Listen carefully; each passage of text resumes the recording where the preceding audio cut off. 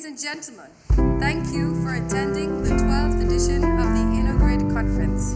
My name is Sonia Tuvig and I'm the Secretary General of ENTSO-E. We are very happy to be able to welcome you in person today in Brussels, but also online.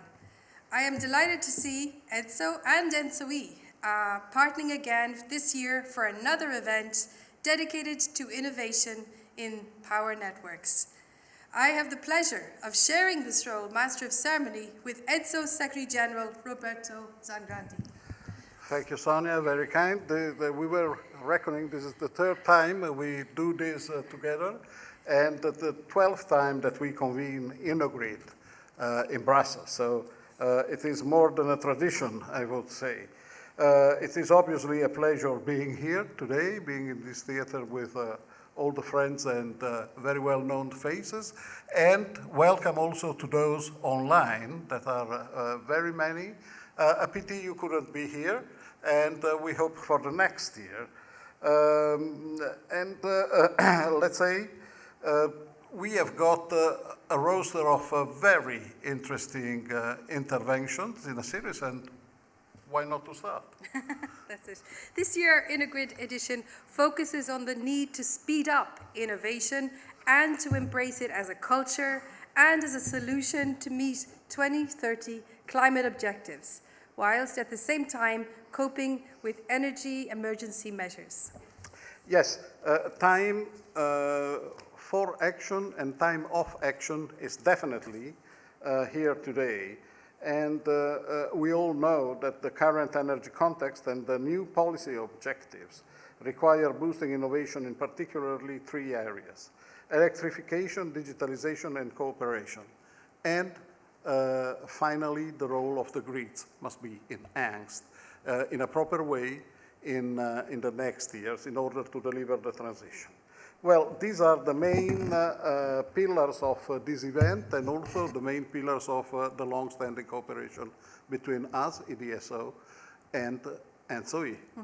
Before we start, we would like to encourage you and all participants to join us online through the Slido, asking questions as you rise.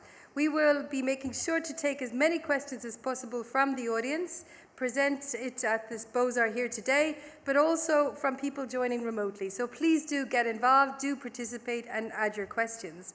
Without further ado, I would like to invite you and all of us here today to watch a video address from Energy Commissioner Ms. Kadri Simpson, who could not be with us in person, but we're delighted to have her video today. Thank you very much.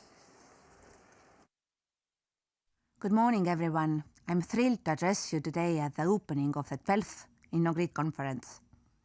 When I spoke to you this time last year, we were in the middle of the biggest energy crisis in a generation.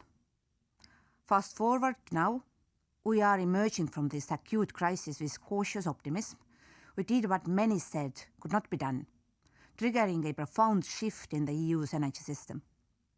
What really stands out is our huge push on renewable energy and the clean energy transition. We have been building on our Green Deal goals, going even further and faster.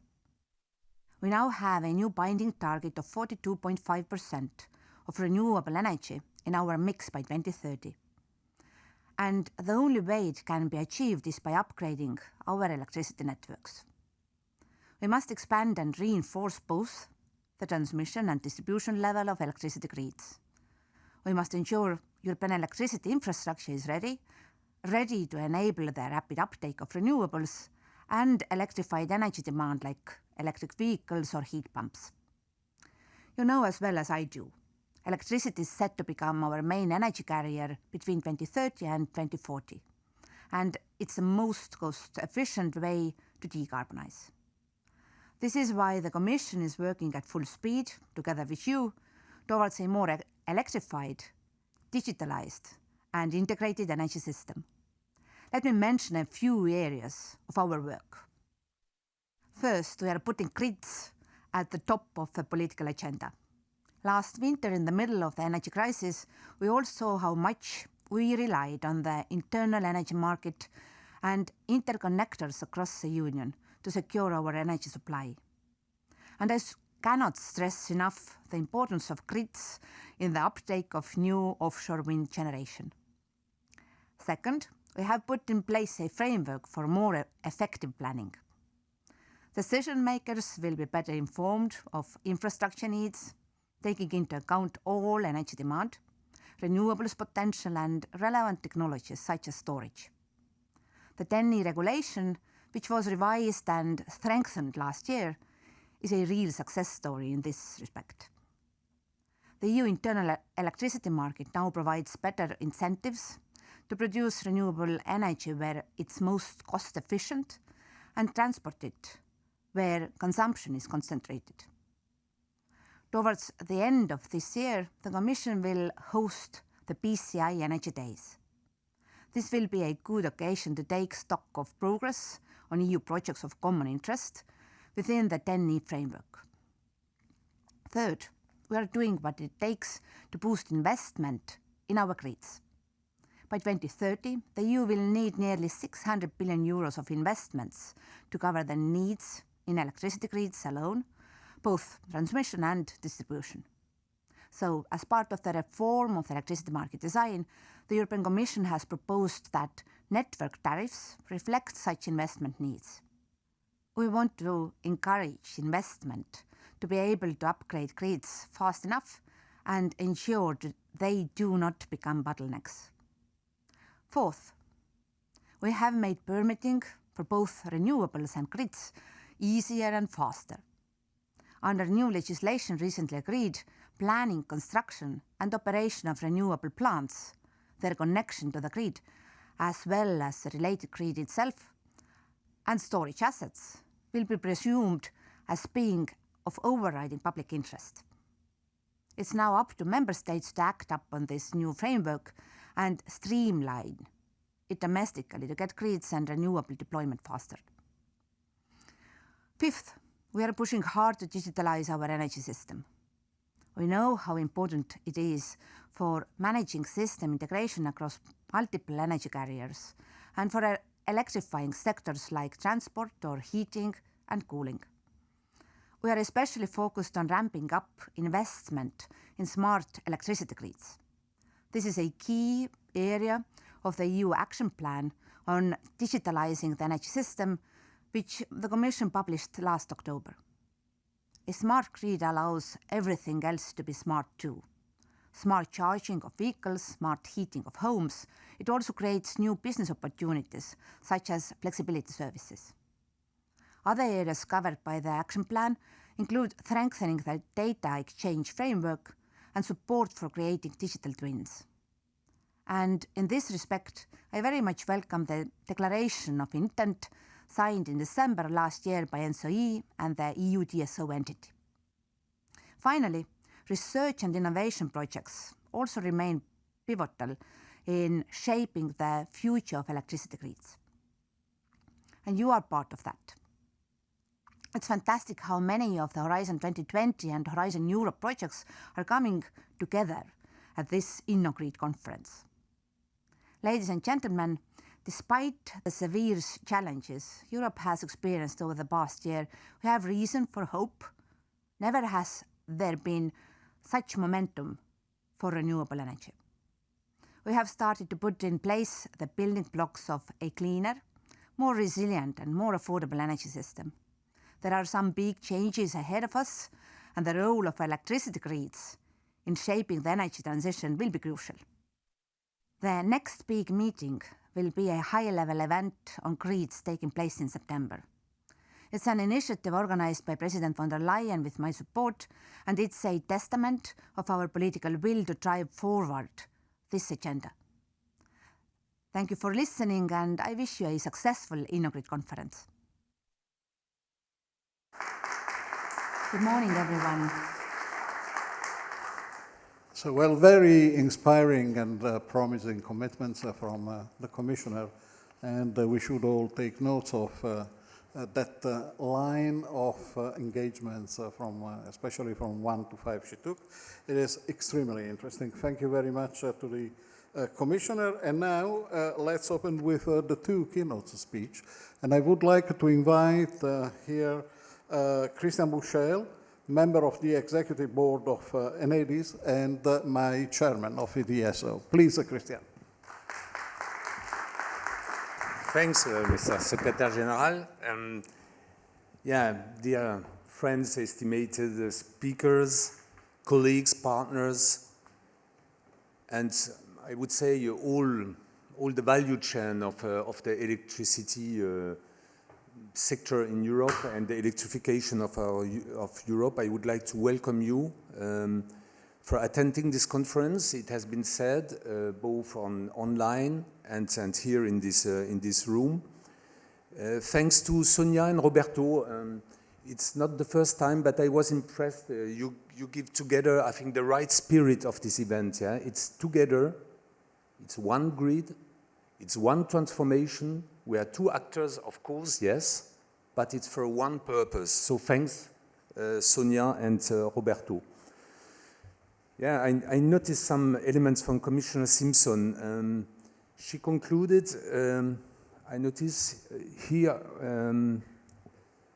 there will be some big changes ahead of us, she said, and the role of electricity grid in shaping the energy transition will be crucial.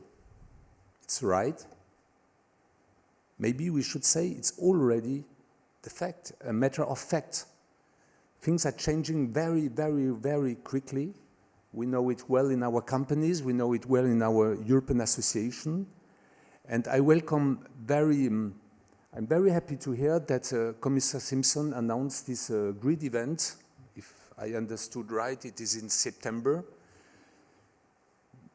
Should I add that it was, we expected it for years to have a stronger acknowledgement of grid, and so it was, it was highly time to have these events. We will prepare it. We will help the Commission to make this event as a new start for the grid in Europe.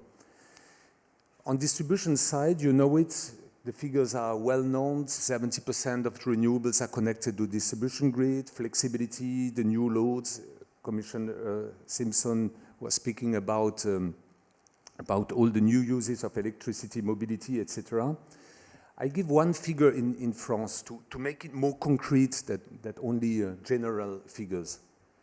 2019 in France, we construct 9,000 new secondary substations in 1 year, 9,000. Last year, 14,000 new secondary substations. Probably this year, 2023, we will construct between 20 and 22,000 new secondary substations. So we see with these very concrete figures, what does it mean for our industry as supply chain, to have the right competencies to do it and to have the incentives, especially on network tariffs. So we are now 1 year from the European election and the new mandate of the Commission. We can already reflect on what we have achieved together. We, the TSOs, DSOs, have worked very hard to have a better acknowledgement of the network infrastructure in the EU laws. Now the grid is everywhere. Here also I can add it was high time, yes, that we are everywhere. The grid is in the reform of the electricity market design. We will see what happened in the second half of this year, especially about the anticipatory investments. This is new in Europe. We welcome it. The grid is really in the Net Zero Industry Act. The transmission and distribution ecosystem cooperate together to include grid technology into the scope of regulation. I strongly believe that reaching the Union's annual deployment needs can only be achieved with future planning investments and a strong grid technology ecosystem. And finally, Fit for 55 package at the Repower EU is also very acknowledge the fact that grid is some kind of a backbone to make it possible. So today we will discussing a topic which concerns all of us, namely urgency and energy transition. To me, the question is not only how to balance this dilemma, but how to solve the trilemma, in fact. I propose you to add in our discussion a third topic, which is urgency, energy transition, and ensure a smooth, reliable, acceptable, socially acceptable transition. We see in Europe, all over the countries, what does it mean for the consumer? What does it mean for the citizen? The pace of transformation, the price, is a significant game changer for our society in Europe. Some may say that it's frivolous to debate this kind of topics given the war in Ukraine. But like the war, maybe the peace is very fragile, but also the climate is very fragile. So we have to handle it. And in the middle of this war is also the question of energy. There is no doubt in my mind that we are in a pivotal moment in time. This is the moment for us to make the future our children possible. It's not about, I speak for myself, I'm very happy to see young people here in the industry. The question is for you, young people, for you, future children. Our responsibility is to make this future possible. The energy transition is not only between system operators, but also our many partners of the energy system. To deliver this common future, we need moments like this, like InnoGrid, to exchange together, to work together, to build the future together, to lobby together. Because we have to promote our model in Europe. It's also about sovereignty. This morning, so we will take about the electrification. Power distribution grid serves as the base for electrification and capacity expansion. Then we will also discuss about digitalization. It has been mentioned by the Commissioner. And finally, we will discuss innovation for our consumers. Ultimately, it is my firm belief that for the energy transition to succeed, we need a force that provides the right choreography. A force that makes everything intervene: investment, planning, and transparency. We need a force that invests massively into the grid. There are different voltages, different operators, but ultimately there is only one grid. We need a force to elaborate the right grid for the future. Network planning is becoming crucial. If connection starts on distribution level, they need and feed a unique and complex system. This grid planification deserves coordination bottom-up, but also top-down. So we need both, bottom-up, coming from the municipalities, from the territories, up to the top-down approach in planning.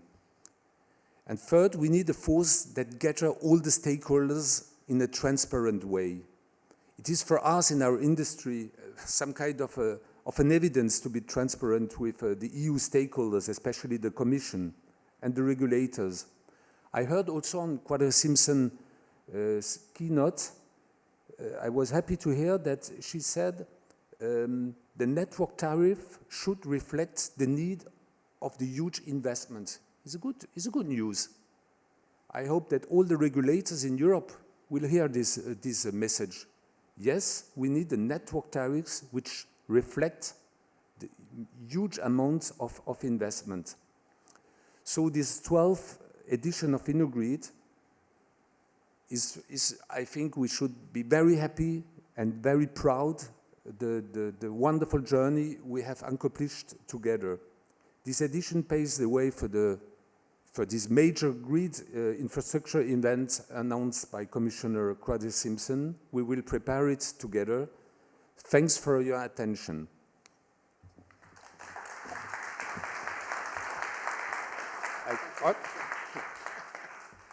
Thank you, Christian.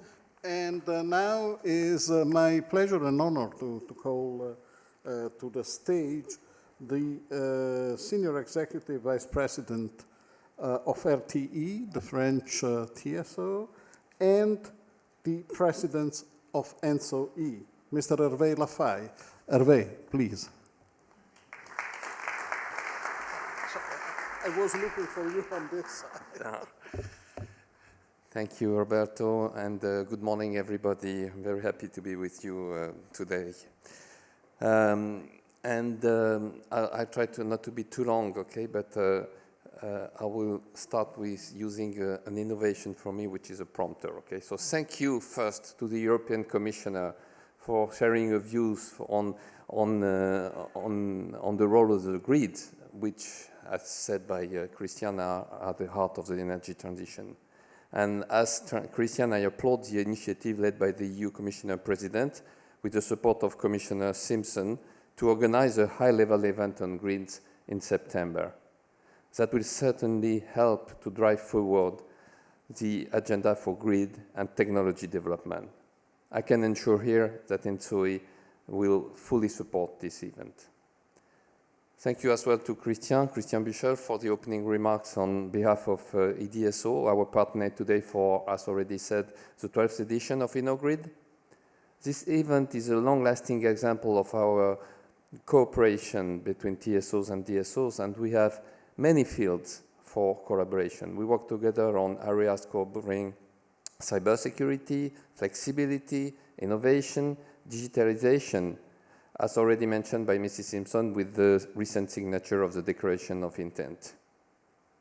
But let me first use the privilege of one of my last speeches as ENTSO-E president, since in 2 weeks from now, I will leave the position to my dear colleague and friend Zbigniew Baldis, to have some personal words and thoughts about innovation. In my eyes, innovation is quite magical.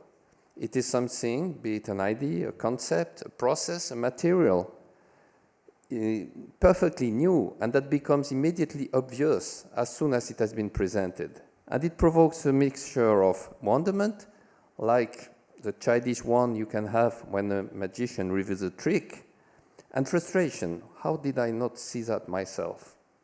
It is one of the reasons you can enjoy your work. It has been for me throughout the years. Of course, we know that innovation can come with hazard. It is called serendipity. But we also know that it has better chances to appear under some conditions, which are called open the box, think wide, diversity in skills. And we also know that crisis or urgency are triggers for innovation. In that respect, I must say that these last months, I have been quite surprised by the resilience of the Ukrainian grid to the attacks that were clearly targeted to harm it. This is an occasion to salute the skills and the courage of our colleagues from Ukrenergo and also the distributors such as Detect Grids. Before that, I would have guessed that bombing substations and other assets of any transmission grid would have had more severe impacts. So let's take the better from the bad and learn from our colleagues, since I assume they had to use extraordinary and innovative solutions, of course, while adapting these novelties to normal conditions in terms of security and risks mitigation in general.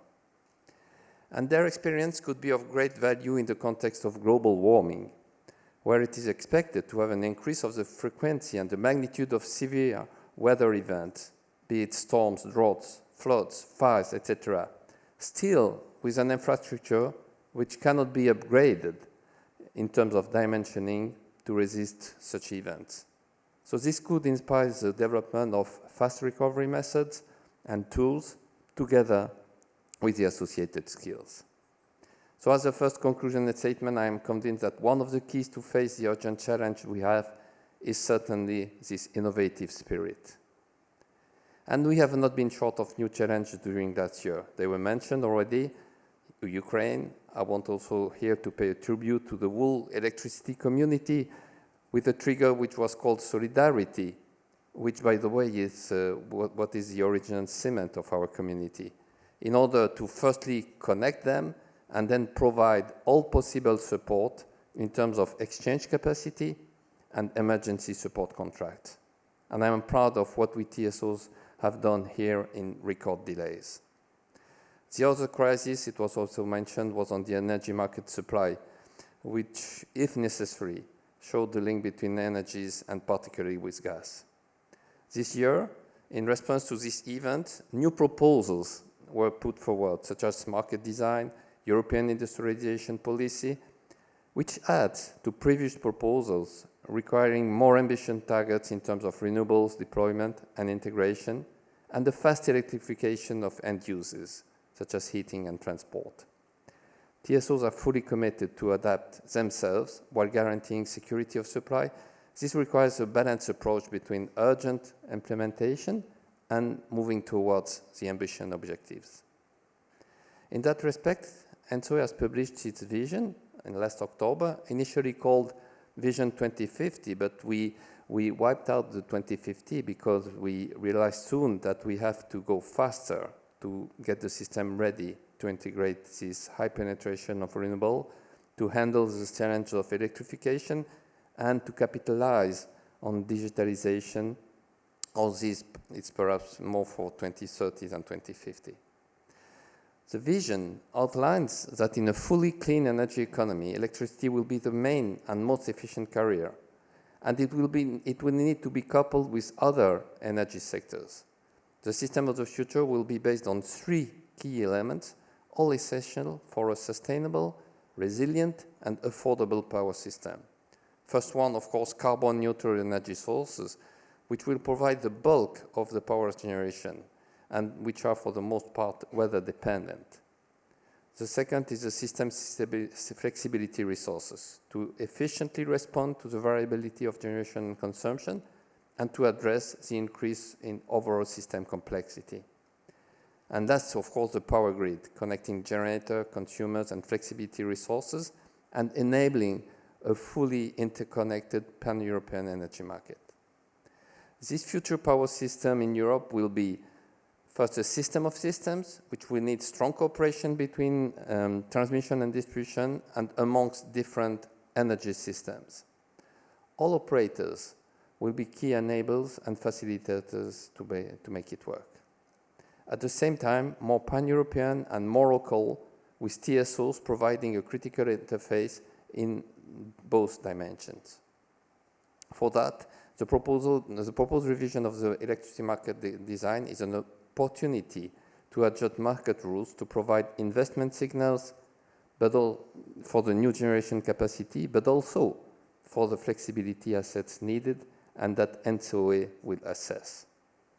The Net Zero Industry Act points to the issue of the independence and competitiveness of the European industry, and ENTSO welcomes the inclusion of grid technology as a recognition of grid development needs and contribution to answering manufacturing aspects. From the TSO's perspective, it is as well essential to streamline permitting procedures to secure the timely emergence of European manufacturing capacities. A clear and coherent regulatory framework is crucial to incentivize innovation in grid technologies. We welcome as well any communication, educational initiative to better make the citizens aware of what is at stake with the energy transition and how the green infrastructure is simply critical. Hopefully with striking and simple messages explaining the link with the transition of the energy mix, the example of offshore grids being one of the most spectacular. For this investment, the ENTSO TYNDP, 10-year network development planning, underlines the need for an increased grid capacity of all over Europe, providing the backbone of the European power system with a total of 64 gigawatts on close to 60 borders in 2030. This capacity increases represent about 2.4 million euros of investment per year and would deliver a yearly increase in socio-economic welfare of 4.8 billion euros. Furthermore, TSOs take all the efforts to minimize the impact of new infrastructure on the environment and engage as much as possible and as early as possible with citizens. And to make this future possible, 4 key elements will need to change. The development of significant system flexibilities, both short and long duration, that will need to be timed with the phase-out of fossil fuel generation. And then so we will develop, as I already said, the assessment of the system needs in flexibility. Second, the secure operation of the system that will rise up to the challenge of this much more dynamic system of systems, including the management of flexibilities through innovation and cooperation. So the regulator framework, planning and permitting procedures that will facilitate the timely deployment of the necessary investment and encourage efficiency and innovation. And lastly, a market design that must evolve to allocate value where it will be most needed for the energy system, while reflecting different consumer needs and preference. As already said, the scale and the speed of change is such that we need to act now. And I hope this conference will help to do so. I wish you a fruitful discussion and innovative thoughts for today. Thank you for your attention.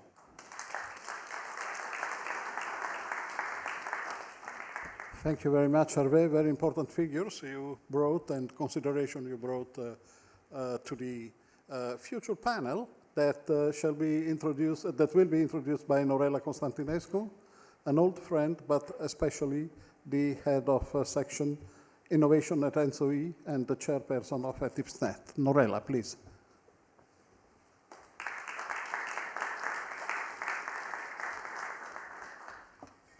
Thank you, Roberto, for introducing me to this session. And now I will start to introduce the first session of InnoGrid, which will focus on electrification, the perspective of end users, but also the integration of renewables. And I would like, before I start, to invite the two speakers on the stage and one online, to remind you the Slido. For those who are connected online, you have received the link, and please do not hesitate to put your questions there. I will also take this opportunity to engage with you here in the room after the speaking points of each introductory speeches.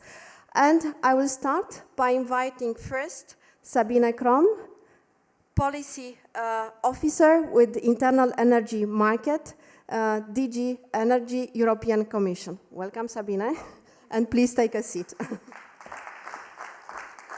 Then I will invite Håkon Borgen, Chair of Research, Development and Innovation Committee of ENSOE, Executive Vice President for Offshore Statnett, Norway. Welcome. And online, I will invite Anastasios Manos, member of the board of EDSO and CEO of HEDNO, the Greek DSO. Welcome, Anastasios.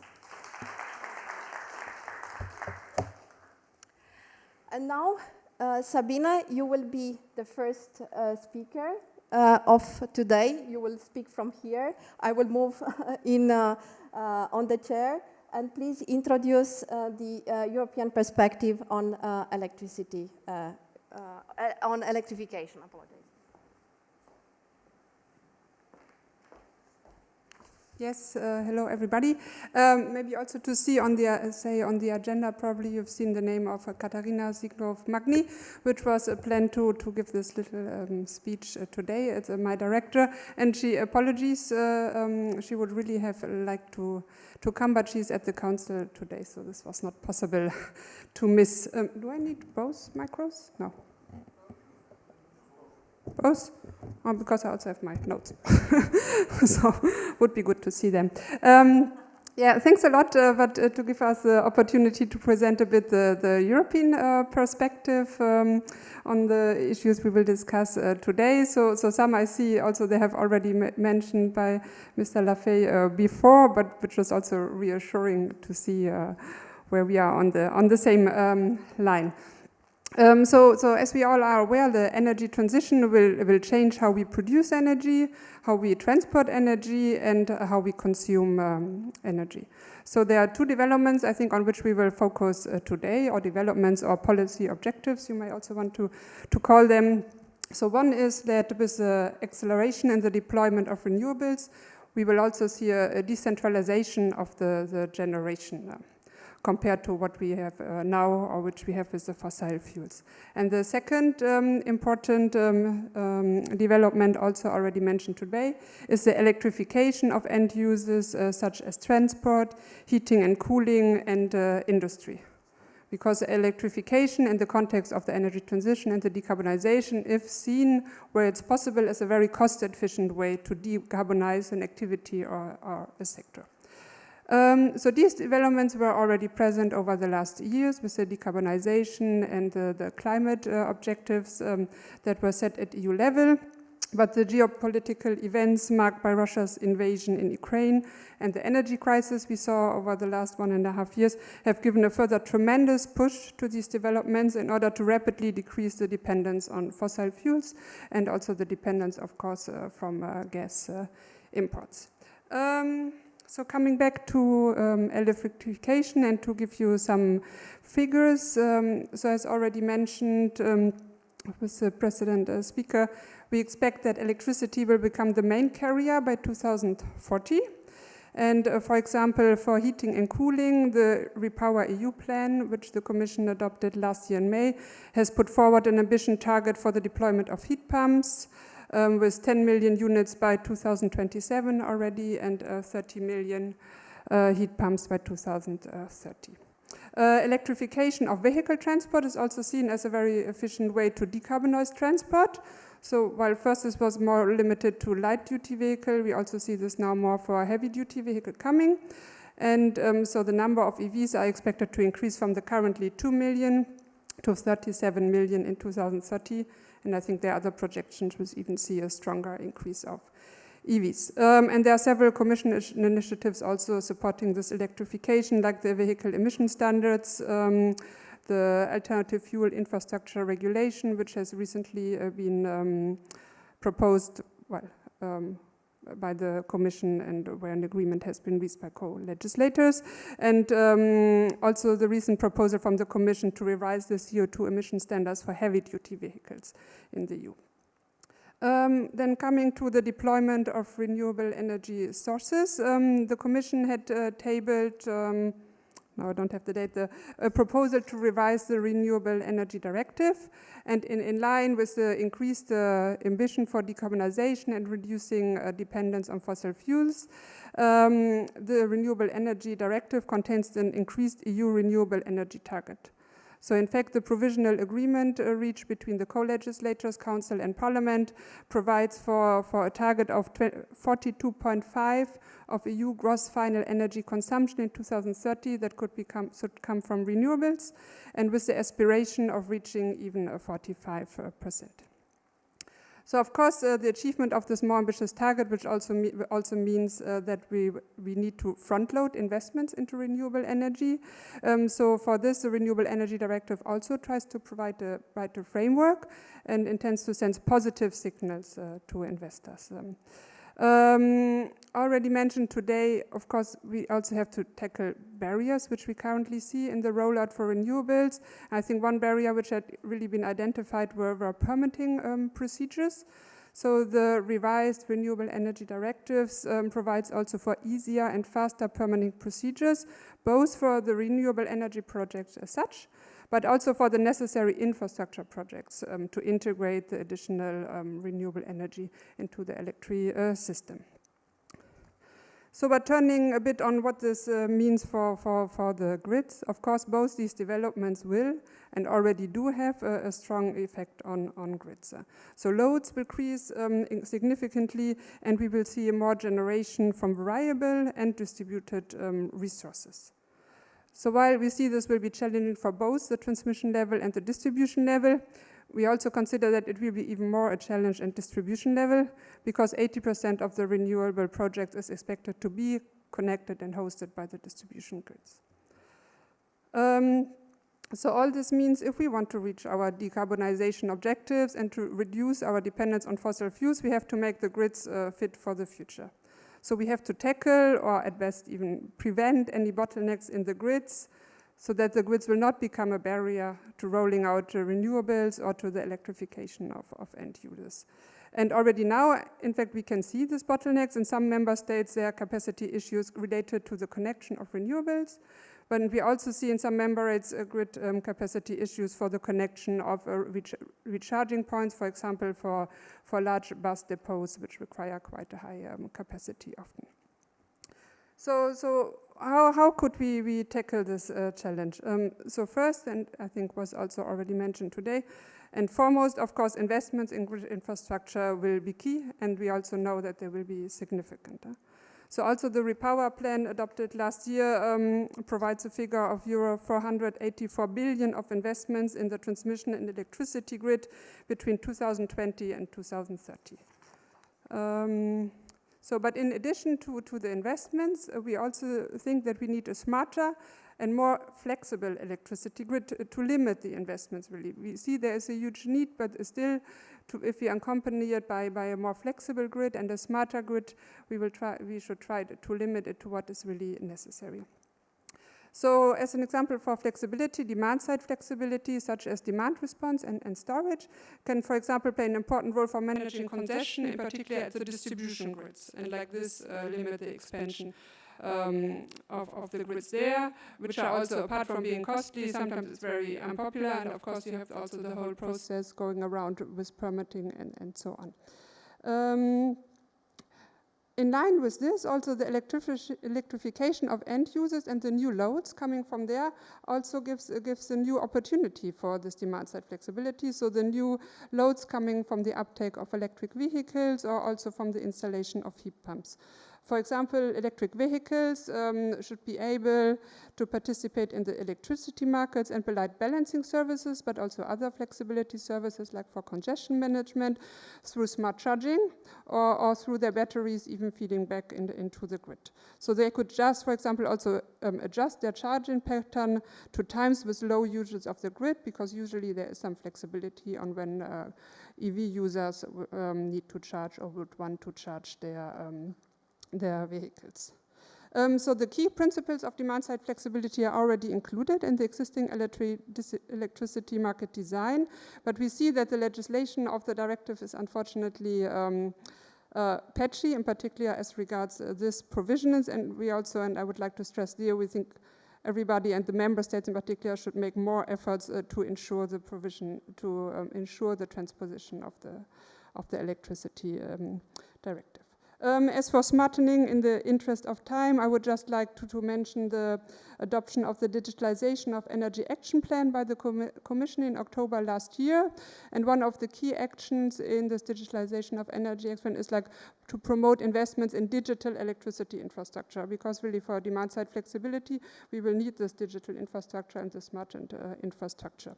So two actions here is like the development of smart grid indicators, where the Commission will support ACER and the NRAs, and the development of a digital twin by the EU TSO, no, by NSOE or the EU TSOs, no, I don't know, and the DSOs, which the Commission will also support. So finally, let me also say a few words on the recent proposal that the Commission adopted in March for a targeted reform of the electricity market design, and I will focus on the points which are of interest for us today. So the proposal is currently negotiated in Council. It takes quite a fast speed, so we might have a general approach by the Council if things go well still in June, and it's also discussed in the Parliament, and the proposal is tabled for a vote in the ITRE committee on the 19th of July. So on the one hand, in the proposal, you will find measures to support the deployment of renewable energy. For this objective, there are provisions to improve and clarify access to longer-term contracts for developers, because we think this will provide more secure and more stable revenues to developers and bring down risk and capital costs, and thereby can maybe further unleash some investments. In addition, the proposal also aims to support the integration of the renewables into the grid. Also here we have two aspects. So on the one hand, in the proposal there are measures to improve how renewable energy are integrated into the short-term market. Like, for example, we propose a shorter gate closure time, because we think this can support renewables in the short-term market. On the other hand, there are a number of measures to increase the flexibility in the electricity system, and this flexibility should be provided, of course, by non-fossil flexibility solutions if we want to reduce our dependence on gas. So non-fossil flexibility solutions, meaning in particular demand response and storage. So we have the obligation for member states to regularly assess the flexibility needs and to define indicative national objectives for demand response and storage based on the needs that the member states have identified. There's also the possibility for member states to set up dedicated flexibility support schemes, or for member states who have capacity mechanisms to redesign their capacity mechanism to also provide support for demand response and storage. Finally, there's also provision to improve incentives for system operators to develop innovative solutions to optimize the existing grid infrastructure and to procure also flexibility services for this optimization of the existing grid. A bit from a different angle, we also propose something to increase the transparency for grid users. So this is also important for the developers of projects of renewable energy. So we propose new transparency requirements for TSOs and DSOs as regards the capacity available for new connections in the grid.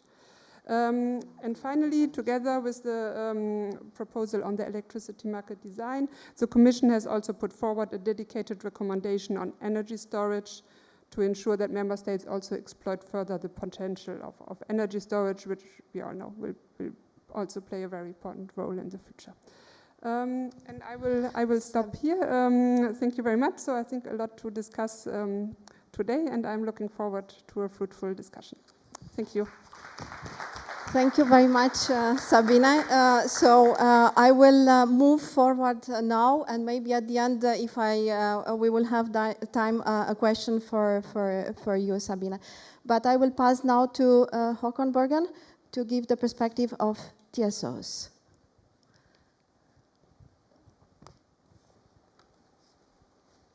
Thank you, Norella. I would like to start to say we need an accelerated innovation to reach the goal. And I've been saying that for 4 years, since I started in RDIC back in 2019. What is amazing is that the scale of the energy transformation is so large that we have to collaborate in order to reach the goals. Because we're talking about the target to reach net zero in 2050 together, but the scale of it is difficult to anticipate. We have the objective of including 10 times as much wind generation, 10 times as much sun, the vast volume of flex, which comes at the tail of that, is perhaps the same, about 10 times as big, and we need grid. I cannot say we need 10 times as much grid, but we might need a double at least.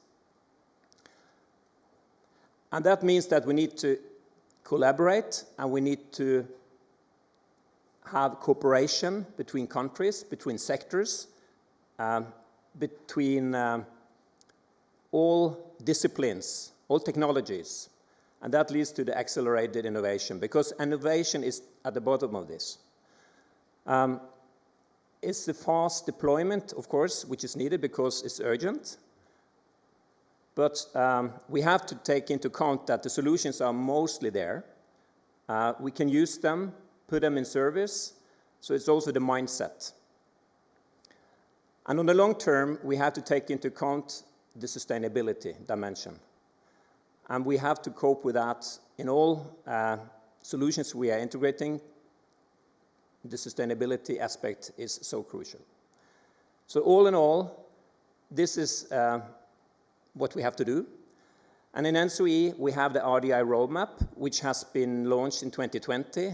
It's centered around one cluster, which is the one system approach, because this is all one system. Second area is the grid, which is really to deploy the grid and utilize it. And third is the digitalization and the cyber physical grid, which is really to automate this and to make this happen, it's impossible without digital solutions.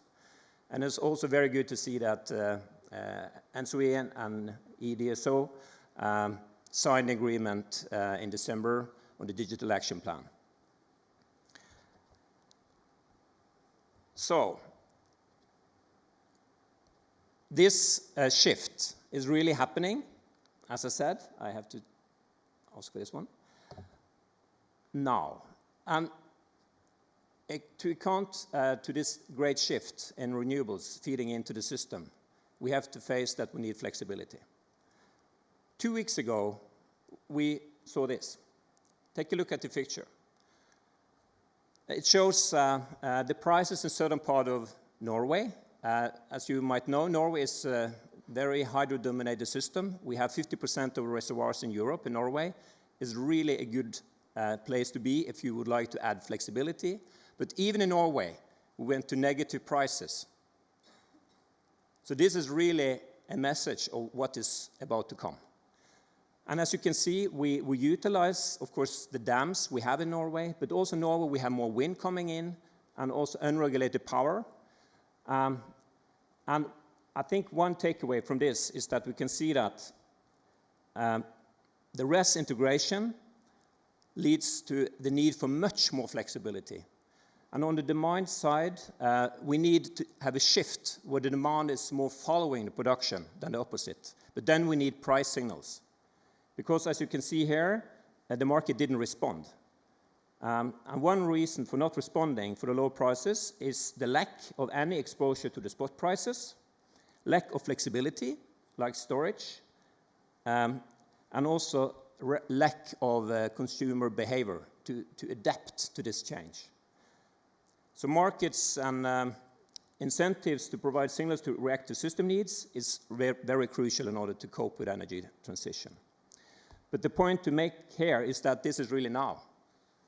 So this is not talking about the future, it's happening. And why do we have this electrification? Why are we all talking about electricity? Well, it's quite simple actually, because electricity is the most efficient way to actually deal with the energy challenge. You can see in the first curve, just by going for the fuel shift, you will see that going from thermal fueled system to electric system, you actually take down the need for energy in total. And here shown in terawatt hours, it's quite significant numbers. But then, when you go to electricity, of course, you need to increase electricity demand. And in global scale, it's roughly about the level of 2, and maybe also up to the level of 3. So it will be in need for much more electricity in all countries around the world, and in Europe, we see the same. And here you can see in the figures, it's actually more up towards the level of 3 compared to what we have today. I can say to all of you that in Norway, we have 50% electrification already. In Europe, it's about 20. But we still, in Norway, need to go, of course, beyond 50. So we will also continue on the route, and also in Norway, we need to really ramp up the energy system and maybe double the size even there. And then you need a lot of renewables. And to cope with the renewables, you need flexibility. And in NSOE, we are working now to have a much more concrete perspective on the flexibility needs. Here you can see some early figures from Statnett, which has done some calculations on it. And as you can see, it's significant numbers. So about 100 gigawatt you can see on the battery side. The same on consumption flexibility, as I said, which is really not there today. But in order to cope with the future, you need a vast volume of consumer flexibility and, of course, hydrogen, both to produce when it's blowing and also to use when it's not blowing, for the weeks we will have during the winter, when we need to really ramp up generation in order to cope with the needs when it's not blowing and the sun is not shining. And what about the deep electrification? In these roadmaps I mentioned, we have a specific focus on how to align and how to collaborate and how to utilize actually the resources also when you go for the electric vehicle mega trend, and we made a position paper back in 2020 because this will be a large-scale change for all countries around the world, but of course also in Europe. So the EV position paper is already out there. And last year we also developed a hydrogen study, power to hydrogen study, showing the electrolyzers, what they can provide, a wide range of services and long-term storage potential. And we also have launched the power to heat study. And next now is the heavy-duty electric vehicle study. 1.5 years ago, we also saw that in a strategy workshop that this can be really big. And now we're also working on that, and that I really look forward for today to talk more about. And just to summarize, NSOE is working to deliver on a power system for a carbon-neutral Europe, net zero. We have 4 building blocks, as Javier said. I think I would like to stress the flexibility one, which is kind of the newcomer here, which is as important as the others. So the long and the short-term flexibility is really crucial in order to deliver.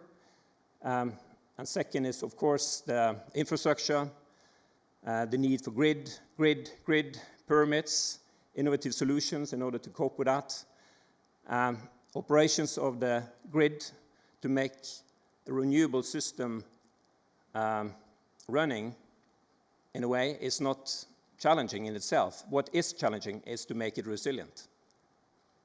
So it shall be a resilient grid, and operations will be key. And last but not least, the market design for the carbon neutrality is also very important.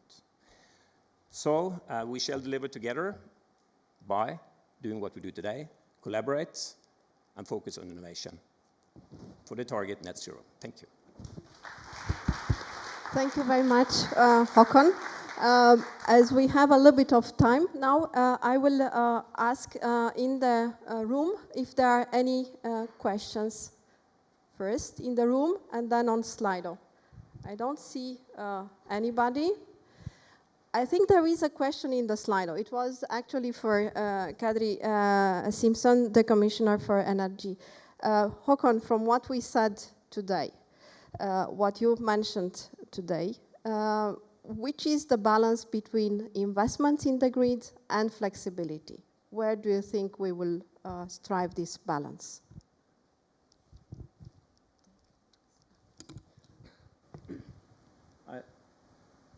Shall I do something? Yeah. I think we have to be very focused to believe in the grid and really invest in the grid in parallel to working on the flexibility. It's not either or, it's really to do both. And to be very focused means also that you have to collaborate. Look what happened in Odense meeting, 24th of April. 9 countries agreed on developing the offshore grid. It was really a step up to collaborate on building the grid. And it was really driven by the target that that's needed in order to cope with offshore production, which will ramp up to 300 gigawatts. And in only 4 years, the objective is to ramp up to 120 gigawatts in the North Sea. So you need really bold decisions and focus. I think that's the most important thing.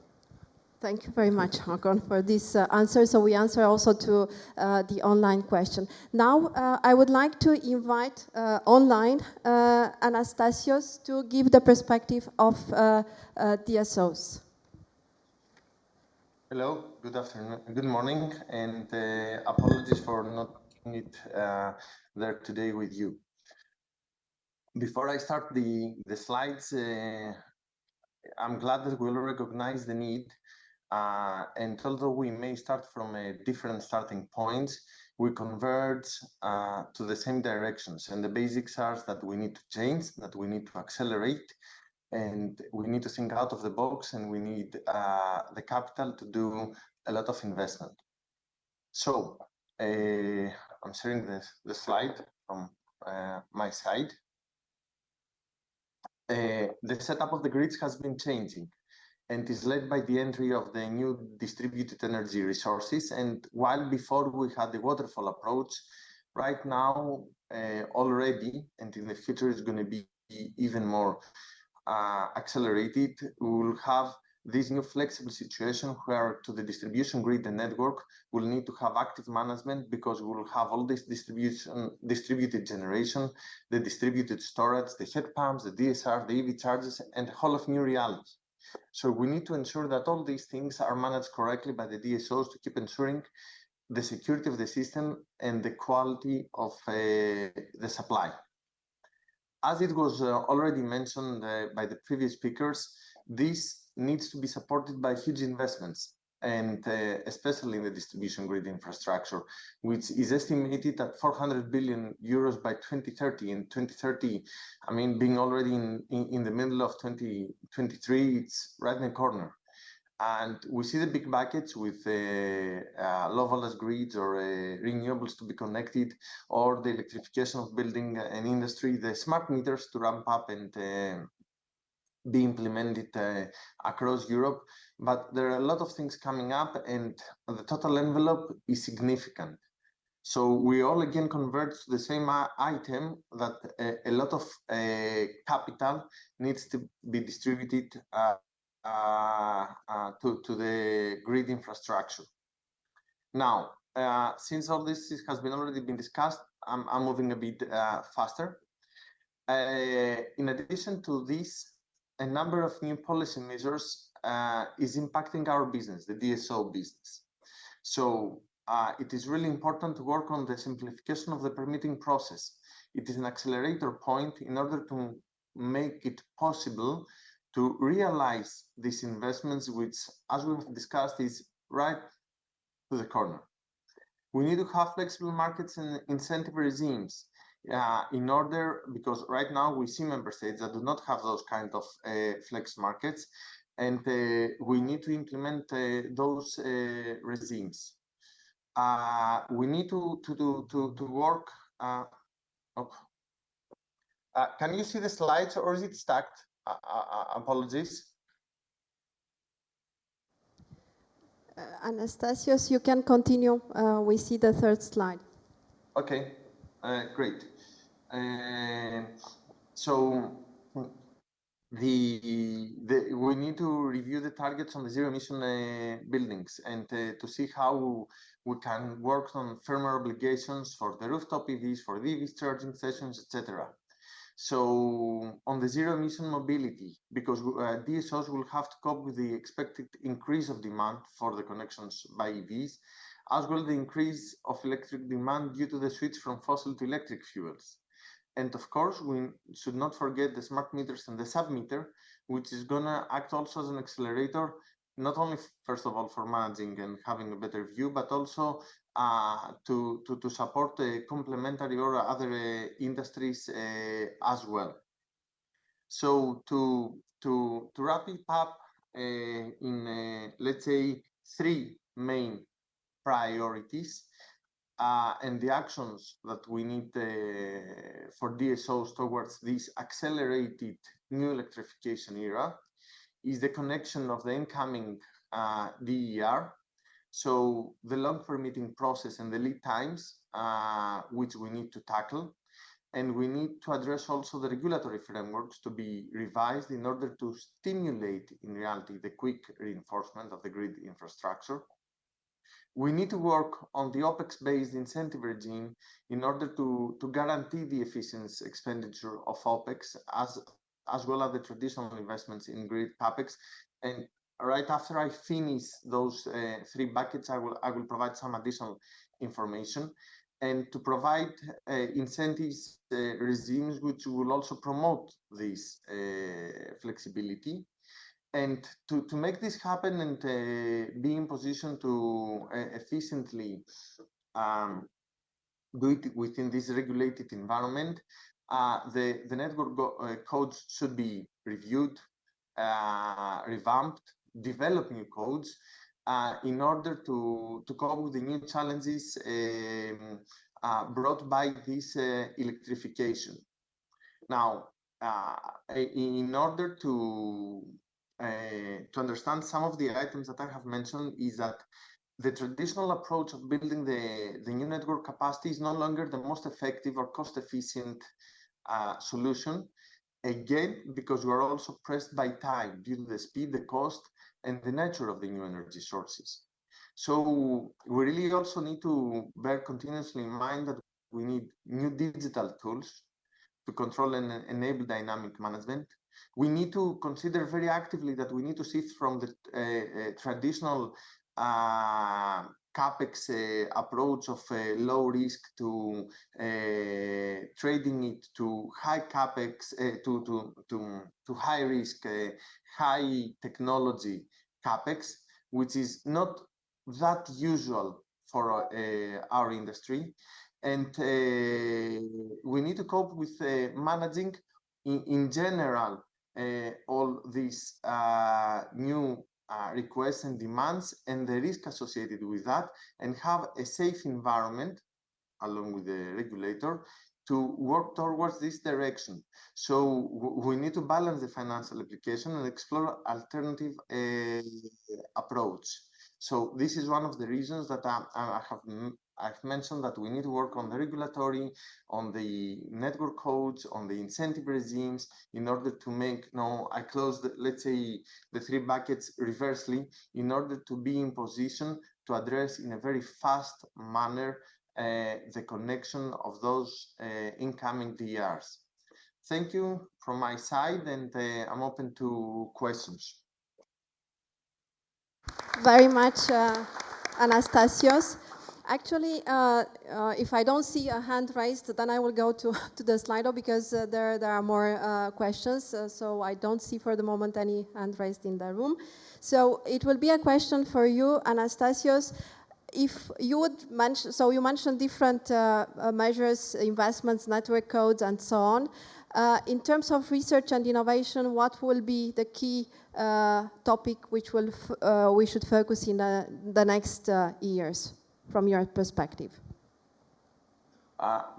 It is, it is the full digitalization, I would say, of the network, of the corresponding flows management, of the remote management of the network. It is, it may sound weird what I'm going to say, but at one point in time, we may end up being a software company managing cables. It is an extreme position, but we really need to work on this kind of digitalization of the network with the corresponding remote management and control. Thank you very much, Anastasios. Unfortunately, I don't have the time to take all the questions which are online. I will ask probably the panel discussion. Sabine, Håkon, Anastasios, thanks a lot. And now we move to the panel discussion. Thank you very much. Thank you. And I would like, so I will stay here probably instead of going there. I would like now to go forward, so discussing further the electrification. One of the three dimensions we will touch upon today, together with digitalization and integration cooperation. And I would like to ask to come on stage. First of all, Stefan Neugebauer, Director, Global Research Cooperation, BMW Group, and Chairman of AirTrack. Welcome, Stefan. Maybe there. Then, Hans Korteweg, Managing Director of Cogen. So please, welcome on the stage. Pierre Tardieu, Chief Policy Officer, Wind Europe. Welcome, Pierre. Sofia Barbosa, Solar Power Europe and Chair of Solar Building and Prosumer Group, Head of Regulatory Affairs, Greenvolt. Welcome, Sofia. And last but not least, Gerald Kendler, Chairman of System Development Committee and SOE, Director, Asset Management, Amprion. Welcome on the stage. And I will mention once again, we will have Q&A session after the panel discussion, and I will take the many questions which are online. Before we start, I would like to just recap what we have heard previously. So energy efficiency will come actually through electrification. We will have electrification mainly driven by the transport sector. We said electromobility, also heavy-duty vehicle. You, Stefan, you are representative of this group. Heating and cooling sector, it's also one of the drivers for electrification, because there we have to actually reduce the CO2 emissions, and it's important sector in the energy consumption, 50%. Hans, you are representative of the heating and cooling sector. Pierre, you have heard about huge investments in wind capacities, 2-3 times by 2035, maybe from now on. Håkon was mentioning this Ostende event, so we will hear from you from wind perspective. Sophia, from your side, of course, prosumers are important. We have parts of engagement with the flexibility assets, but also the digital aspects. And from your side, Gerald, we will hear probably how actually the grid will cope with all these connecting dots. So from offshore to further down, of course, to the distribution system operators, through all electrification, what we need in terms of planning, what we need in terms of investments. So thank you very much, and once again, a big applause for this panel. I will start, Stefan, with the first question towards you. So we talked about electrification of the transport sector, but I would like now to see from your side, and to also for the audience to know, which are the main needs and challenges you see based on your strategies. Thank you very much, Novella.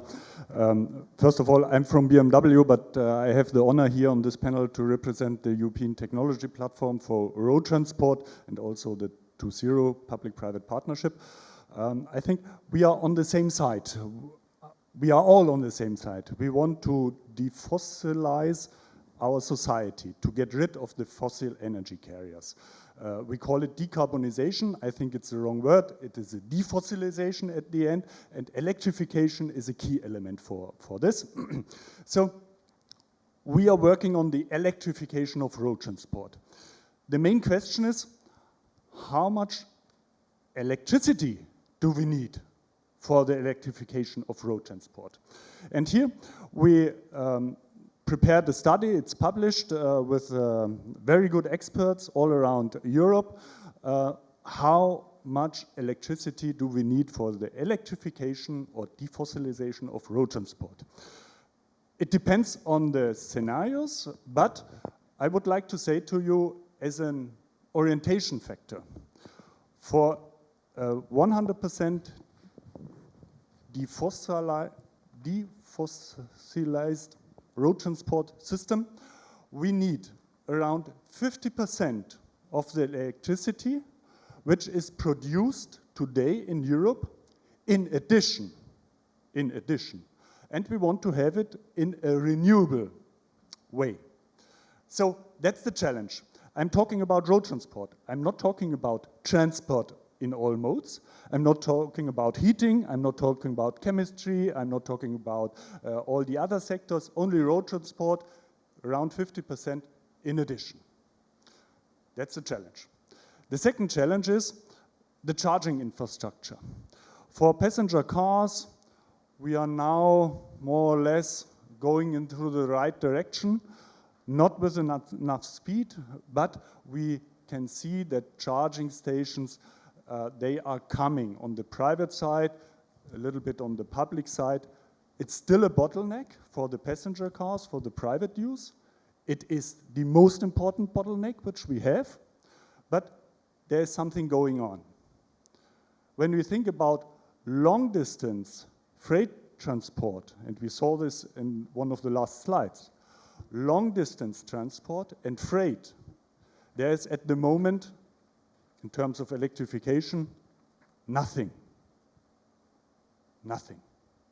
And that's the reason why we discussed with our partners, with different associations, and the technology platform ETP-SNet is one of these partners. We said, let us do the next step. If we really think in Europe that we want to electrify long-distance freight transport, so the highways, then we need charging infrastructure. And we need charging infrastructure not only for passenger cars, we need it also for trucks. And here we are not talking about 1 or 2 charging point for a truck. We are talking about a huge number of megawatt chargers in each service station. So we are talking about a corridor, a trans-European corridor, connecting several countries. And this is a huge challenge. If you think about a corridor, 3, 4, 5 countries in Europe, 1,000, 2,000 kilometers, equipped with digital infrastructure, equipped with charging infrastructure, with megawatt chargers at each service station, each 50 kilometers, 20, 30 megawatt chargers. And this more for passenger cars with high power charging. You can imagine what this means for the grid and for the electricity supply. And it's hard to coordinate this because you need so many actors. You need the road authorities, you need the grid, you need the digital area, you need the automotive sector, you need the landowners, you need the users. All this needs to be coordinated. So it's a challenge. But we developed this proposal. It's under discussion with the European Commission, with DG RTD, with DG Move. Tomorrow we have a meeting with DG Move to discuss it. And the first feedback is, oh, it costs so much money. Yes, that's true. And that's the reason why we need to coordinate this. It will not develop by itself. And the next argument is, oh, it's so complicated. Yes, it is, because we need so many actors. And that's the reason why we need to coordinate this. So we heard in the beginning, in the opening session, it's time for action. Yes, we fully agree, and therefore we would like to do the next step and to develop, for the first time in the world, a corridor for long-distance road transport in Europe. Thank you. Thank you very much, Stefan, for this very straight points, and also for the challenge we have ahead of us.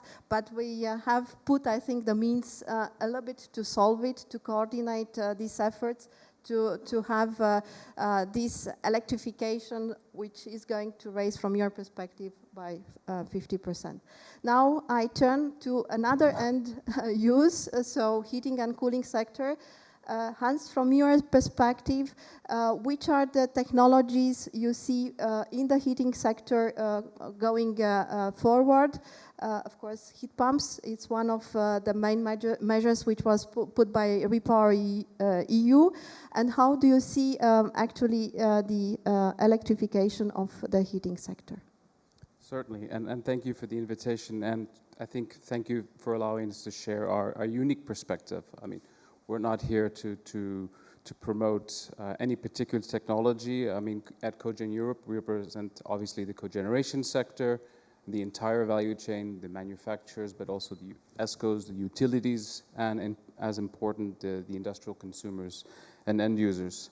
So the Cogen Europe membership, we include both the primary energies producers, but also the self-producers of heat and power.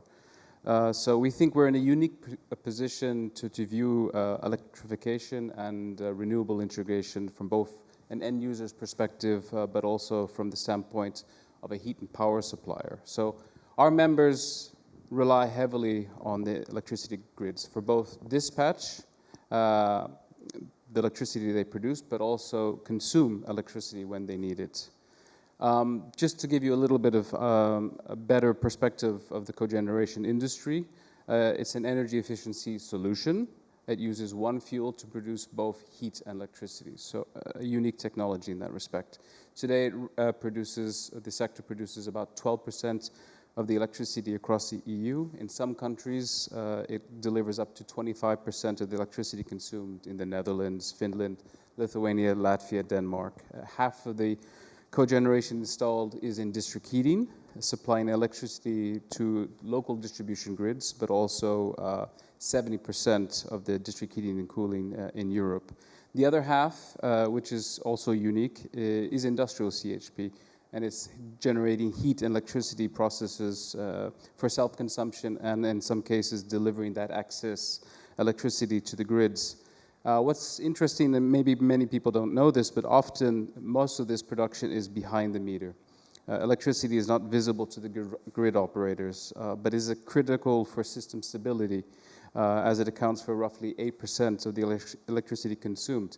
If all of these customers decided one day, okay, we're no longer going to self-produce, we're going to rely on the grid, you're going to have a significant challenge. Moving to the challenges, electrification and renewable uptake are going to be important, of course, in terms of the decarbonization journey, but it comes with many different challenges to the energy system.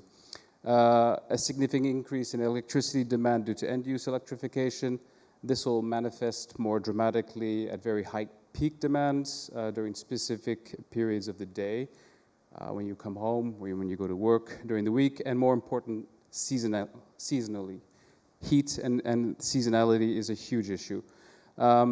Just for an example, looking at buildings alone, the complete electrification of heat would mean an increase in peak demand by 150 to 300%, even when the highest efficiency heat pumps are used in very well insulated homes. If you had less efficient technologies and uninsulated homes, we're talking about 300 to 500% increase in peak demand. So while daily and weekly peak demand could be managed with demand response, as we've heard already, short-term batteries, short-term storage, so we're talking batteries, heat buffers, seasonal peak demand will become more of a challenge. An additional factor to consider is the intermittency of PV and wind, which is expected to contribute obviously significantly to the power mix. The less predictable, the more frequent mismatches between supply and demand, both to heat, high peak demand and intermittency of generation. This will obviously require more flexible power generation. And then finally, addressing these challenges also presents opportunities to make a shift change in how we plan and operate our energy system. So from our perspective, energy system integration will be key to ensure that electrification and renewable energy integration is achieved cost effectively. Thank you. Thank you very much, Hans, for this perspective, mentioning also the peak loads and also the load profiles, if I get you rightly, but also opportunities may be coming from the heating sector, probably for thermal storage. Thank you very much. Then I move to generation side. So to Pierre, we mentioned before the huge capacities, specifically in offshore, but also on onshore. So which are the challenges you see for the integration with the grid? And of course, we need to ensure that we get the electricity or energy to final end consumers, as the Commissioner said in introductory speech. Thank you very much. And thanks a lot for inviting Wind Europe to address this group and to join this panel. I think we're all looking at the challenge from very different angles, but I think one thing is clear is that unless we take a system approach to meeting this challenge, we're not going to get there, right? So from the wind perspective, I think it's important to take a bit of a step back and say, okay, electrification, what are we talking about here? First of all, it's increasing massively the share of electricity in the energy mix, right, from roughly 25% today to well over 50% by 2050. What does that mean? That means doubling the size of the electricity system. Yeah, so it's a huge transformation that we're talking about. And at the same time, it's been said a couple of times before, the share of variable renewables within that electricity mix will increase dramatically, right? So when we talk about wind here in the 2030 horizon, Wind is today 16% of the electricity mix in the EU. It needs to go in 8 years from 17 to 43%, right? So it's pretty significant. The main bottleneck right now is being able to, get enough wind turbines up there, right? But as we've heard from the commissioner, the main bottleneck until now, which was permitting, has really been addressed under EU legislation. And now we need to move on to the next challenge. And clearly the next challenge, and this has become a bit of a catchphrase here, grids is the new permitting, for the wind industry. Grid is becoming the main bottleneck in order to realize that vision and to keep the course towards climate neutrality. So I'd like to highlight 3 things here that we need to do. First of all, to come back to the idea that in order to be able to increase this deployment of wind, it means ×2 generally speaking, and ×6 or 7 in terms of the rate of deployment for offshore wind. So there are 3 things that we need to do here. It's plan accordingly, unlock the needed investments, and then handle grid congestions in the right way. Now, first of all, on the planning, we have a very important exercise which is being renewed right now, which is the National Energy and Climate Plans, which member states are supposed to update this month in order to reflect the climate and energy objectives, right? So that means that by the end of this month, we should have an idea what each national government wants to do in terms of deploying renewables and adapting their energy system. The grid planning needs to match that exactly. And what we need to see also is that between the distribution grid and the transmission grids, sometimes the planning horizons at national level are not fully aligned, right? And so it's very difficult to do planning like that, and this is the first issue that needs to be addressed.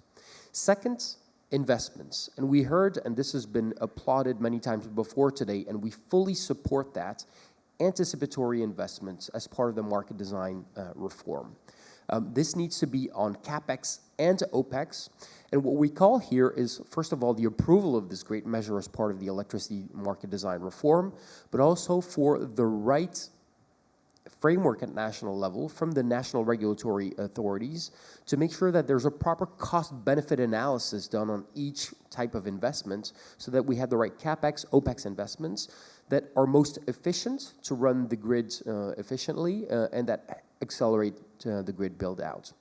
And third point is how do you handle grid congestion? Grid congestion exists, it's there. It should not be a bottleneck for investing in new renewables capacity because we need to go much faster. And so in that context, the wind industry is definitely open to flexible grid connection contracts, provided of course that this is a temporary solution and that the distribution operator or the transmission grid operator deals with the grid bottleneck, addresses it. And if there are delays in doing that, then obviously the generators need to be compensated for that. But in order to basically keep the course for climate neutrality, just to recap 3 things, the right planning, well aligned at national level with the big climate neutrality objectives, unlocking the right kind of investments, and finally handling grid congestions in the right way. And there I think we can definitely make great strides forward. Thank you. Thank you very much, Pierre, for underlining the 3 elements, so planning, investments, and of course the grid congestion. We go now to Sophia. So we will see now the other side of the electrification, of course, the PV, solar integration, yes, exactly. Which I think, in addition to what you mentioned, Pierre, so we have to raise it from today around 35% in the electricity sector to almost 65% by 2030 in the total power system. So, Sophia, from your side. Okay, thank you very much for inviting us and for having me. Also, my colleague here already put very well the scene and the context, and we are very much aligned with the ideas brought forward. I would also like to say that I'm here also on behalf, so Solar Europe invited me on behalf also of Green Vote. So Green Vote, for those who are not so familiar, we are 100% renewables company. We develop utility-scale solar and wind in 12 EU countries. We are very much focused on the Eastern Europe, and we are also very much focused on distributed generation. So we offer also one-stop shop solutions for installation, operation, and financing of PV panels for individual self-consumption, but also for energy sharing and collective sharing. So here I would like to give also a perspective of a player in the market. So as mentioned, renewables will have to increase substantially. Solar has been the fastest growing technology. Last year, we had an additional deployment of 41.8 gigawatts, almost 50% of an increase towards 2021. Today, we have around 20 to 100 gigawatts installed in the EU, and according to Repower EU and the solar strategy, the target is to achieve 600 gigawatts. So indeed, we have a very big challenge. And my colleague has already said, permitting is the key bottleneck, but today, the big issue is having access to grid connection and injection capacity. So today, there is no visibility of when and where this capacity is available and when will it become available. And so here, besides the needs for investments, and we totally agree, I would also like to bring up two other issues. So we believe that there's also scope for having better rules to optimize the grid available capacity. And here I am talking about hybrid projects. Solar with wind, solar with storage can make a much more effective use of the injection point, because solar produces during the day, but during the night, wind can be producing. And so it would make a lot of sense to have two projects being connected to the same injection point. And this would not require more investment. And already this would also bring improvements to the grid stability. So I think this is an important issue and what we need. So first of all, today, hybrid projects, in some places, in some countries, this is not allowed, and in others, we have to go on and apply as different standalone projects. So this is something that we would like to see moving forward. Also, on the part of the incentives and the remuneration, we also believe that we should possibly rethink to reassess the way that DSOs and TSOs are remunerated. Maybe having remuneration based only on CapEx and OpEx is not sufficient. Maybe we should also have KPIs, incentives to connect more distributed generation, KPIs to ensure that the grid is being optimized, the flexible integration, and so on. So this is another idea that I would bring. Then, of course, distributed generation will need to continue to be facilitated, because it is much easier to deploy and much faster to deploy renewables because of the permitting. There is no public acceptance issues, and it can also bring savings to the grid infrastructure, and to reduce production peaks and demand. And finally, we will, of course, need more flexibility instruments, demand response and storage, especially as we get a lot of rare intermittent. I mean, prices are going down, we are having a lot of curtailment. And so to address this issue in a medium-long term, we will have to have more long-term contracting through CFDs and PPAs, but we also need to have flexibility deployed.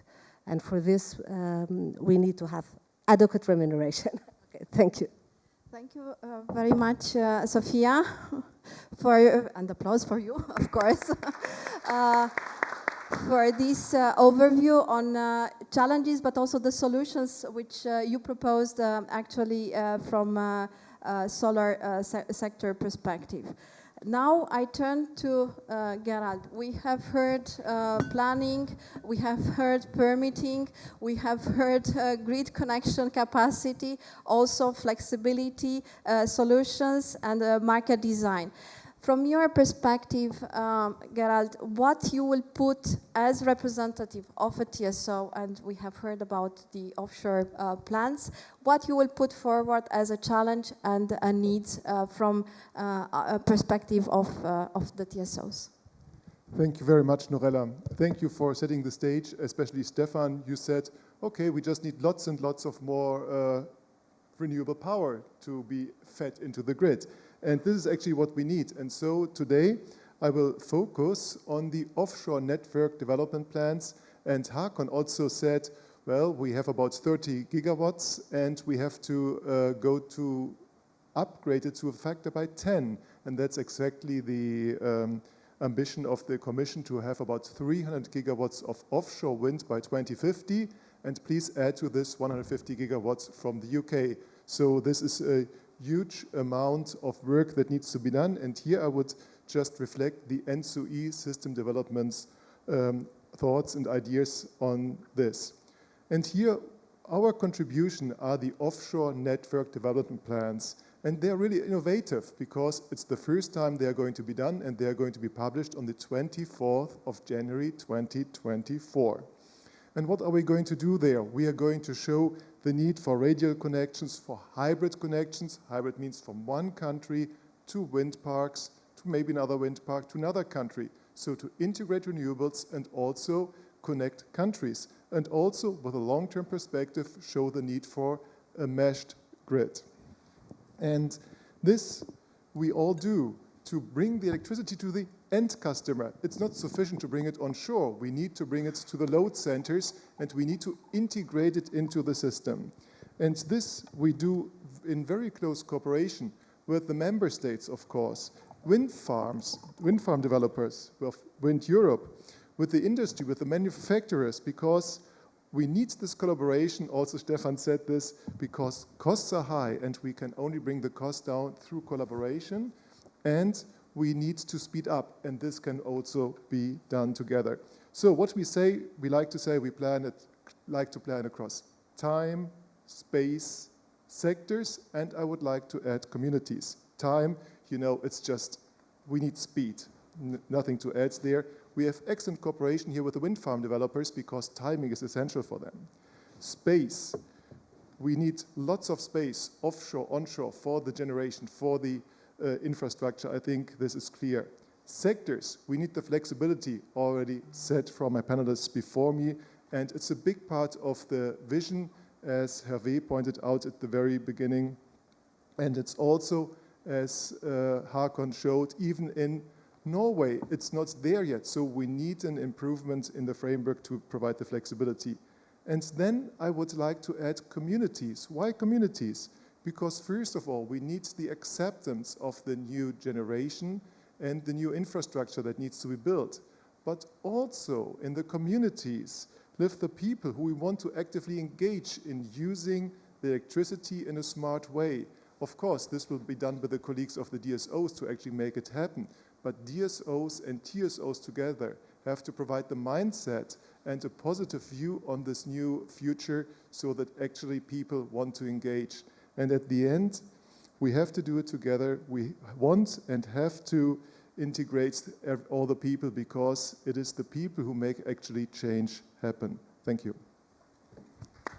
Thank you very much, Gerald, for bringing us this perspective of integration and also this cooperation across the whole value chain, in addition to the hybrid developments which we need to have ahead of us.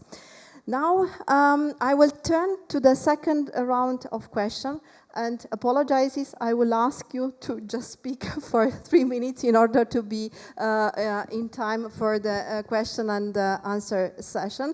And I will try actually to pick from the slide or certain questions. First to you, Stefan. You mentioned electromobility, but also heavy-duty vehicles. As a solution, how you see actually the business model developed between the electrification of the transport sector as well as the integration with the electricity grids, so where the balance will be for the business models for the consumers. It's an important element of the actual discussion.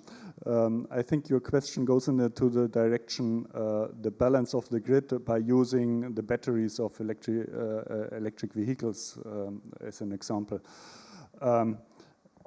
We as a technology platform, we are researchers, we are not going into the business models.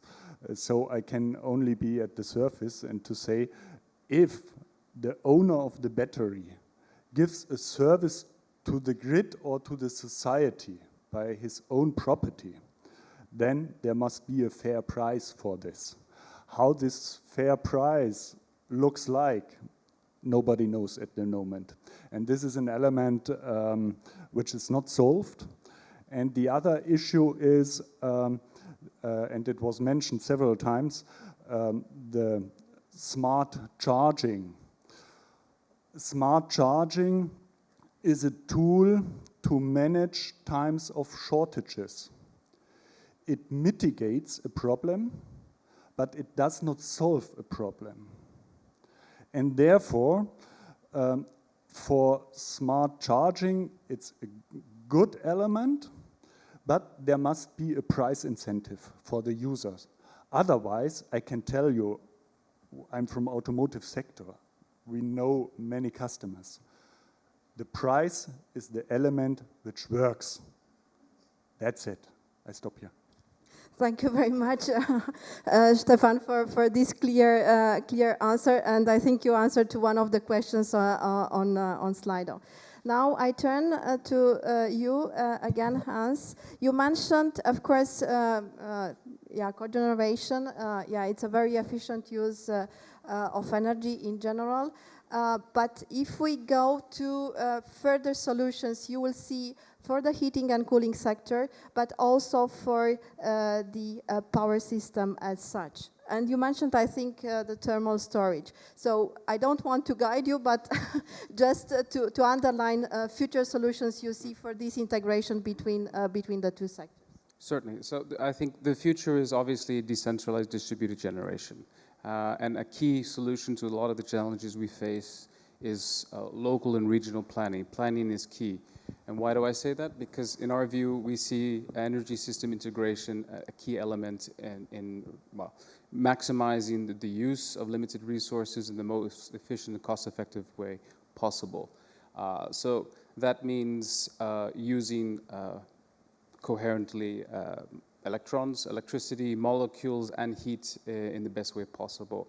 So when it comes to PV and wind, it's best used directly in electric vehicles and heat pumps. When there is too much wind or wind or solar power, best to use electrolyzers to convert that into hydrogen. And when there isn't enough electricity on the grid, we see CHP as a solution at a local level, using local resources to produce the excess or the needed electricity, but also providing additional heat to support the networks.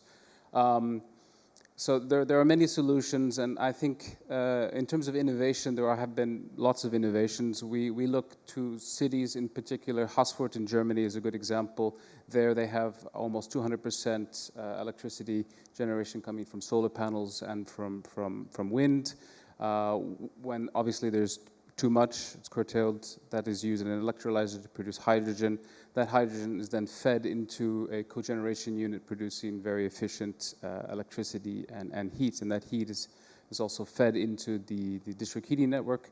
And that electricity is then used for electric vehicles and heat pumps. There are 2 CHP units in the case of Haßfurt in the northern Germany. One is using hydrogen, the other one is using biogas. So we need to tie all of these technologies together. Digitalization is a key solution, obviously. Smart grid, smart meters, and just really tying these things all together in an intelligent way will provide solutions to many of our key challenges. Thank you very much, Hans, for answering to these questions. So optimization at the base level, and then going up and see what is still needed at the grid's level. Pierre, I will turn to you. So you mentioned 3 elements, planning, investments, and solving the congestion of the grid. Actually, as a solution, and I linked to a question from Slido, do you see also innovation potential from the wind sector perspective to solve this issue of integration of wind into the grid? I mean, obviously, innovation is central to all of this, right? On the wind side, on the grid side, there's a huge amount of innovation. We have a lot of members in common that are doing this every day. I'd like to reflect a little bit on the notion of integrating renewables into the grids and the whole framing of that. I think I must say I have a bit of an issue with that form of words, because it sort of suggests that renewables are a bit of a bug in the system rather than a feature, right? And in fact, renewables are a central feature of the system and will become the system going forward, right? So I think what we need to do is really think of the energy system as a whole and basically factor in these major trends that we've been talking about now. Now, the innovation comes in many ways, and I'd like to really emphasize the point on hybrids, hybrid generation, solar, wind, storage, because that's really one of the ways which is very tangible, very concrete, where you can actually optimize the use of the existing grids, mutualize different generation profiles between solar and wind, leverage storage, etc. And their innovation is required on the regulatory front, right? Because we still have issues of double taxation, we still have issues of, having a challenge between the mismatch between the capacity that is connected to the grids and the grid connection capacity, et cetera. So let's be a little bit more creative, a little bit bolder to create the space for these types of new business models. It's actually not really rocket science. We know what needs to happen, but we have an opportunity here with a market design reform to make that happen. So let's use this and move forward. Thank you very much, Pierre, for these insights. Yeah, hybrid projects also at generation side, so between two types of renewables, wind and solar, and also probably storage and other technologies. Now, Sophia, I turn to you. And as a solution, if you can mention maybe, because you come from more solar development, you mentioned also wind developments in your company, but how you see the solutions integrated in a way behind the meter, because you are also the chair of the group dealing with the prosumers, and how you see this reflected into the electrification perspective. Okay, so here I would also like to talk about innovation in business model. And here the business model which I would like to bring is the energy sharing or the collective self-consumption. So the market design has introduced the right to energy sharing in the electricity market design. And the idea here is to incentivize the full use of rooftop and to ensure that when the production is not being consumed by the person or the company which is behind the meter, it can be, the surplus can be exported and consumed by the local neighborhood. And so this ensures that the local production is also being locally consumed. And this can also bring, there are estimates that this can bring between 10 to 20 on average reduction in peak and demand peaks, production peaks and demand peaks, and this of course would also be reflected in investment in the grid and reducing this investment. But here, although we are very happy with this proposal, which is in the market design, there is an issue which we regret, which is the fact that the market design excludes large companies from being able to the right to energy sharing. And in our point of view, this is a pity. Why? Because normally it's large companies that have the best rooftops to enable the energy sharing. And so if we are excluding them, basically what we are doing is preventing households and small and medium companies which are in the neighborhood from the potential and which do not have suitable rooftops to consume energy sharing. The potential would be lower. And so here, I think that this model we see in Portugal is expanding exponentially. We think that this is a very, very interesting model to also to manage the grid, and it will, but another issue, it of course needs smart meters and digitalization. So this is not possible without these two key enablers. Okay, thank you. Thank you very much, Sophia, for actually pointing out to this business model and then the integration with the prosumers and potential reduction actually in flexibility needs, which we discussed before.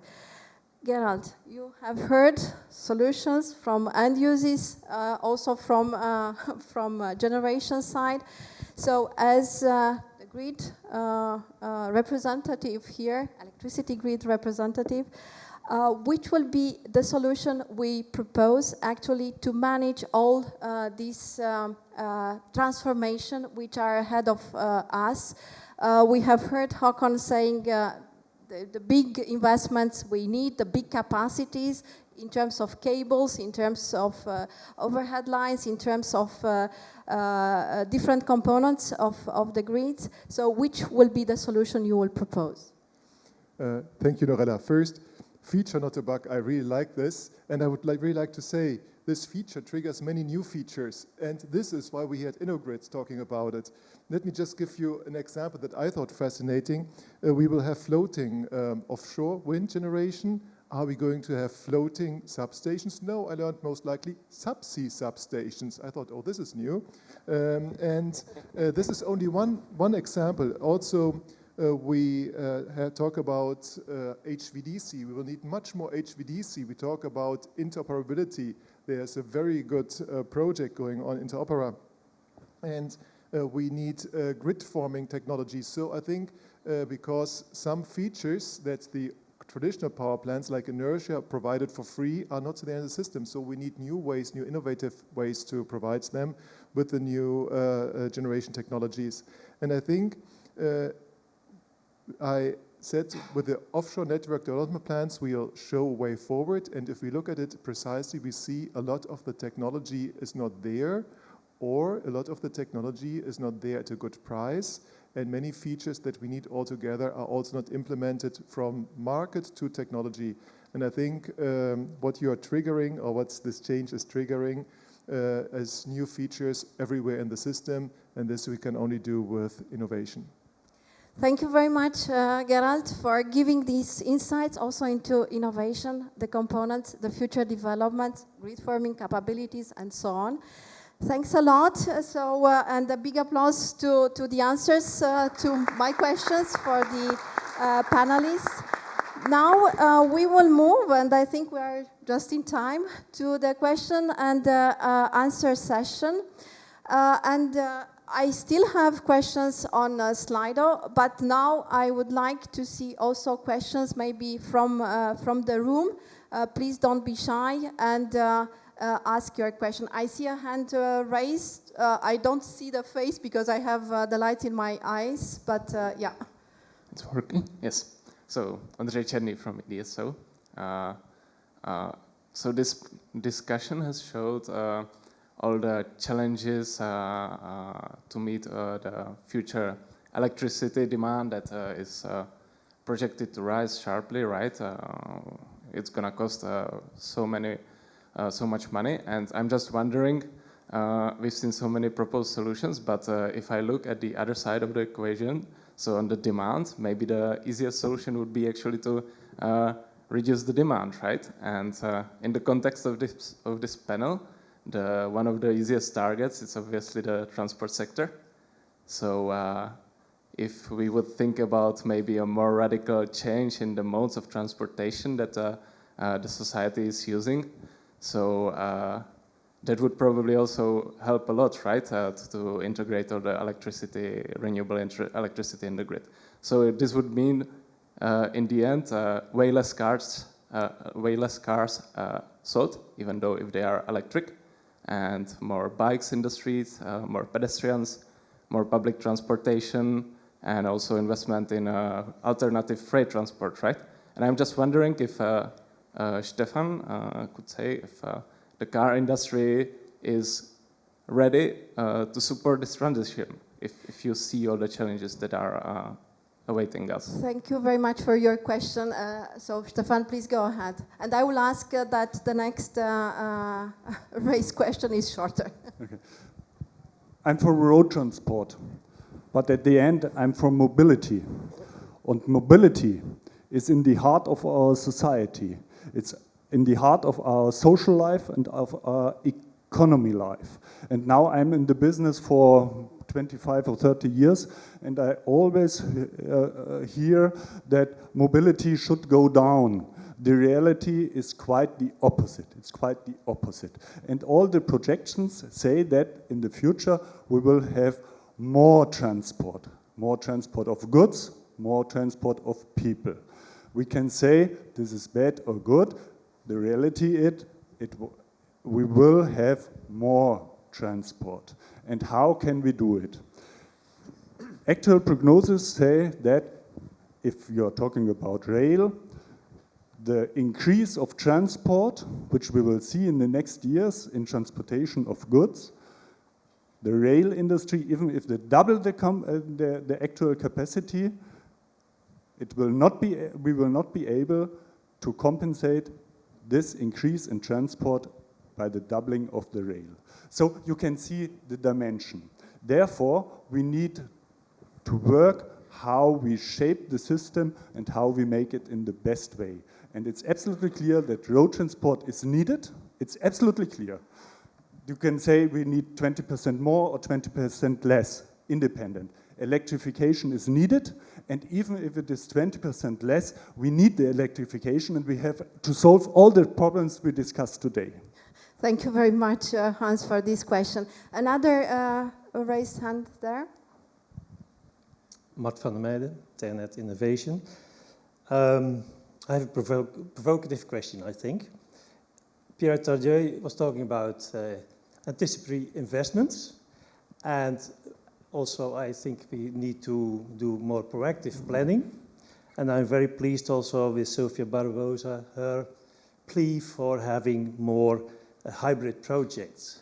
And now is my provocation. Would it be good that that we have connection, yeah? That we insist that connection only be realized when the production factor, so the production hours of a connection is, for example, 5,000 hours or 4,000 hours. That stimulates the combination of different projects. And for that you need, of course, to incentivize. But this combination of proactive planning, a certain location, really efficient connected site, would that be helpful? Pierre? Thank you very much, Mart, for the question. Pierre? Okay, I can't comment on that specific number. I'll be completely honest about that.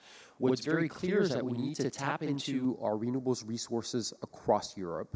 We need to do it in a properly connected way, combining different forms of generation and storage, etc. But let's not try to gold plate or platinum plate absolutely everything, otherwise we don't get there, right? We talked about having floating offshore winds, we'll have bottom fixed, we'll have onshore winds. We need to go to places probably where there's maybe a little bit less winds than there was when we first started. We need to repower existing projects.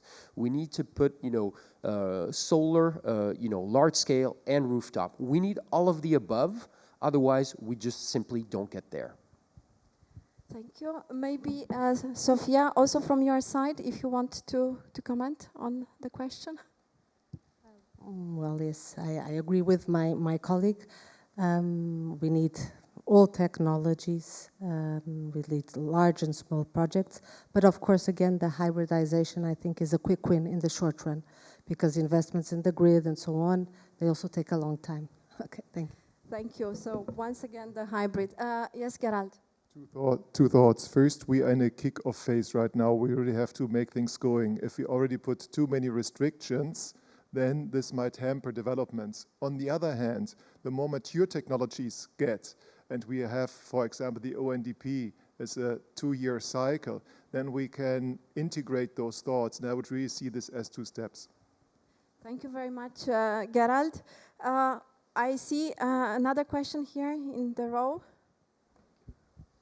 Thanks so much. My name is Michael Mieszczynski. I speak for Transnet BW, one of 4 German TSOs. I have a question to Sophia. You mentioned a couple of times energy sharing. The Commission made a proposal for energy sharing in their energy market design proposals. And they defined the parameter for energy sharing as a bidding zone, which can be very large when you look at countries like France or Germany. And I've already heard some criticism about that parameter coming from the French side. I would like to hear what you think about that parameter. Is energy sharing across a whole bidding zone the right approach, or is there some correction needed? Thanks very much. Well, thank you for your question. Well, my opinion is that the energy sharing should be maintained locally. So the bidding zone indeed can be too large. So I would prefer a solution where the right to energy sharing is possible, either with well-defined distances or according to the substation. And so I would say, for instance, in Portugal, we have a very good framework where you have different zones. You have 2 kilometers if you are connected in low voltage, 4 kilometers medium voltage, 10 and 20 in high and very high voltage. And you also have the possibility, if you do not fall in these categories, to have your project being assessed in a customized manner. So I think this solution is very good, and I can tell you that the first time that the Portuguese government ruled this energy sharing, they did not put the distances, and this was a mess, because before you submitted your project, you would never know if this would be authorized or not. So having concrete distances was a very effective to have certainty that your project would be approved, okay? And yes, and of course, and just to remark, why do I believe that local production and consumption, and why do I believe that energy sharing should be maintained locally? Because of the grid losses and the savings that can be brought to the transmission infrastructure. Okay, thanks. Thank you very much, Sophia, for the answer. Maybe one or 2 more questions. I will turn to you. I don't see anybody in the room. Sorry, apologize. I take the room first. Thank you. Tom Howes from DG Energy, European Commission.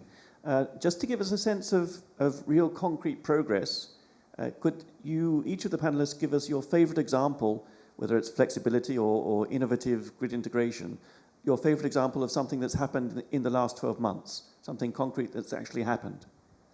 Thank you very much, Tom, for this very concluding question, I would say. And then I will start maybe from you, Gerald.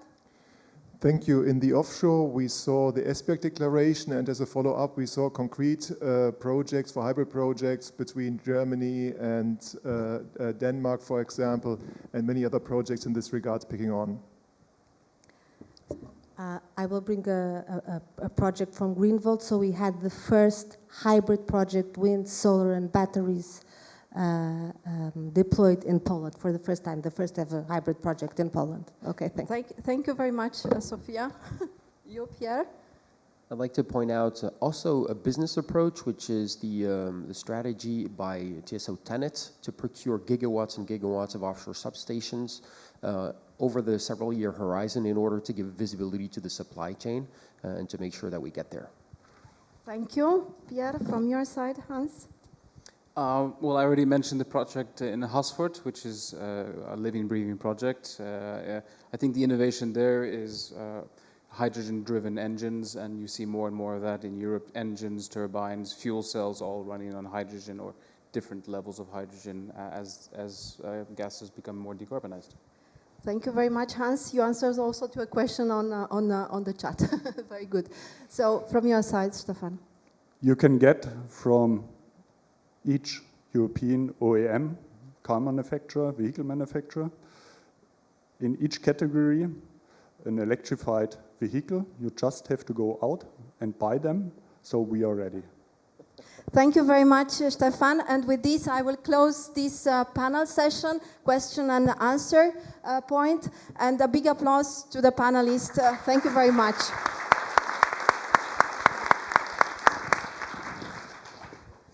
We will go now to the concluding remarks of this electrification session. And I would like to invite on stage Monica Puente, member of the board of EDSO, CEO of UFD Distribución Electricidad in Madrid. So, Monica, the floor to you.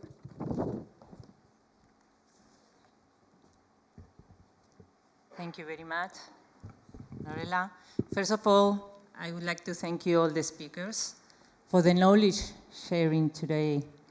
I also want to thank all the people attending InnoGrid, both online and offline basis. And I hope you enjoy and learn on how to foster electrification and of end uses and the integration of renewable energy into the grid. This is my first time at InnoGrid 2023, and I feel pleased and happy to be in the signature event of ENTSO and ETSO, the two pivotal aggregation in the shaping of development of the grids. We had here today the institutional market perspective, and we share and see as a good beacon for the development coming from DG Energy at the European Commission. And thanks to Sabine and the views coming also from TSO and DSO, thanks to Hakon and Tassos. And I think they remarked the need of accelerating innovation as a key factor, and also the need of full digitalization of the networks.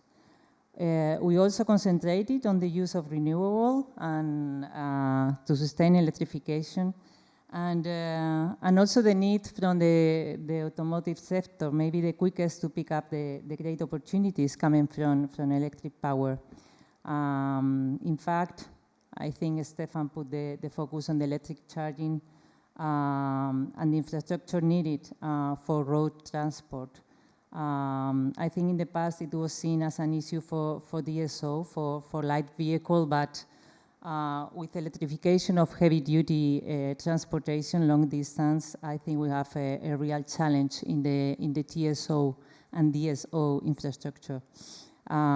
We have also seen the role of cogeneration, of wind generation, and also the strategic role of solar generation, thanks to Hans, Pierre, and Sophia, to put the focus on the booming of this renewable generation at all voltages to integrate into the grid, and the need of the grid to be able to respond to this growth, and also the need to incentivize rules for flexibility and demand response. Thanks to Gerald also from the view, from the ENTSO view, from the transportation, remarking the need of innovation, open innovation, collaborative innovation, in terms of electrification of the grid, both TSO and DSO. Implementation of flexibility solutions, I would say, such as storage and demand response, is crucial for managing high levels of integrating intermittent renewable into the grid. And finally, thanks to Norella, who moderated, I think, in a way, able to show all the innovative angles of these technologies. I will give just a short view from my angle, from a country with well-defined specificities in production of renewable. In Spain, there is a massive growth of solar self-consumption, mainly due to the number of solar production hours, as you know, and also due to the reduction of production costs thanks to technology. As a result, Spain ranks third in installed solar power among European countries, following Germany and the Netherlands. And these self-consumption installations represent 5.2 gigawatts of installed capacity, approximately 50% installed in residential and commercial sectors. But the problem is that most of these installations lack of complementary storage and therefore serve to meet local demand while injecting excess production into the grid. The target set in the National Integrated Energy and Climate Plan in Spain for 2030 is to achieve 9 gigawatts. But as you all know, this plan is under review, and the target could reach around 15 gigawatts of self-consumption in Spain. This would imply an installation rate of 1.3 gigawatts per year, more or less. So the goal, and this goal is also part of the National Integrated Energy and Climate Plan, taking into account all renewable power, going from 60 gigawatts now in Spain to 130 gigawatts in 2030. So the production from this type of generation, as you know, is not manageable and may not coincide with peak demand periods. That's why I think we've been talking about the need of digitalization and flexibility measures. From the perspective of an DSO, this type of generation during periods of high production and low demand can lead to high voltage in the grid, and this can cause damage to electrical equipment connected to the grid, and also disconnection of photovoltaic inverters with self-protection mechanism against overvoltages. From our perspective, we would need to deploy investment in the grid, digitalization, and an example may be an equipment able to change voltage to have a set point at the output of the medium to low voltage transformers installed in the secondary substations. As you may know, we have digitization in primary substations, but not in secondary substations. However, implementing this change is not straightforward. Currently, we will need innovation, accelerated innovation, to deploy this kind of equipment. And furthermore, solar generation is dependent on weather conditions, so you cannot fit this set point. Is just a fixed set point. So the assignment of these set points at the secondary substation should be done dynamically based on network conditions and measured by meters and sensors installed in low voltage panels. It requires, again, accelerated innovation and investment in digitalization. In parallel, electrification of transportation, particularly electrical mobility, we've been talking about it. In Spain, there are around 20,000 public charger points, but the thing is that the utilization rate is around 4%. And these points represent only 9% of those planned in the National Integrated Energy and Climate Plan. So while the effort to promote electricity mobility is evident, the installation rate is way different from the photovoltaic self-consumption in Spain. And while we acknowledge the suitability of managing the charging of these vehicles during period of low demand, primarily identifying the nighttime valley, we must align with a smart charging mechanism. We've been talking about it also. This could be achieving also electricity market by providing also price signals. You talked about it before, and allowing users to manage the charging of electric vehicle. The electrification of heavy-duty transportation deserves a special mention because we are talking about high-power charging infrastructure. And this type of installations need a high reinforcements in the medium voltage grid, high investment.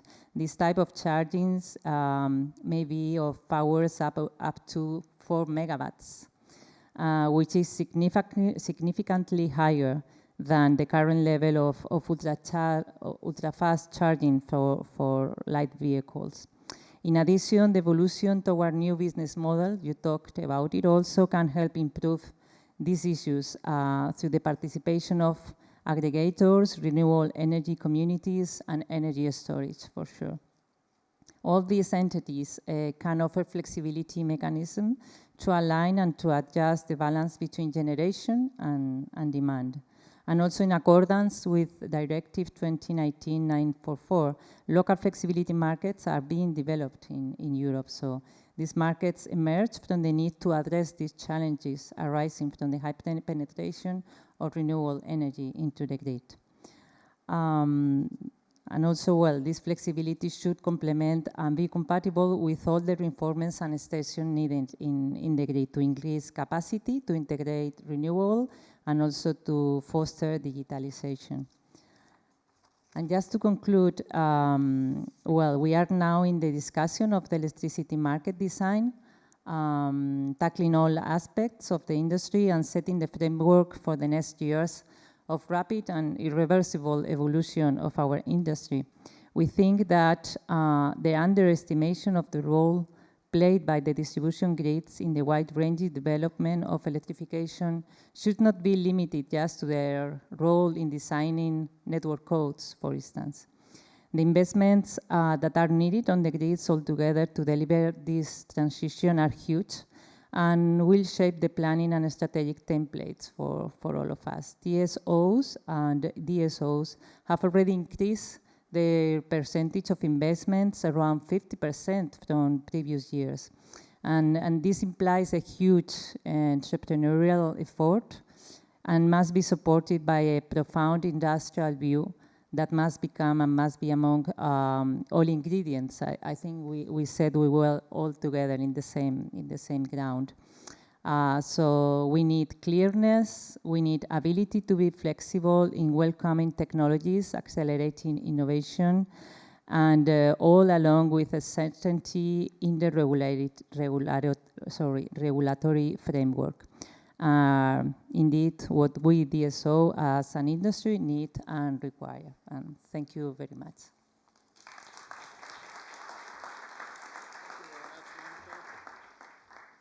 Thank you very much, Monica, for your words and your final notations on the role of the DSOs, representing them. I thank you very much about this. So may I invite you for a coffee break? It's just outside. And we shall adjourn in 20 minutes from now. Thank you very much. If you could take those 20 minutes as more than an indication, it would be appreciable. See you later.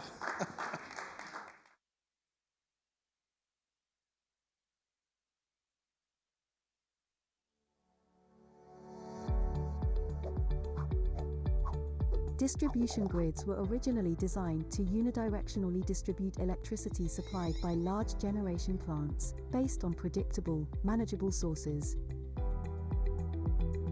Today, according to its penetration targets for renewable energy generation by 2030, Europe has definitively broken with this scheme. The grid is evolving towards a bidirectional, distributed, and mainly variable and renewable system. This new paradigm includes major challenges, such as the integration of smart charging of electric vehicles and the active participation of demand through self-consumption installations. In response to these challenges, FlexiGrid has been created. A project that will help distribution network operators, technology providers, software developers and marketers, and electricity demand aggregators to improve the operation of the distribution network, making it more flexible, reliable and cost-effective. FlexiGrid is already developing hardware and software solutions through for real-life pilot programs in Spain, Greece, Croatia and Italy to demonstrate their feasibility before bringing them to the market. The secondary substation of the future will help operators to monitor, automate and control the distribution network. This, together with the smart meter, will enable them to improve the planning and operation of the low-voltage grid. In addition, to guarantee the security of its medium-voltage grids in intensive renewable generation scenarios, the project is developing innovative protection devices which guarantee the safety of the network. Besides that, the Energy Box will enable operators to prepare for the deployment of smart grids, thanks to its ability to generate distributed computing strategies to control and manage their devices. New software developments will make it possible to locate faults in the network and repair them automatically, predict demand and generation, reduce congestion in the distribution network, and create a virtual residential thermal demand model. In addition, the open-source cloud platform Fuse will make it possible to exchange information between the different solutions and the devices that implement them. This is FlexiGrid, a better tomorrow through comprehensive services in the distribution network.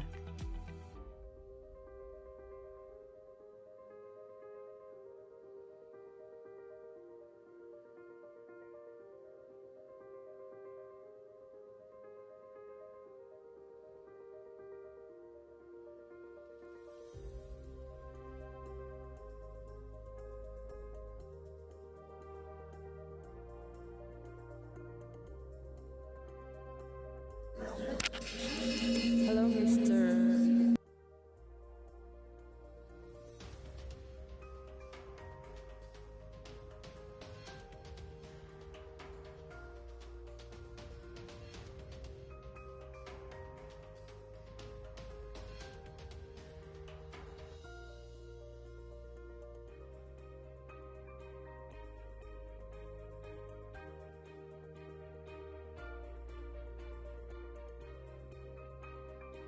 Platoni is a Horizon 2020 funded European research project aiming to remove technical barriers for a carbon-free society by 2050.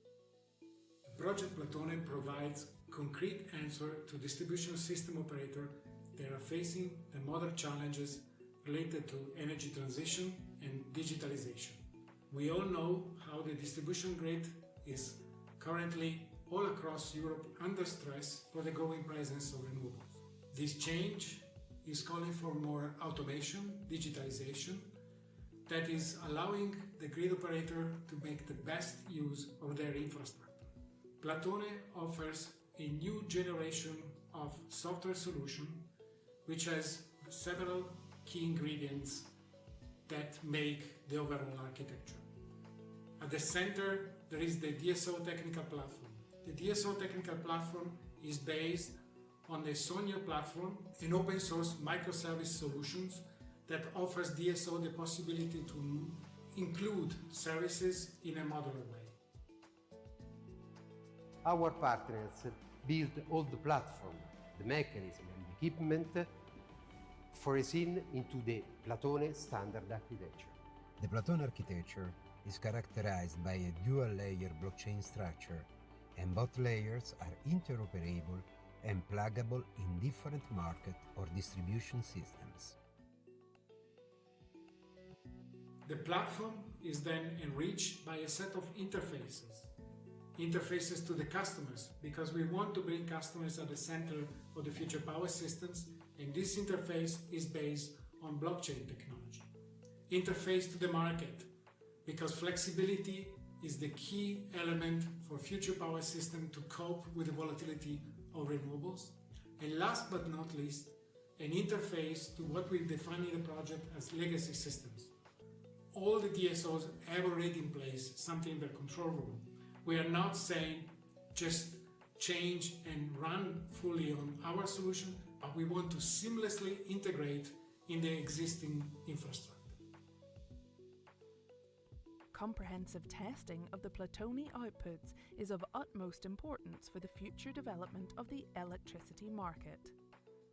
The concept is not just theoretical or a small laboratory idea, but is demonstrated in 3 large pilots in Germany, Greece, and Italy.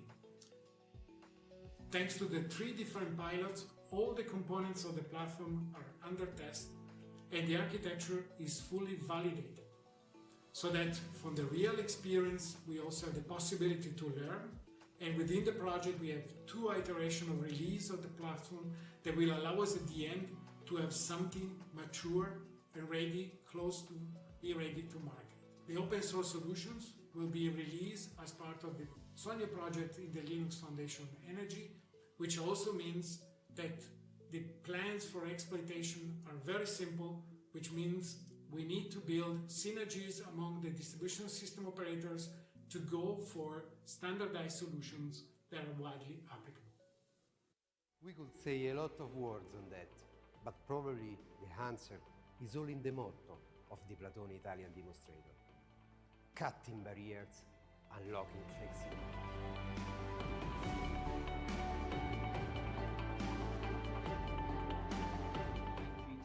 Is a game changer for Europe's green and digital future.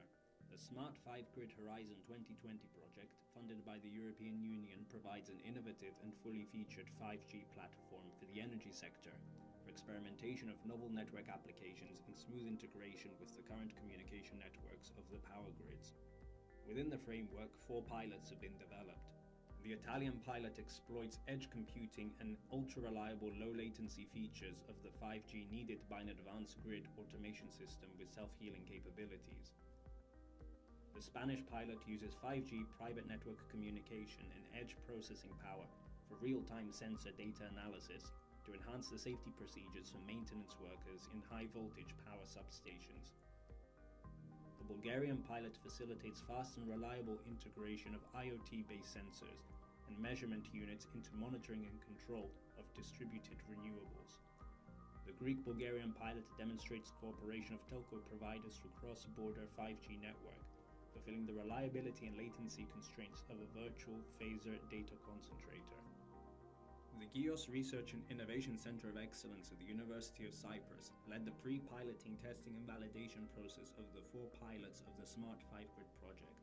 In addition, the GEOS research team was deeply involved in the pre-piloting process of the Bulgarian and Greek-Bulgarian pilots, where digital twin grid models and real-time hardware-in-the-loop technology were used to validate the specific network applications. The pre-piloting testbed of GEOS incorporates actual power devices, such as PMUs and storage units connected in power hill configuration, realistically replicating the real operation of the grid. Furthermore, hardware network emulator was used to realistically mimic the macroscopic behavior of actual 4G and 5G networks in order to compare the impact of the communication layer on the quality of the energy services. To enhance the Bulgarian pilot, the GEOS research team developed 2 control applications: a wide area control for fast frequency response and a ramping rate compensation controller by coordinating distributed energy resources. It was shown that with 5G communication, up to a 55% improvement on the frequency stability of the power system and between 50 to 85% improvement in the ramping rate compensation services compared to 4G communication can be achieved. For the Greek-Bulgarian pilot, it was demonstrated that 5G is highly suitable for the wide area monitoring service of the pilot and for its service extension to wide area protection. Specifically, the 40 millisecond VPDC waiting time requirement can be fulfilled with 5G, while 4G could not guarantee this constraint. For the wide area protection application, it was shown that 5G could reduce the time needed for clearing a grid fault to half compared to 4G. Furthermore, the GEOS team successfully integrated the actual monitoring network applications of the 2 pilots within the GEOS pre-piloting testing environment. Discover the future of energy with the Smart 5Grid project, brought to you by 24 European partners from 7 different countries, including network operators, grid operators, academic and research institutions, and private companies, including SMEs. Keep up with us on the project website and social channels. Since the discovery of electricity, our energy consumption patterns have been changing throughout the ages.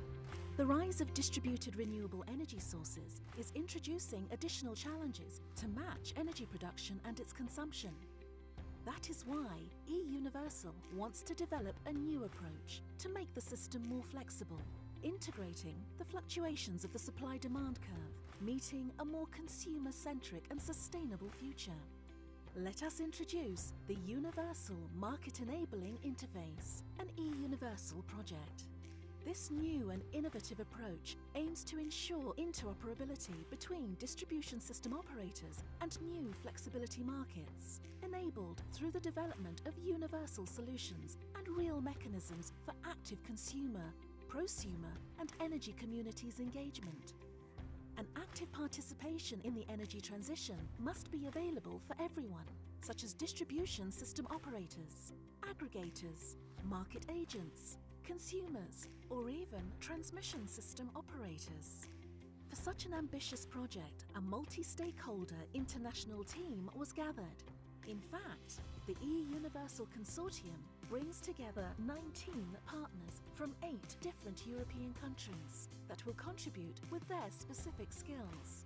To conceive this interoperable flexibility ecosystem across Europe, e-Universal will take into consideration 3 different layers: flexibility solutions, smart grid solutions, and universal system market interfaces. When all these layers meet and work together, we finally achieve the desired seamless integration, with UME becoming available to the first tests through an open API. The next step demands testing in a controlled and small environment. The UME's capabilities will be implemented and tested in 3 multi-scale demos to demonstrate their universality in Germany, Poland, and Portugal. Finally, we can collect all the learnings from the testing stage and elaborate the best practices, making UME available to anyone across Europe towards a citizen-centric energy system. In this way, an effective, market-based and future-proof ecosystem can be realized, having a universal impact, contributing to the transition to a carbon-neutral society and empowering energy consumers, prosumers, smart cities and energy communities. e-Universal, linking active system management to flexibility markets. To learn more, visit our website or follow us on Twitter, LinkedIn and Instagram.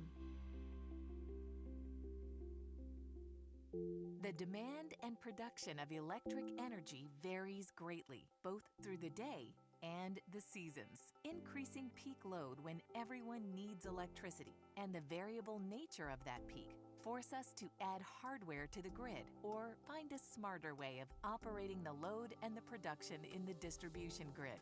Energy and technology companies are collaborating with regulators on finding a solution to make the grid smarter. Instead of expanding the capacity of the grid, we are making new, innovative technological solutions, having higher flexibility and increased participation of all energy resources in the distribution grid. Historically, the capacity of the grid has been much greater than consumption demands. Available power for a consumer has never been a problem. Digitalization and increasing demand are changing the way the grid is operated. All assets in the grid will be able to be connected and controlled in real time, and we can contribute to how much we manage the production and demand in the grid. Whether you have solar PV or wind producing more than you consume, you can sell your excess power back to a common market. If you are able to shift your demand to another time of the day, you could get compensated for your flexibility. Centrally located power storage battery systems or electric vehicles can provide a buffer of storage when the demand is low and for use when demand or prices are high. Digital technology gives utility companies the ability to have the overall knowledge of the available power in their grid, where it is and who is not in need for power. Consumption in the grid could become flexible and could be in demand the time of day the power price is at its lowest. Flow of real-time information may help to detect and solve power outages and bottlenecks in the distribution system faster, and could even predict the situation. All this makes the grid more reliable, both locally, regionally, and nationally, and even internationally. New innovative technology and digitalization opens up potential for new business models and a common platform to operate the grid in a flexible way. As a consumer, you will have more choice of services. In our nodes market, the flexible load, production, and storage could be registered and traded by all. The market will use resources most efficiently and will provide advantages for everyone connected to the grid. Nodes develops an integrated marketplace for decentral flexibility giving predictability and freedom of choices in the digital grid of the future.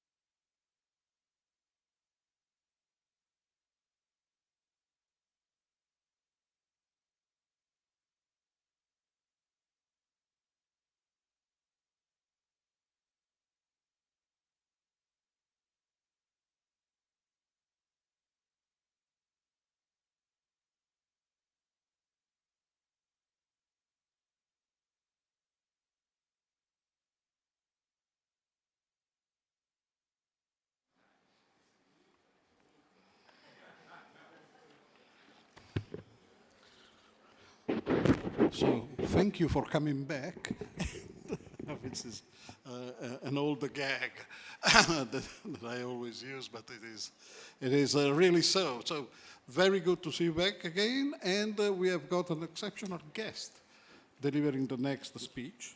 We are talking about Francesco Bonfiglio, who is the creator, the initiator, and the CEO of Gaia X, which is something that probably you heard of, but he will explain better. Francesco.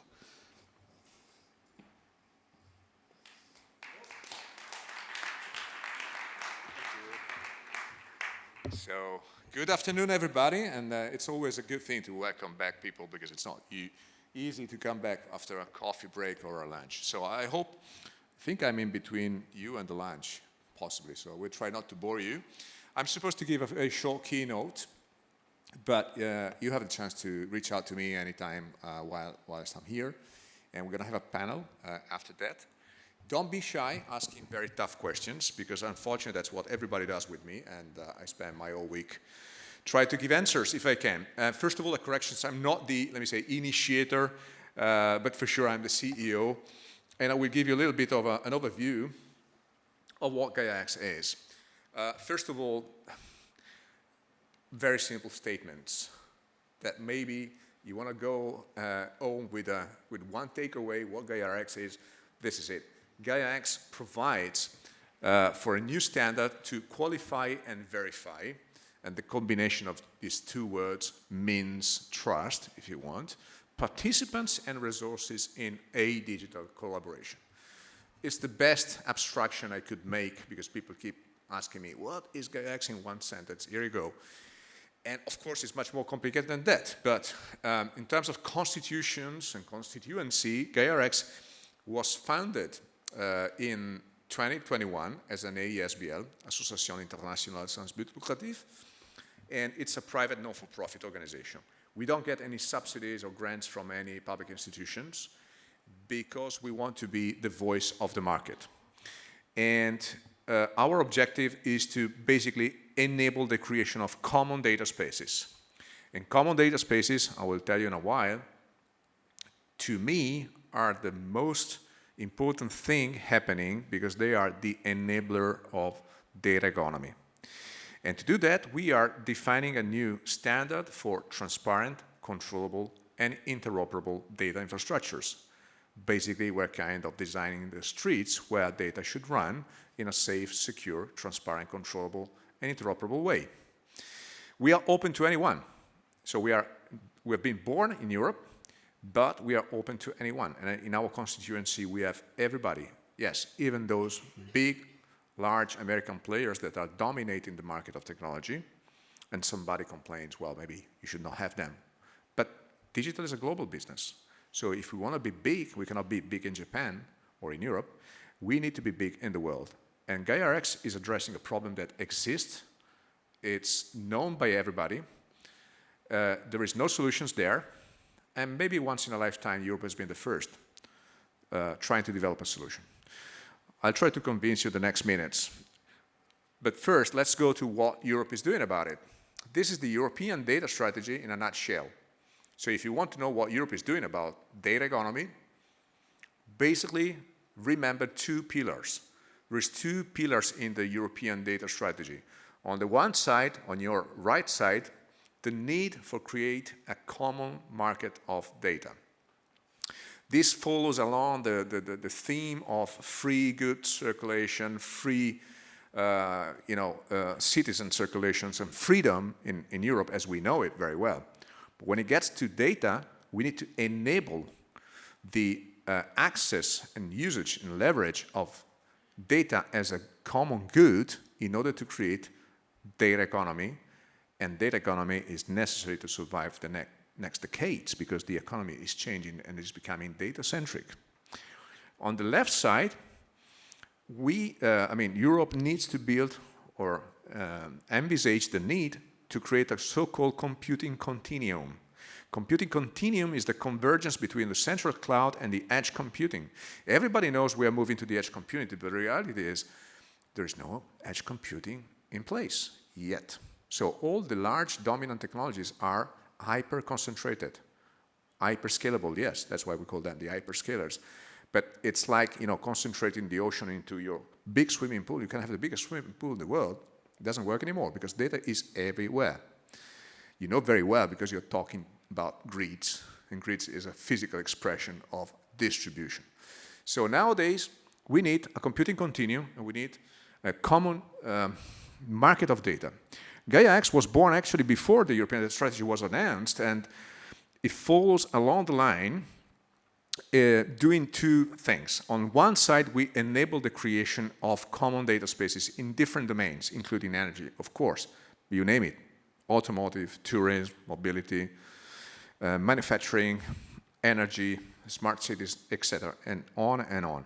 On the other side, we are creating a common standard and a technology framework to verify this standard in order to enable the free, safe, secure circulation of these data to create these common data spaces.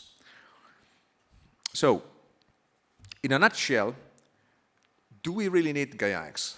So this is another one slide that you may think about it, because you may believe or not this long-haired Italian guy talking on stage, but data spaces, well, first of all, digital transformation is impacting all sectors. If anyone believes there is one sector not impacted by digital, raise your hand, otherwise we are all on the same boat. And data economy requires the digitalization of value chain, which is a simple thing, but it's very complicated to do. In other words, we need to move from product or service-centric value chains, supply chains, industrial ecosystems, into data-centric. It means you cannot just exchange data through interfaces or contracts, etc. You need to live in a kind of an environment where you trust each other. You have free access to information that you decide to share, because this is the only way to build your products and services of the future, and new ones that you have not even conceived now. So common data spaces are the necessary mean to achieve this data economy. Otherwise, we will not move from a product to a data-centric economy. Sovereignty is required, because if you're not sovereign on technology, and watch out, sovereignty is a political term, it's not a technology term. We can talk about technology autonomy, but nowadays, everybody talks about sovereignty. So let's try to give it a meaning. What does it mean? Sovereignty means being in control. Do you want to be in control of your companies? Of course, yes, if you are a CEO. Do you want to be in control of your services? Of course, yes. Do you want to be in control of your market, or you want to lose it? Of course not. And on. So sovereignty means being in control. Nowadays, if you ask that question, and that on the top right corner is an IDC report, so definitely it's not a European point of view. 3 years ago, they wouldn't care less about sovereignty. If you ask CEOs, what do you think about sovereignty, they would say it's a political game. Nowadays, things have changed slightly. So 86% of the interviewed CEOs say sovereignty is a key item in my strategic agenda.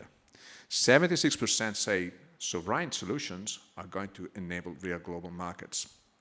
And all of them agree that in order to achieve sovereignty, the one and most important ingredient is trust.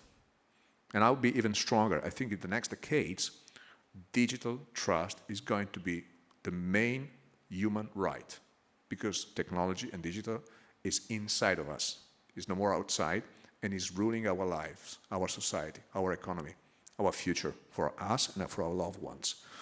So yes, that economy is important, but it cannot fly without a missing common framework of trust, enabling the creation of common data spaces. So what GaiaX did was, we look at the problem, which is disjoint data ecosystem, disjoint infrastructure ecosystem. We found a solution, which is a common framework to enable data exchange, federation across multiple participants in the federations, and compliance to a commonly agreed set of rules. And we are now in the deployment phase. So we are creating a network of GaiaX digital clearinghouses. The acronym is quite awkward, I know. But basically, they are point of access to the GaiaX services you need to become GaiaX compliant, put it that way. I'm running out of time, but I wanted to pass a couple of important concepts. Data spaces are not data exchange. They are not data lakes. They are not data warehouses. The difference is that in the past, and even today, we use data exchange to share information. And we use technology to implement that exchange.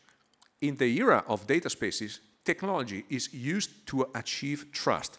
I need to trust participants in my supply chain if I want to share data with them. And watch out, those participants typically are competitors, or in the best case, partners.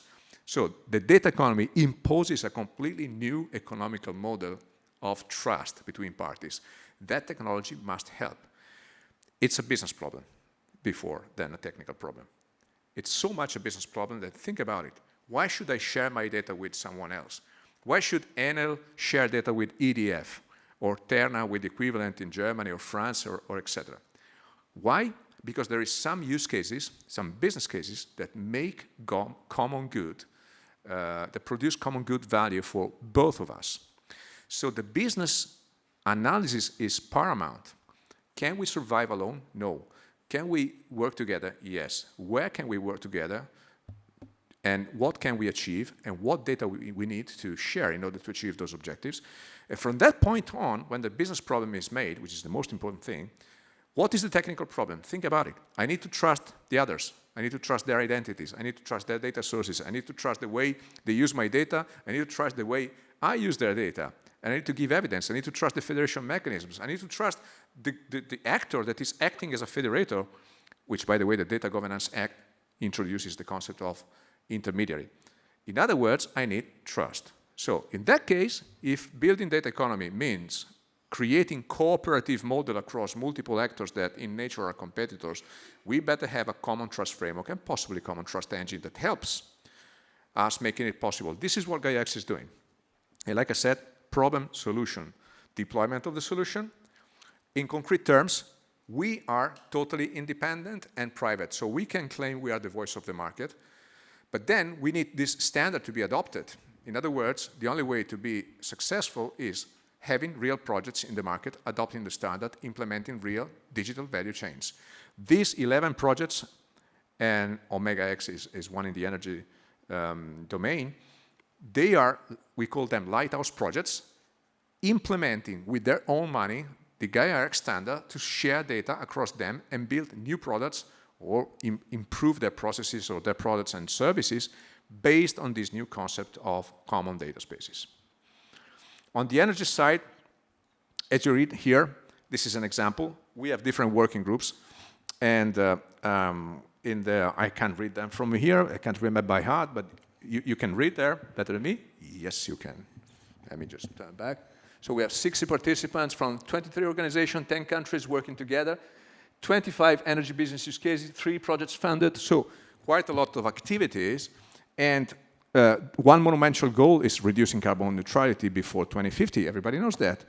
But these companies, these members, are working together to share ideas, to develop use cases, to build consortia, to realize those ideas that go in the direction of reducing carbon footprint, optimizing the use of renewable energies, leverage the synergies across production, distribution, and consumers of energy, and all the possible use cases you can think about, doing it together and using Gaia X as a framework of trust to make it happen. On the website, you can find also some white paper that has been produced specifically on the energy, and much more information. And of course, if you want, you can reach out to me. And the one last thing I wanted to say, everybody complained about, well, you're late. Well, it's a big work, but this is what has been happening in the last 3 years. We started from nothing. We had a 5-year plan defined, and we are walking the talk. We had an organization that was missing, operational rules that were missing, a scope definition of what Gaia X is, a definition of what is the framework that we produce, a definition of the compliance mechanism and the trust framework that we develop. Then we develop a demo catalog. There is already a demo catalog with almost 2,000 services ready to be published in public, and they will be published in the public catalog by the end of the year. Many projects and conferences that we started to have from this year. So we not only have our yearly summit, but we started to have a market conference. We had it in Vienna in March, where only the market goes on stage and talks about all the things I'm preaching here, showing how they did it, how they spend their money in implementing digital value chains. And a technical conference to involve the techies and the developers that, of course, need to develop the Gaia X compliance solutions. And the good news is that all we're doing is becoming real and available to everybody. And so we have been growing, and the one thing I wanted to close with is I captured this sentence from EDSO. EDSO and its members are committed to taking on the vast challenges associated with the realization of the European Energy Union, which builds on the EU's ambitions, objectives for energy, ambitious objectives for energy, climate, security of supply, jobs, and growth.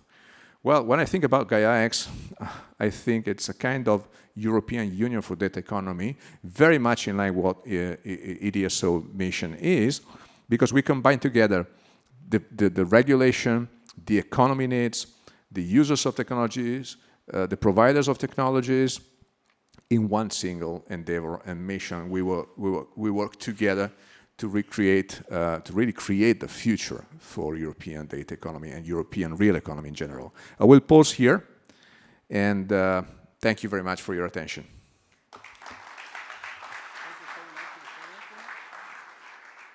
Thank you very much, Francesco. While you were speaking, I received a question on Slido. I think that you can answer in 1 minute. And it is, quote, a risk of having a business model that turns DSO and TSO into software companies managing a grid has been mentioned by Tassos Manos, whom is the CEO of Edno of Greece. Is that a possibility for real? Okay, let me make a joke. If we were in front of the discovery of the cold fusion today, somebody would say, we need to hide it away because this is going to create, mass destruction weapons for low cost. It's a danger. Somebody else would say, well, we're going to solve the problem of planet Earth with perpetual energy, green, forever. what would you do? So if the problem is we are going to become software companies managing the grid, I cannot answer the question, but I see the opportunity to leverage the grids as physical federations of nodes, which are very much already in line with another physical phenomenon, which is called data gravity. Think about it. Energy grids, like transportation grids, are physical infrastructures that are naturally siding the technology infrastructures. With one difference, the technology infrastructure we use today, like I said before, are hyper-concentrated. These other infrastructures are hyper-distributed. You know what? Those are necessary. So I'm seeing more and more the creation of edge computing nodes close to the nodes of those infrastructures. You know this is happening because there's no way you can handle your grids, for example, for renewable energy units, without having edge computing nodes close to them. So it's happening. So to go back to my provocation, let's leverage this as an opportunity, not be scared about the risks. I think it's a great opportunity because infrastructures are expensive to be built. Having the chance to convert them into something data-centric, wow, it's a unique opportunity. Thank you very much. And I'm sure this would trigger another dozen of questions, but we cannot take them right now. Where are you? Sorry. Okay, thank you very much, Francesco, and thank you for being with us My pleasure. today.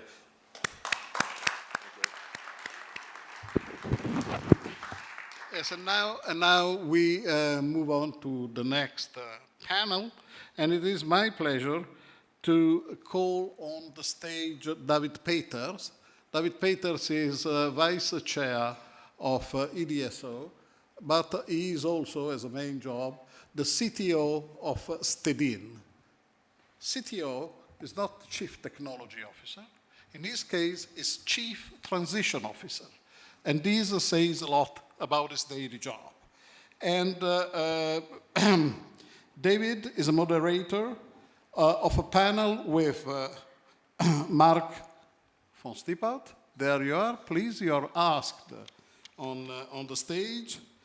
Mark is Deputy Head of Unit at DG Energy, European Commission, and is the master of the projects that are funded by the EU, a long-time friend. Thank you very much, Mark, for having accepted our invitation here today. Then Jeremy Rollison, I ask him also on the stage, or is he online? Sorry? You're there. Okay, good. Welcome. I haven't met you before. Senior Director, European Government Affairs of Microsoft. So a good counterpart to what we just heard, I imagine. Thank you very much for being there. And then Uroš Solobier, Vice Chair of the Research, Development and Innovation Committee at ENTSO-E. Uroš, a pleasure to see you again at InnoGrid, and thank you for coming. Uroš is also Director of the Strategic Innovation Department of LS. Thank you very much, everybody, and have a good discussion here. Thank you, Roberto, and Francisco, thank you very much for your inspirational introduction speak. I would introduce the first session and this session from the gigawatts to the gigabits, and it was an excellent start of it, so thank you. We agreed up front that I'm not going to introduce you all, but we make a small round and going to discuss the topic about digitalization in the energy sector. Is it a need or is it a game changer, etc. And Jeremy, can I start with you with a short introduction about yourself and about a short statement? Sure. So, as I was introduced, my name is Jeremy Rollison. I manage our policy team in Brussels, and that includes everything from data policy, trade policy, and of course, sustainability policy. We've invested both on the policy side of things, at the same time, of course, that we've invested in this as a company. Microsoft has made a lot of ambitious commitments in its sustainability journey, both for our customers and, of course, for our own operations. And we're just seeing this naturally, as so many companies are going through what we like to refer to as the twin transition of green and digital. You know, we're uniquely placed in that space to both share what we hope are effective digital solutions and also some of the learnings that we've had from a sustainability context. You know, we've made big commitments to being carbon neutral, of course, by 2030. We've been carbon neutral since 2012, but we will be carbon negative by 2030, and we'll have reduced all of the carbon we've emitted throughout our operations by 2050. How we get there and the choices that we've made, there have been opportunities to share that with customers and the like. But we're contributing to this both with software, with new digital technologies, investments, sustainable footprints, purchasing power agreements across the board, and also on the policy front. And most of my work in Brussels focuses on that. Thank you very much. And if you need to answer the question, is the game changer or an enabler? Digitalization, what would you answer? I think we use game changer for everything these days. And I heard someone from the Commission that said, it's almost not appropriate to call it the twin transition because you can't have the green transition without digital. They are one and the same. So it's certainly an enabler, but we use the game changer example a little bit too much. I don't think you can have it without digitization. Okay, well, thank you. Mark, can I move to you for a short introduction statement? Yes, of course.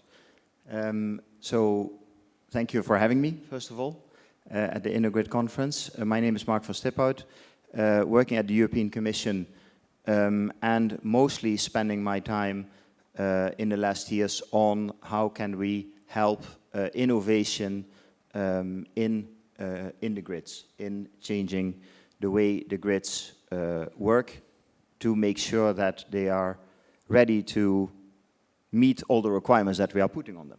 I think electrification, the increasing share of renewables, huge challenges for the way the grid is working, and this requires, of course, changes in legislation, but it also requires a lot of cooperation across Europe to really test the way this future grid is going to work.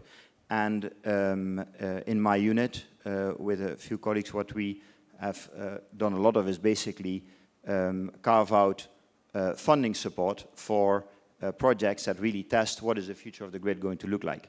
And last year, we also, let's say, linked to all that work and linked to, Fit for 55, all the ambition we have for 2030 and 2050, we published an action plan that was setting out a few actions of how do we think that from a public policy perspective, digitalization needs to be put to work, basically, to make also the energy transition happen. It's indeed a sine qua non. We cannot achieve all the objectives that we have if we do not also make progress in digitalization. And it's happening anyway. It's not that it depends on an action plan.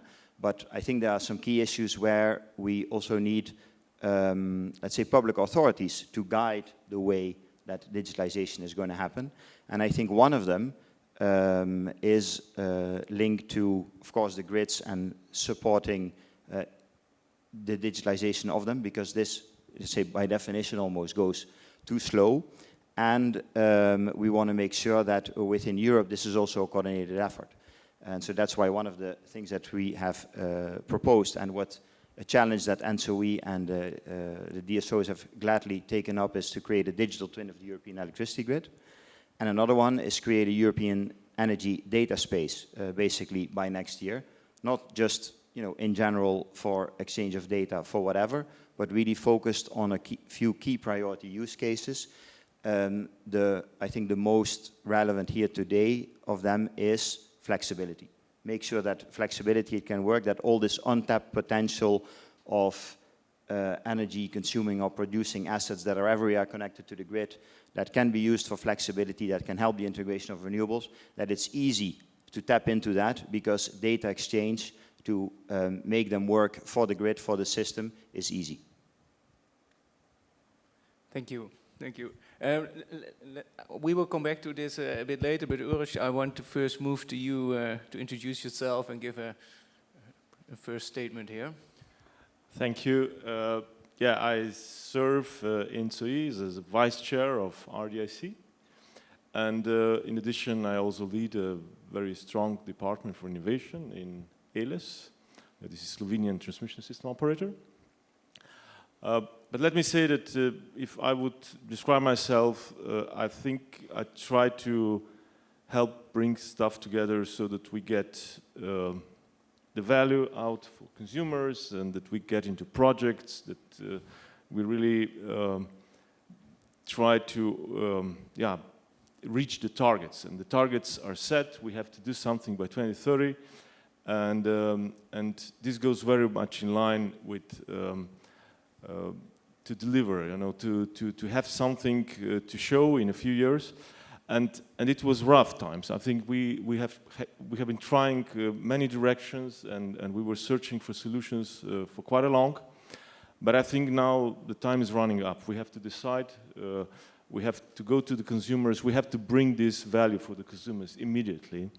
This is why I believe the most important element that we have to strike right now is that we see the elements of the digitalization which are most ready, which are there for us.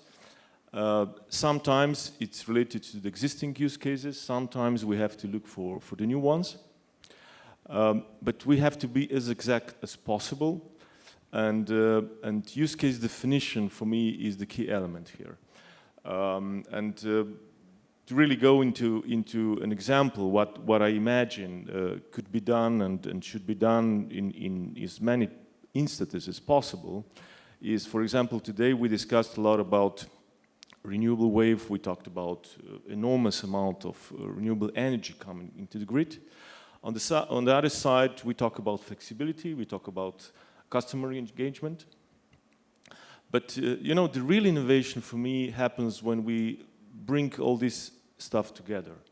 So I hear enormous values in terms of amounts of energy that is already today curtailed from the renewable energy sources. So that's just going to increase, you know. It's simply this excess energy, the surpluses of energy, because of the variability of RES, is just going to be there, and we have to do something with that.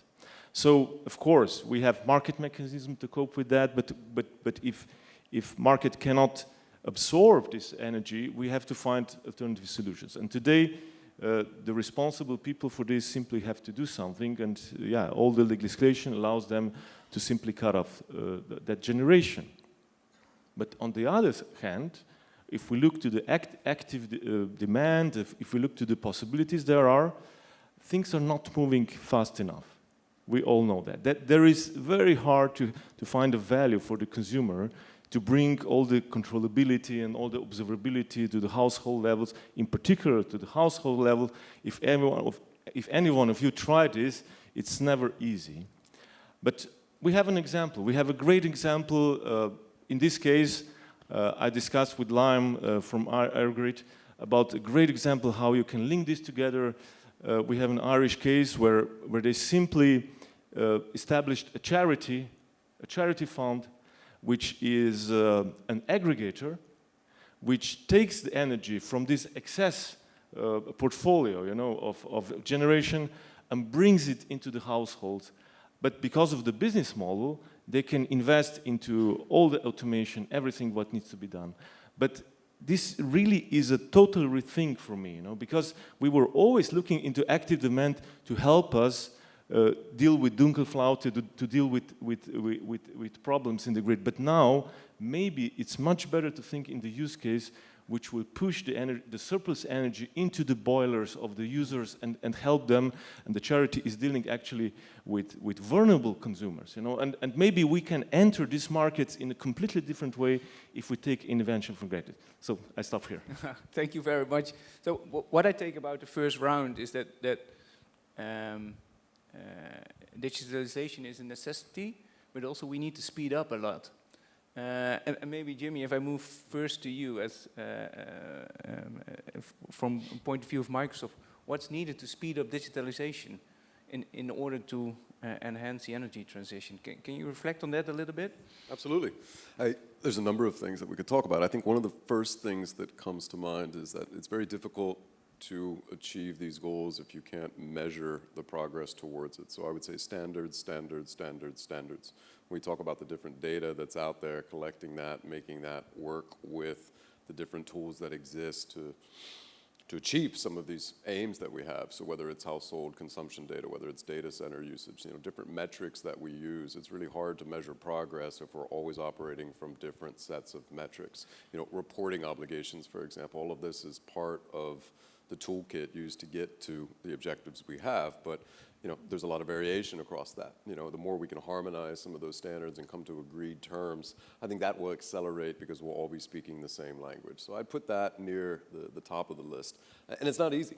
It's not easy because, data centers are designed in different ways. There are different pros and cons to different types of metrics that don't always work. So standards take a long time to develop by nature, and that's appropriate, but I think that is something that does sometimes make it more difficult to achieve progress more quickly.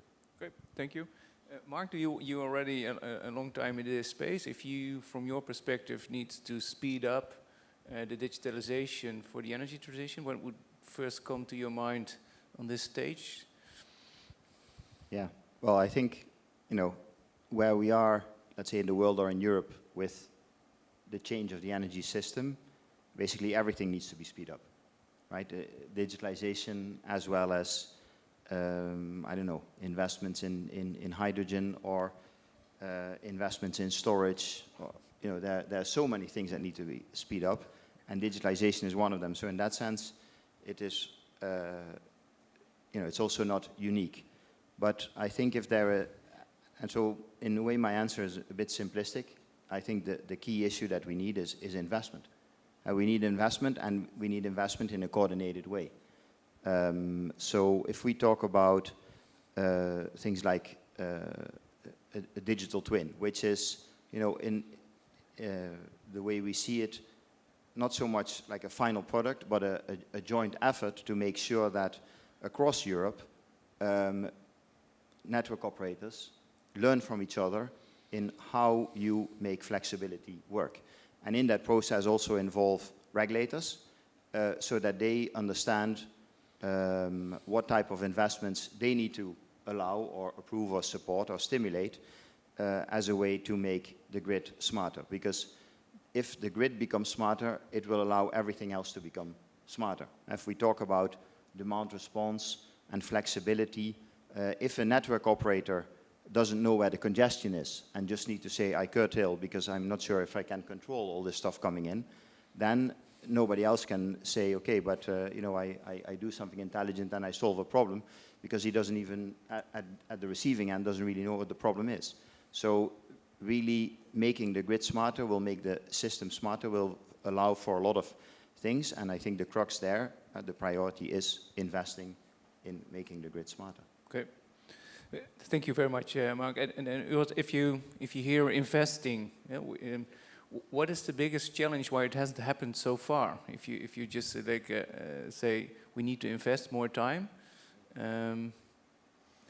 what are the biggest challenges in that? Or yeah, of course. On the other side of speed is the efficiency. And up to now, we were always looking into making stuff efficient, and all the investments should be somehow backed with all that. I think what comes now, and we heard this today, is this anticipatory investments. So even if we are not sure that something is going to play right, I think we should do it. And that's the future, I think, which we have to go in, which means on the side of digitalization and energy transition, this means that we have to set some short-term targets, define the use cases, and just do investments and go for it. I think that's it. So identification, decision, and action. Just do it, I think, is a summary, isn't it? Maybe to move a little bit to examples on how the world looks like in the future. Maybe could you elaborate a little bit on the examples you really like, and to share with us, like what you've seen within Microsoft on digitalization of the energy system? Well, we have some at the high level and some at the more local level. We spend a lot of time rolling out technologies, of course, and improvements to our own data centers to help our enterprise customers become more sustainable, help them reach some of their emissions targets. So that ranges from everything from dashboards that we can set up and leveraging some of the cloud technologies to help them better track emissions, identify efficiencies, automate some of their reporting requirements. So it's a facilitator role in that sense.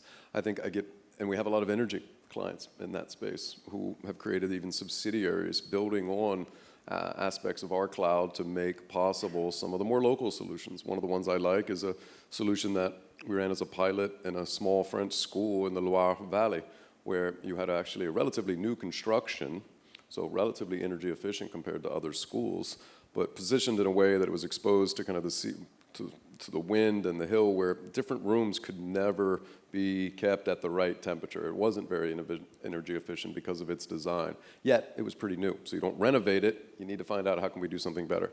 And it sounds small, but it's some of the sensors that you put in those classrooms. Those have existed for a while. What's different now is the sensors that were placed in the classrooms, the wireless controls that could be placed on that. You don't need to have a human operator behind it to be able to track the presence in different classrooms. You start to identify patterns in one room versus another, that this one always gets cold when the wind starts to blow. This one seems to get cold when it's raining. And through the IoT platform that was provided by one of our InnoGrid partners in France, running on a Microsoft Cloud solution, more and more of that is automated. Energy bills go down. Room temperatures are adjusted to reflect that and anticipate that. And that's leveraging IoT analytics and also a lot of artificial intelligence power. So you can go really local, and I think at the higher level, it still starts with, unfortunately, I'll come back to the point, we got to be speaking the same language. We talk about these targets. It's hard to measure progress towards the targets if you're speaking different languages. But some of the local examples and some of the big enterprise examples are the ones that we're seeing our customers develop more and more. Okay, thank you. Very interesting. Ulrich, let's move to, do you have some nice examples to share with us? You already told about Ireland, just, but is maybe some other one? Okay, we heard about big charging stations, charging parks next to the highways, for example. A lot of people discuss about how the flexibility is going to play with this kind of infrastructure. Some people believe that we're going to have fast chargers, which will be flexible in terms of power management. But what we see is that perhaps it's going to be just the opposite. It might be that we will create through these hubs, through these charging hubs, a kind of flexibility hubs where logistical companies will receive signals for price signals, for price of charging. And this might mean that the fast charging in the future will not be the most costly. It might become that during the day, during excess energy in the system, the fast charging can subtract a lot of this energy into the consumption and reduce the overall stress of the transport sector towards electricity grid. This is one example. Cool, thank you. And it's one of the flexibility examples Mark just mentioned. I do get a couple of questions, and it's very interesting. So in a couple of minutes, we move to the other questions. So please start asking your questions ahead. Mark, do you want to add something to this? Else Yeah, of course, you know, we don't have the examples like that from the practice, but what I think I can add is that with, you know, over the years we funded quite a lot of projects that look into, you know, what is the future of the grid, right? And I think we started off just simply testing, can flexibility be remotely used, right? Can actually network operators use flexibility to manage the grid? I think maybe 5-10 years ago that was an open question, and I remember projects that look now very simple, which were about a DSO testing if it could use solar panels that were on roofs to help it to solve congestion. And so can we put something like a remote control on those panels? What does it mean, and does that help us to solve congestion?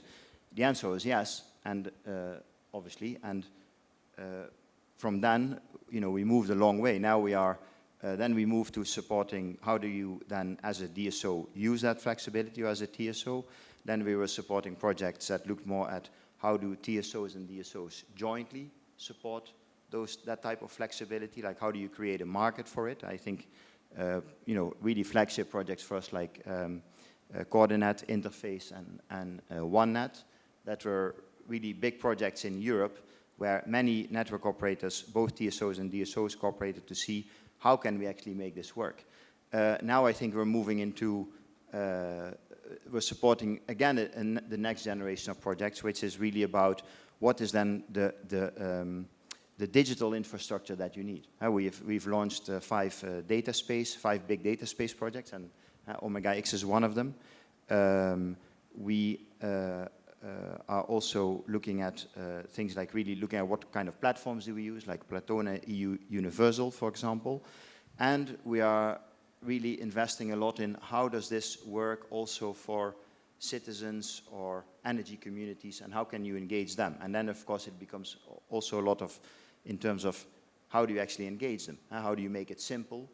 Because, of course, here we all talk about what we would like consumers to do, but getting them to do it and understanding what they're actually doing or what they're getting engaged in is a whole different type of sport. And I think, I think what I'd like to basically highlight is the kind of the progress in terms of what are the types of things we're focusing on and how we're jointly really advancing things that if we would have been talking about it 5 years ago, it would really have been a completely different discussion. So I think there is real progress, but again, you know, we're in a hurry, so we always need to speed up.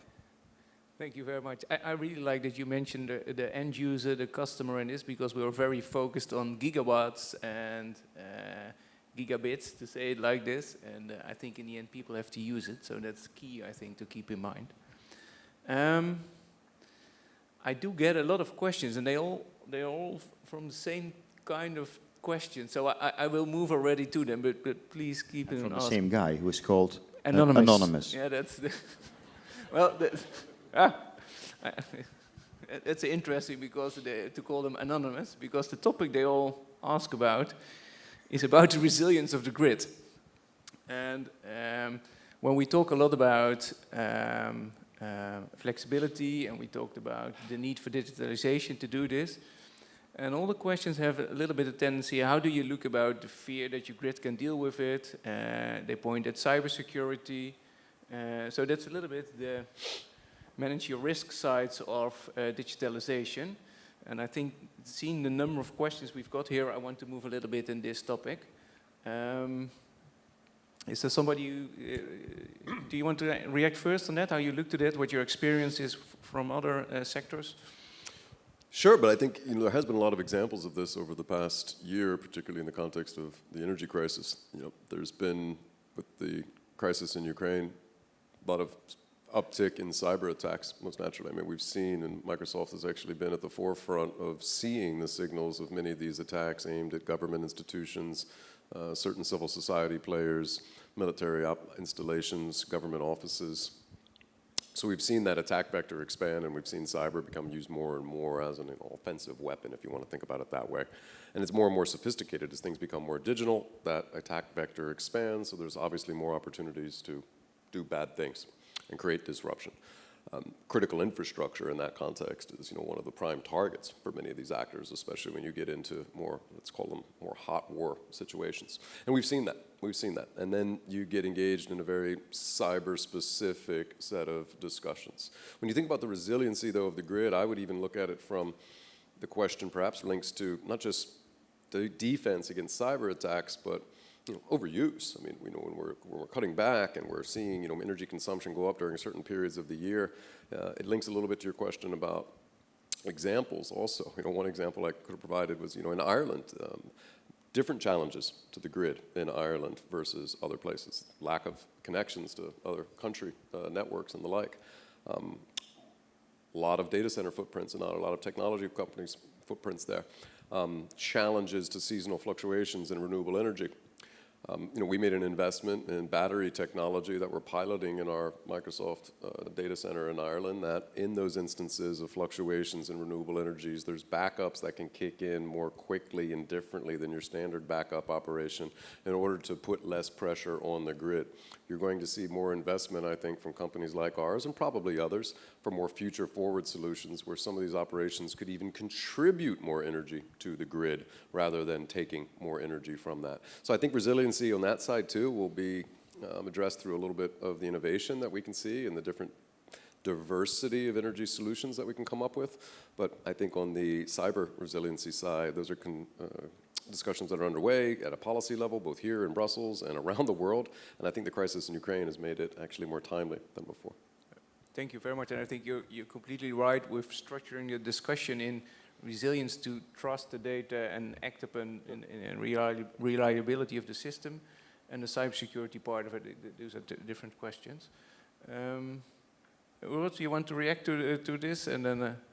Yeah, maybe just to highlight it, that when we talk about cybersecurity, we should never forget that the system will never be really separated. So energy system will always be connected. It will always have more and more data exchange, and even if we reach this level of energy communities and consumer self-consumption, or if these trends happen and will even more diversify the energy sector, I think we will still need to connect, and we will need to somehow optimize the system as a whole.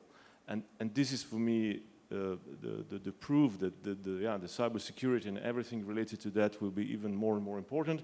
And of course, the companies like TSOs and DSOs are doubling, tripling the efforts in this regard. We are becoming the harbors of security, and we are really taking care of all the details. But at the same time, opening up, building up new use cases and doing all that stuff, I think it's a very challenging time for us. And it pops up a question which I want to react to you on it. So is it needed to have a chief resilience officer or not, given the challenges we have? So we do not separate the IT security from the physical security anymore, so we see it as a whole. So I think this question can be answered in yes. So somehow the roles are not centralized, I could say, in the companies. We still keep different people for different responsibilities, but we have like 2 or 3 guys taking care for this on the top level. Okay, thank you very much. Mark, how do you look to this topic from a policymaker view? Yeah, I mean, it's a real issue. It's a real worry. We basically are, I think our electricity system is a target. And if people thought it wasn't, then after Russia's invasion of Ukraine, they now all agree it does, or it is. As you know, as also other infrastructures are. And I think there are, of course, a few things that make the electricity system particularly vulnerable, because it is basically electrons that are all connected, that is going so fast. So, you know, an attack can spread very quickly. On the other hand, with all this innovations in decentralization and things like that, you can also find solutions to increase the resilience in the electricity grid itself, like you were saying. But let's say what we do at the EU level about it, of course, is mostly happening is mostly done by our colleagues in DG Connect, who are setting the general framework for network information security. Also for the now an additional focus on the, let's say, the small assets, all these connected objects, and how do we make sure that they are also secure. There is a legal text that was recently adopted. Now I don't remember the name, but it is one of the key issues. And then we have our colleagues who deal with security in the energy department, who are very much focused on what are then the specific issues for energy and what do we need to pay attention to, that have also now recently sent an implementing regulation to the Council and the Parliament. No, I think we're still one stage earlier, but there is a progress there also in establishing really what does this mean in detail for, in particular for the network operators, for electricity. And I think the key issue is that it's, you know, mostly what it is about is making sure that there is a continuous effort, and that there is a continuous effort, that there is a continuous reporting, that there is a continuous exchange of what has happened, what is happening, what are the threats, etc. Because I think that's the only solution you can have. It's paying continuous attention to it, more than saying, you know, now we have found a solution and with this everything is secure, because it's continuously changing, and it's more making sure that it's on the agenda than thinking that there is a one-off and then we can stop worrying about it for a few years. Yeah, I agree. I don't think this goes away with one action plan or one action. Let's move to some questions in the room here, and this is a challenge for me, but it at least explains why it's warm on stage. But Are there any questions in the room to add, or is everybody very active? I get a lot of questions on the, I see there on the right-hand side.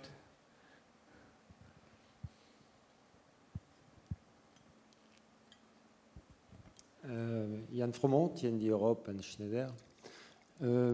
I agree, and we hear about flexibility for some years. I see now the pressure coming from DGNR and Kadri Simpson and Mark. My point is we look at it for some time about flexibility, but there's no definition of flexibility. So either my feeling is that at the moment we keep it as a certain level, which is high level, so as a buzzword. As I work more and more in standardization, I think we should at least define what it is about the flexibility, because today we talk about conjection, sometimes we talk about peaks, sometimes we want more production, sometimes less consumption. My feeling when we try to solve this kind of complex project, and at a grid level it's even more complex, is to define what we talk about first, certainly through standards, and then try to solve and leverage what we have in front of us. Otherwise, we'll be always searching or hunting the flexibility that don't exist. There is several ones, implicit, explicit, and managing the generation and the demand side and the grid in the middle. And my advice, and actually that's what we work on, is to try to define what we talk about first in order to go faster. Otherwise, maybe we will be going in wrong directions. So my point is, do you work on, Mark or the rest of the team here, on this kind of definition? Thank you. Is there somebody who wants to react? Mark? I think it was directed to you a bit, the question. So. Yes, maybe to me and Kadri, but since Kadri is not here, I'll probably have to answer. No, so, yeah, I mean, good point. Of course, flexibility covers many different things, and you can, we're not always exactly talking about the same thing. I don't think that we need a definition in order to work on it, right? I think that let's say, from my point of view, flexibility comes from we need to integrate renewables, load need to, let's say, demand needs to follow the generation more than it used to, and that requires flexibility in demand, and that can be you know, the demand response can be in many different places for many different reasons, and those are then the individual use cases that we are defining. And I think this is actually happening, has already been happening and is still happening. If we talk about, for example, the putting smart meters in homes and giving consumers the right to have contracts that give them a variable electricity price, we're talking about generating flexibility for them to react to wholesale market signals so that basically the system can manage the integration of renewables better. If we talk about the balancing network code, where we look at how can we make sure that smaller loads and smaller also demand connected to the grid can actually participate in balancing markets, we're talking about increasing the flexibility of the system, because we don't just rely on the big generators anymore to manage the frequency. And now we're working on a demand-side flexibility network code that is very much focused on the congestion management and distribution side of things. Again, trying to aiming to define how can we make sure that this demand-side flexibility can be used to solve congestion at a local level. So these are all parts of the definition of flexibility. I think in addition, from the top of my head, and I don't know the latest where we are in the Council, Parliament on it at the moment, but in the electricity proposal from the 14th of March, we have also asked member states to define and set a target for flexibility at a national level. So I think that's also linked to that, which is linked to the question actually that you asked, how do we make sure that we talk about the same thing, which is linked to the question, how do we actually measure it, right? So it's I think it's the beginning of the process to set a standard of how do we actually measure flexibility. And I think very much linked to that is a work that we are engaging in with the TSOs, the DSOs, Acer, and the regulators on defining smart grid indicators, which are also about how do you actually measure how a grid is operating, how smart it is, how well it is performing, or how well the system is performing. I should not just say the grid, but I think the system in its entirety.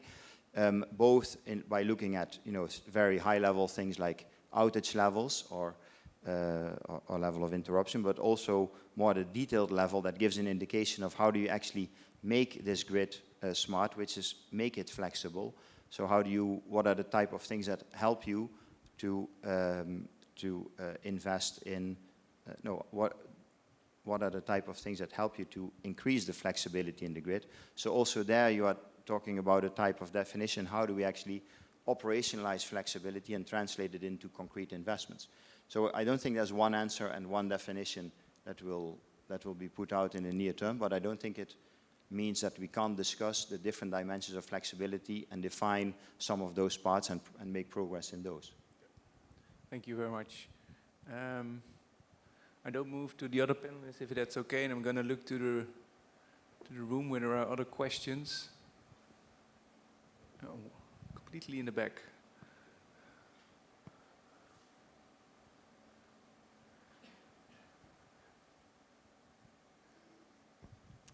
Hello, Sadesh Gandhi from ENSOE.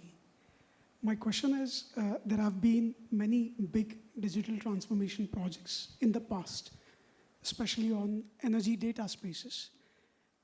So my question is, what are the key insights based on the, let's say, lessons learned from the big projects which have failed to deliver the key momentum or the momentum which was expected?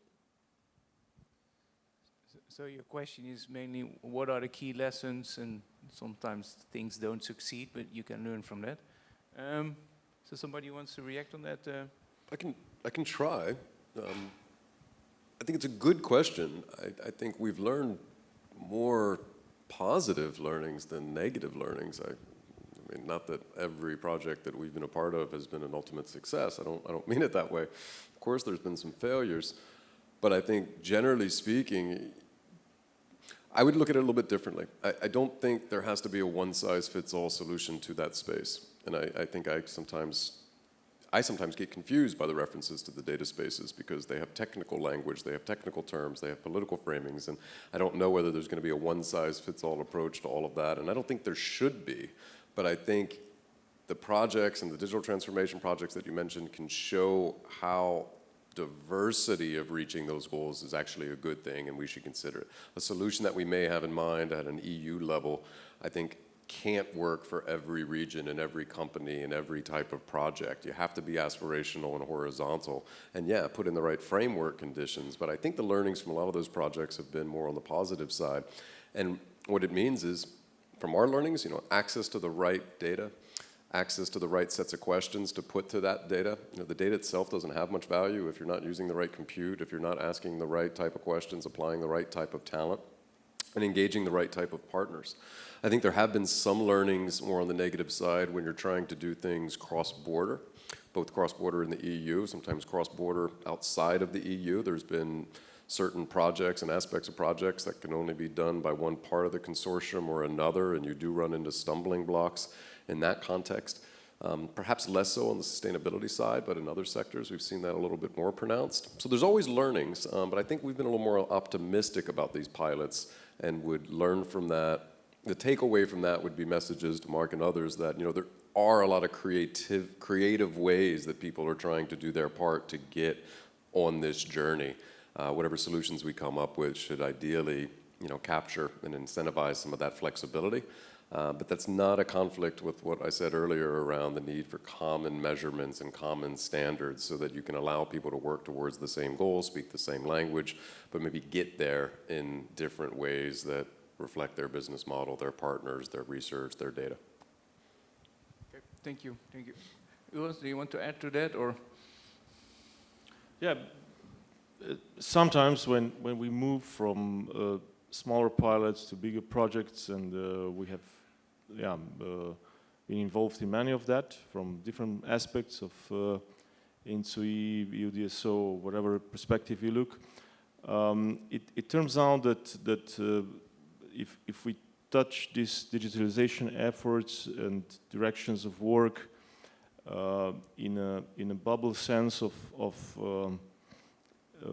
I would say relation towards the use cases. So if we want to be too generic and look for this one solution fits all target, I think this might create a bit of a challenge, and I think this was the biggest challenge, because you know when we digitalize and when we create data spaces for different problems, we have to be aware that in energy field we are tackling the microsecond to 10-year to 20 years time span for optimization of certain processes. And also in terms of level of complexity, these processes are extremely different. Yeah? And now, so when we try to do some generic solutions which were intended to cover as much as possible of these challenges, we sometimes did not deliver on these promises. But I think recently, I think we all saw that the time is running out and that we really need to speed up the whole process. And now we are more and more focused into exact use cases, and this is much simpler from both sides, from the data side and also from the energy side, because we then know what we talk about, we know what we are striving for, and we can deliver something immediately, which is really the most important. And I think this was the exercise which we had to do, and I think we are still quite strong on that. Okay, thank you. Be concrete. I think that's what the lesson is there. I can rely to that very well. So we are in the last 3 minutes. So I suggest that we make a last round. So that makes 1 minute per panelist. If you talk about the future, your vision for tomorrow, artificial intelligence, a wish list on the energy sector and digitalization. Mark, can I start with you? Yes, but I'm not going to talk about a wish list then, because then I think we'll be here still in the evening. But I think one of the key things that I think we want to address now when we talk about a data space, and so that is not a centralized one size fits all type of solution, but what it wants to address, and think what is urgently needed to address, is that there is a lot of data and a lot of intelligence distributed throughout the system with many different parties. And if we want to make real steps in integrating, renewables with the extremely ambitious targets that we have for Europe, then we need to make sure that those data are going to be shared across many different parties. Thank you very much. I think this relies very well to the opening speech of Francisco as well. Jeremy, can I ask you? Sure, I'll be very quick.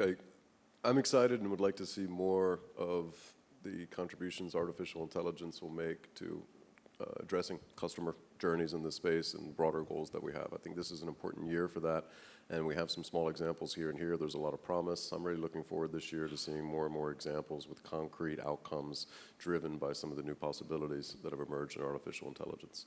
I also like what Mark said. I think the data sharing opportunity, and that comes back to the artificial intelligence angle as well. You're not going to be successful at artificial intelligence without access to the right type of data. And that doesn't mean opening up all data for every type of purpose by everyone for anything, but being more open with that data, we do believe, is going to lead to much, much better outcomes, both for the companies that are engaged in that and the projects, particularly at a societal level. Thank you. Thank you very much. Urs, you've got there 30 seconds I see on the screen here. Okay.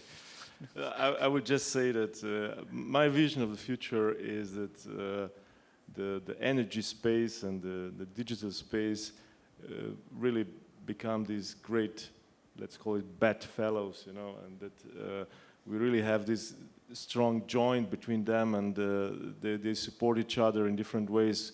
So the use cases learn from digital, and digital learns from use cases, and so on. Thank you. Thank you very much. Thank you for this panel. Thank you for your insights, and I think we had some key points. Now we come at the moment that there's one thing between lunch and now, and that's Jose Ferrari. I'm not sure he's already there, but let's move from stage, and then Jose will give his closing remarks.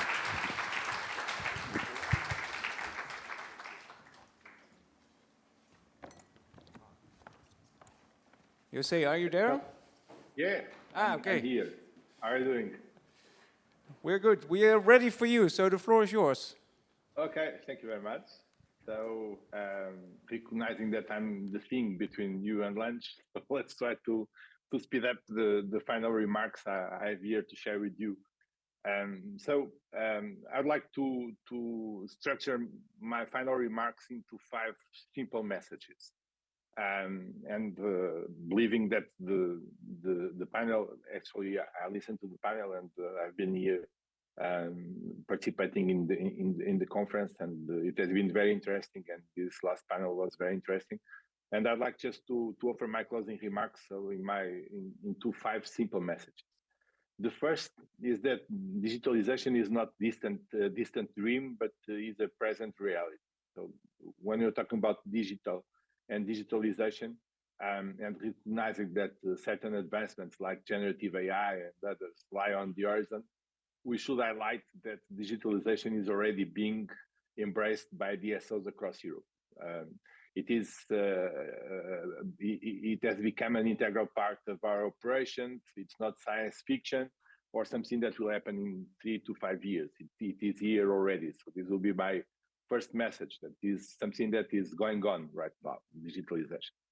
My second message should be that smart meters hold a tremendous significance in the energy transition and are transformative when speaking about digital, as they serve as one of the main catalysts for digitalization within DSOs. So smart meters are key on digital. They are not the only thing when we're talking about digital, but they are key here. And as we transform into data companies, because with DSOs, we are transforming ourselves into data companies. Francisco talked about data gravity. Roberto talked about software companies. So we know that we are transforming ourselves. We are collecting, storing, processing, and sharing an astonishing amount of data with the market. Just as an example, in my company alone, we handle over 400 million data records each day. So a huge amount of data, and I think that smart meters are very important in this process, as they are revolutionizing not only the way we operate, but also as they are empowering customers to modify their energy consumption, how to respond to market incentives, and even to allow customers to generate their own energy, as it happens in self-consumption or energy communities. So smart meters are very important in this process. They are key when we're talking about digital transformation, and they are contributing to a huge transformation when we're talking about DSOs. So this will be my second message. My third message is that digital is reshaping the way DSOs engage with the market, namely with customers. And here we are witnessing the proliferation of apps, digital channels, video calls, and the robotic interactions with customers. And we are increasing the quality of service we are delivering to our customers. And somehow we are replicating the user experience they have in other sectors like telecommunications and financial services.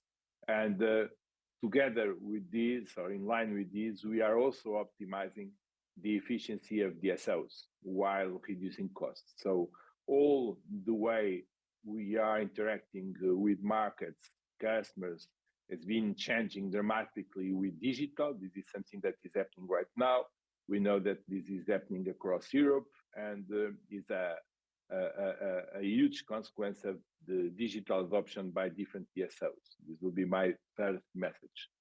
My fourth message is that digital technology plays a pivotal role in enabling DSOs to manage their networks more intelligently.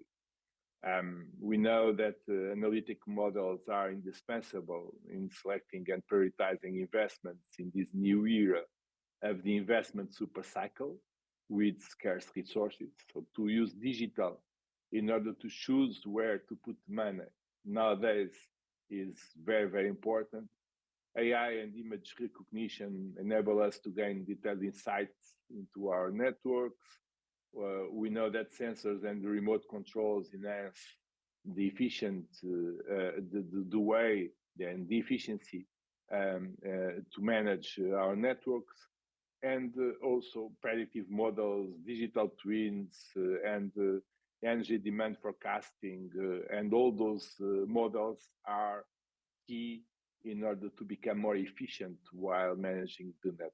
So this for us is very, very important, and I would say that this will be my fourth message regarding digital and how we should adopt digital.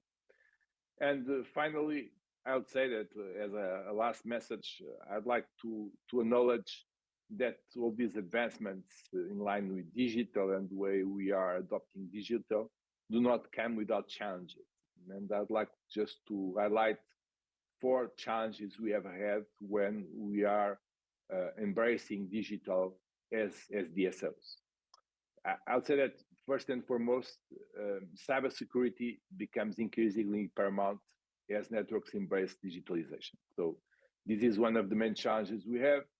It is imperative that we prioritize the protection of our networks and raise awareness among our employees. We know that people are often the weakest link in cybersecurity, and we must remain vigilant in safeguarding against the potential breaches. So this is a huge challenge that we need to take into consideration. The second challenge is that we need to find the right balance between investing in digital infrastructures and conventional assets. So this is a challenge because we know that we have had this super investment cycle. There is a huge amount of investment to do, and to choose where to put the money, and to have room to invest in digital, while we have a lot of requirements from the traditional assets to invest, to replace old assets, or to cope with the challenges we have had in order to interconnect renewables and so on.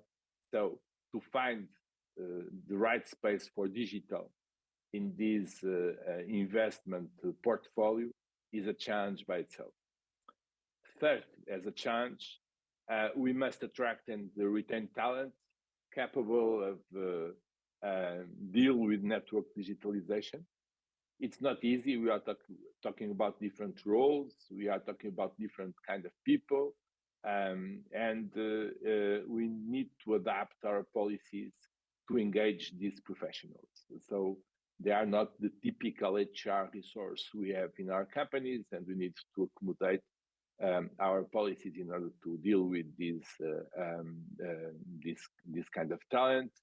And we need also to recognize that individuals from non-traditional areas of expertise now play a very important role in network development. So we are used to deal with electricians, engineers, and this kind of people. And we need to consider that data scientists, IT experts, and so will be very important in our HR portfolio. So we need to consider that.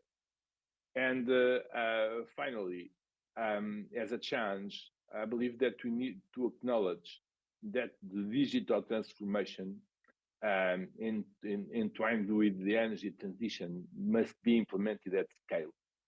And I think that this is a challenge by itself, because nowadays the time for pilots and showcases has passed, and we need to transform our processes, incorporating more technology in our day-to-day activities and in the different interactions we have with customers, employees, or market operators. And we need to do that in an holistic approach touching all processes, touching all stakeholders, and at scale. So in a transformative way. I think that this is a challenge by itself. So those will be my 5 messages to close this half of day or this panel. But I'd like also just to add here an additional thought, and is to say that as we reflect on the challenges we face, let us not forget that we are living in the most exciting era for those involved in the electricity distribution sector. So nowadays, I think that what is going on, the energy transition, the role that plays in society, the role that DSOs play in that transition.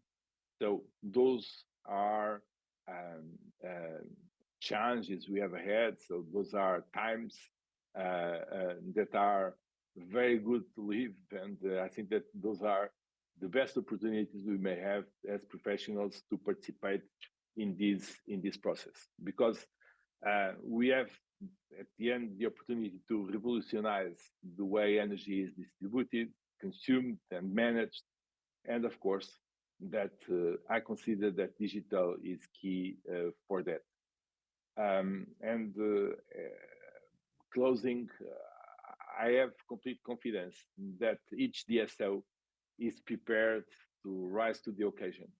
And together, I believe that we'll embrace the power of digitalization, working to build resilient networks, empower customers, optimize operations, increase efficiency, and to contribute to the realization of a sustainable energy future. So those will be my messages. Thanks a lot for the speakers. Thanks a lot for the Q&A and for your participation, and have a nice lunch and a nice afternoon. Thank you very much.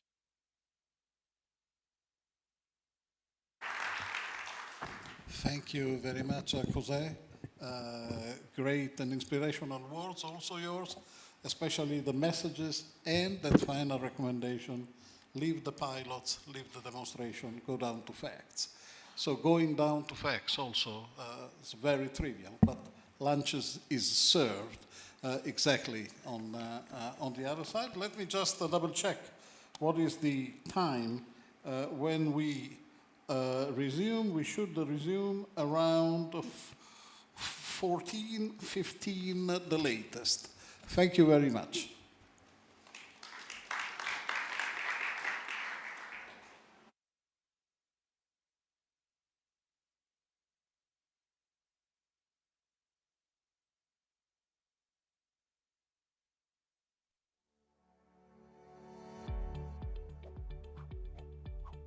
Distribution grids were originally designed to unidirectionally distribute electricity supplied by large generation plants, based on predictable, manageable sources.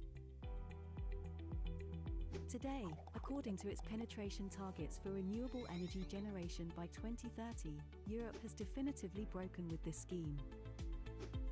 The grid is evolving towards a bidirectional, distributed, and mainly variable and renewable system. This new paradigm includes major challenges, such as the integration of smart charging of electric vehicles and the active participation of demand through self-consumption installations. In response to these challenges, FlexiGrid has been created. A project that will help distribution network operators, technology providers, software developers and marketers, and electricity demand aggregators to improve the operation of the distribution network, making it more flexible, reliable and cost-effective. FlexiGrid is already developing hardware and software solutions through for real-life pilot programs in Spain, Greece, Croatia and Italy to demonstrate their feasibility before bringing them to the market. The secondary substation of the future will help operators to monitor, automate and control the distribution network. This, together with the smart meter, will enable them to improve the planning and operation of the low-voltage grid. In addition, to guarantee the security of its medium-voltage grids in intensive renewable generation scenarios, the project is developing innovative protection devices which guarantee the safety of the network. Besides that, the Energy Box will enable operators to prepare for the deployment of smart grids, thanks to its ability to generate distributed computing strategies to control and manage their devices.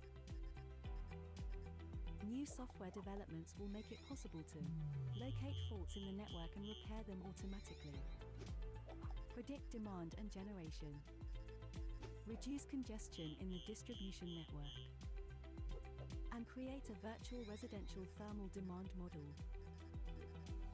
In addition, the open-source cloud platform Fuse will make it possible to exchange information between the different solutions and the devices that implement them. This is FlexiGrid, a better tomorrow through comprehensive services in the distribution network.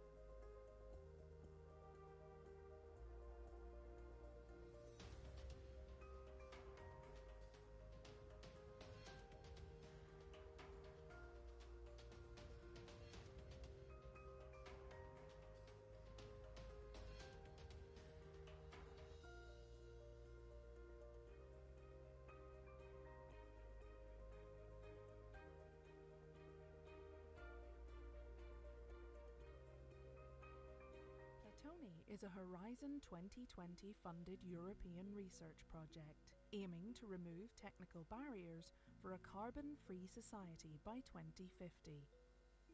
Project Platone provides concrete answer to distribution system operators that are facing the modern challenges related to energy transition and digitalization.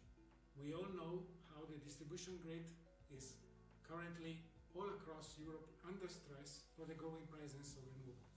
This change is calling for more automation, digitization, that is allowing the grid operator to make the best use of their infrastructure. Platone offers a new generation of software solution which has several key ingredients that make the overall architecture. At the center, there is the DSO technical platform. The DSO technical platform is based on the Sonio platform, an open source microservice solutions that offers DSO the possibility to include services in a modular way. Our partners built all the platform, the mechanism and the equipment foreseen into the Platone standard architecture. The Platone architecture is characterized by a dual-layer blockchain structure, and both layers are interoperable and pluggable in different market or distribution systems. The platform is then enriched by a set of interfaces to the customers, because we want to bring customers at the center of the future power systems, and this interface is based on blockchain technology. Interface to the market, because flexibility is the key element for future power system to cope with the volatility of renewables. And last but not least, an interface to what we define in the project as legacy systems. All the DSOs have already in place something in their control room. We are not saying just change and run fully on our solution, but we want to seamlessly integrate in the existing infrastructure. Comprehensive testing of the Platoni outputs is of utmost importance for the future development of the electricity market. The concept is not just theoretical or a small laboratory idea, but is demonstrated in 3 large pilots in Germany, Greece, and Italy. Thanks to the 3 different pilots, all the components of the platform are under test and the architecture is fully validated, so that from the real experience we also have the possibility to learn, and within the project we have 2 iterations of release of the platform that will allow us at the end to have something mature and ready, close to be ready to market. The open source solutions will be released as part of the Sonia project in the Linux Foundation Energy, which also means that the plans for exploitation are very simple, which means we need to build synergies among the distribution system operators to go for standardized solutions that are widely applicable. We could say a lot of words on that, but probably the answer is all in the motto of the Platone Italian demonstrator: cutting barriers, unlocking flexibility.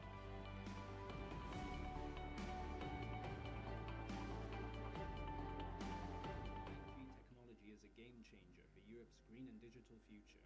The Smart 5Grid Horizon 2020 project, funded by the European Union, provides an innovative and fully featured 5G platform for the energy sector for experimentation of novel network applications and smooth integration with the current communication networks of the power grids. Within the framework, 4 pilots have been developed. The Italian pilot exploits edge computing and ultra-reliable low-latency features of the 5G needed by an advanced grid automation system with self-healing capabilities. The Spanish pilot uses 5G private network communication and edge processing power for real-time sensor data analysis to enhance the safety procedures for maintenance workers in high-voltage power substations. The Bulgarian pilot facilitates fast and reliable integration of IoT-based sensors and measurement units into monitoring and control of distributed renewables. The Greek-Bulgarian pilot demonstrates cooperation of telco providers through cross-border 5G network, fulfilling the reliability and latency constraints of a virtual phaser data concentrator. The GEOS Research and Innovation Center of Excellence at the University of Cyprus led the pre-piloting, testing and validation process of the 4 pilots of the Smart 5Grid project.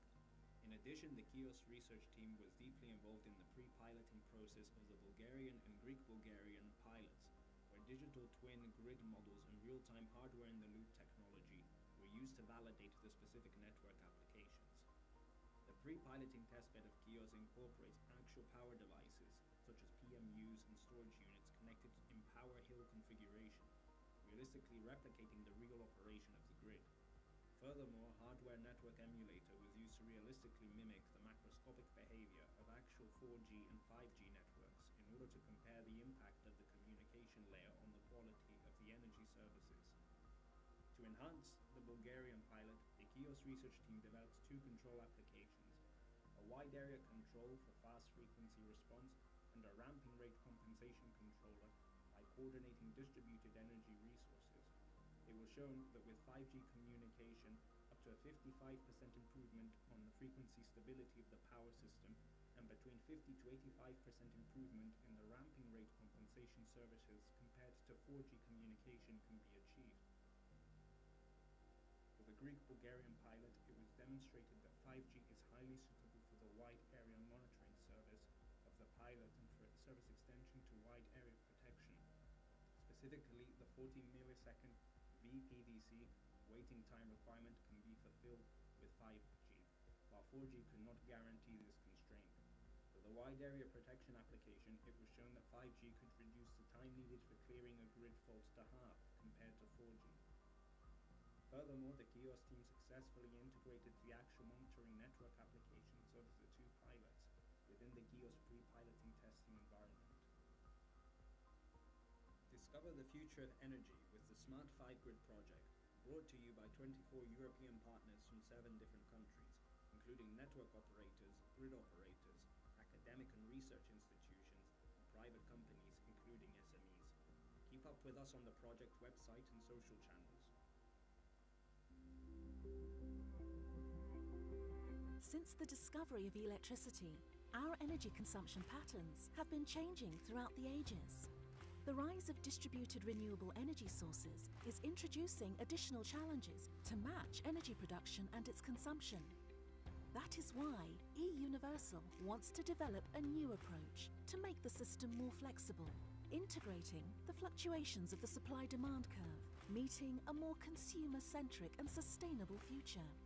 Let us introduce the Universal Market Enabling Interface, an eUniversal project.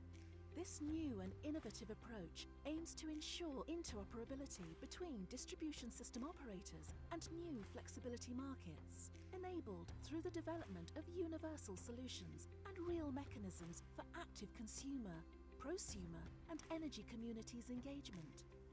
An active participation in the energy transition must be available for everyone, such as distribution system operators, aggregators, market agents, consumers, or even transmission system operators.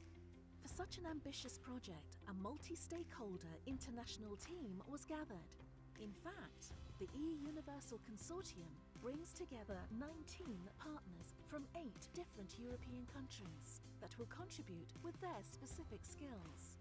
To conceive this interoperable flexibility ecosystem across Europe, e-Universal will take into consideration 3 different layers: flexibility solutions, smart grid solutions, and universal system market interfaces.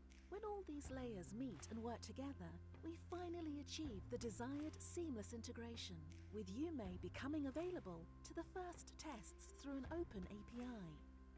The next step demands testing in a controlled and small environment.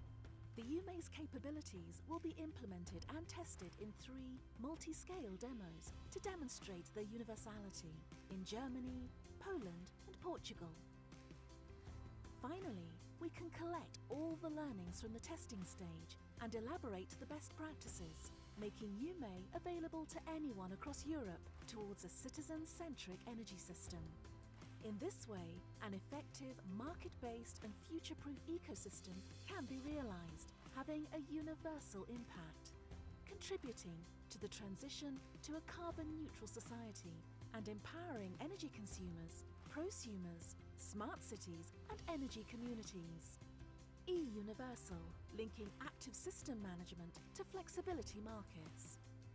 To learn more, visit our website or follow us on Twitter, LinkedIn and Instagram.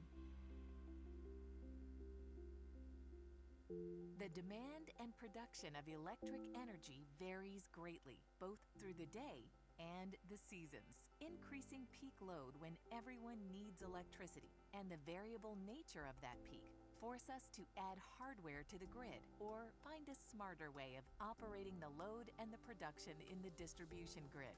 Energy and technology companies are collaborating with regulators on finding a solution to make the grid smarter. Instead of expanding the capacity of the grid, we are making new, innovative technological solutions, having higher flexibility and increased participation of all energy resources in the distribution grid. Historically, the capacity of the grid has been much greater than consumption demands. Available power for a consumer has never been a problem. Digitalization and increasing demand are changing the way the grid is operated. All assets in the grid will be able to be connected and controlled in real time, and we can contribute to how much we manage the production and demand in the grid. Whether you have solar PV or wind producing more than you consume, you can sell your excess power back to a common market. If you are able to shift your demand to another time of the day, you could get compensated for your flexibility. Centrally located power storage battery systems or electric vehicles can provide a buffer of storage when the demand is low and for use when demand or prices are high. Digital technology gives utility companies the ability to have the overall knowledge of the available power in their grid, where it is and who is not in need for power. Consumption in the grid could become flexible and could be in demand the time of day the power price is at its lowest. Flow of real-time information may help to detect and solve power outages and bottlenecks in the distribution system faster, and could even predict the situation. All this makes the grid more reliable, both locally, regionally, and nationally, and even internationally. New innovative technology and digitalization opens up potential for new business models and a common platform to operate the grid in a flexible way. As a consumer, you will have more choice of services. In our nodes market, The flexible load, production, and storage could be registered and traded by all. The market will use resources most efficiently and will provide advantages for everyone connected to the grid. Nodes develops an integrated marketplace for decentral flexibility, giving predictability and freedom of choices in the digital grid of the future.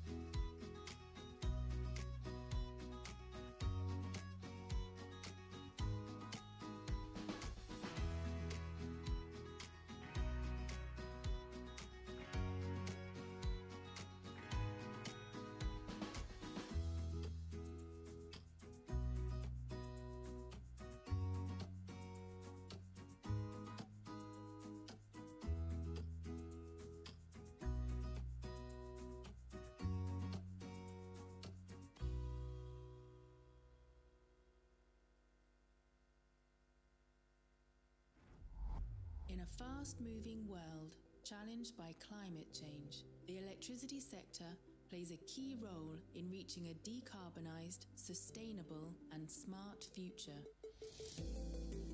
What will the European electricity system look like? Try to imagine a new generation of grid services able to fully exploit demand response, storage and distributed generation. Try to imagine citizens at the centre of the energy transition, unlocking existing and new solutions to create fair, transparent and open conditions for the consumer. Try to imagine One Network for Europe is a system of systems approach to the European electricity system, supported by a unique IT architecture. We are building this future.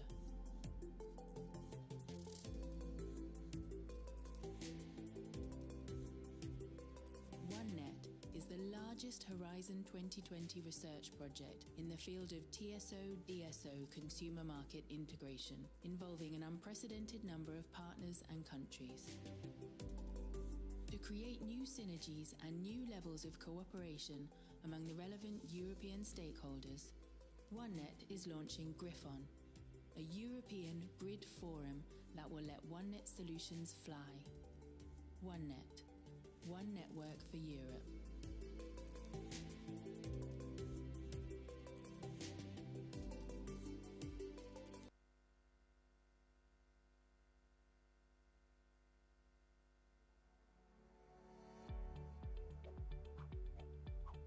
Distribution grids were originally designed to unidirectionally distribute electricity supplied by large generation plants, based on predictable, manageable sources. Today, according to its penetration targets for renewable energy generation by 2030, Europe has definitively broken with this scheme. The grid is evolving towards a bidirectional, distributed, and mainly variable and renewable system. This new paradigm includes major challenges, such as the integration of smart charging of electric vehicles and the active participation of demand through self-consumption installations. In response to these challenges, FlexiGrid has been created, a project that will help distribution network operators, technology providers, software developers and marketers, and electricity demand aggregators to improve the operation of the distribution network, making it more flexible, reliable and cost-effective. FlexiGrid is already developing hardware and software solutions through for real-life pilot programs in Spain, Greece, Croatia and Italy to demonstrate their feasibility before bringing them to the market. The secondary substation of the future will help operators to monitor, automate and control the distribution network. This, together with the smart meter, will enable them to improve the planning and operation of the low-voltage grid. In addition, to guarantee the security of its medium-voltage grids in intensive renewable generation scenarios, the project is developing innovative protection devices, which guarantee the safety of the network. Besides that, the Energy Box will enable operators to prepare for the deployment of smart grids, thanks to its ability to generate distributed computing strategies to control and manage their devices. New software developments will make it possible to locate faults in the network and repair them automatically, predict demand and generation, reduce congestion in the distribution network, and create a virtual residential thermal demand model. In addition, the open-source cloud platform Fuse will make it possible to exchange information between the different solutions and the devices that implement them. This is FlexiGrid, a better tomorrow through comprehensive services in the distribution network.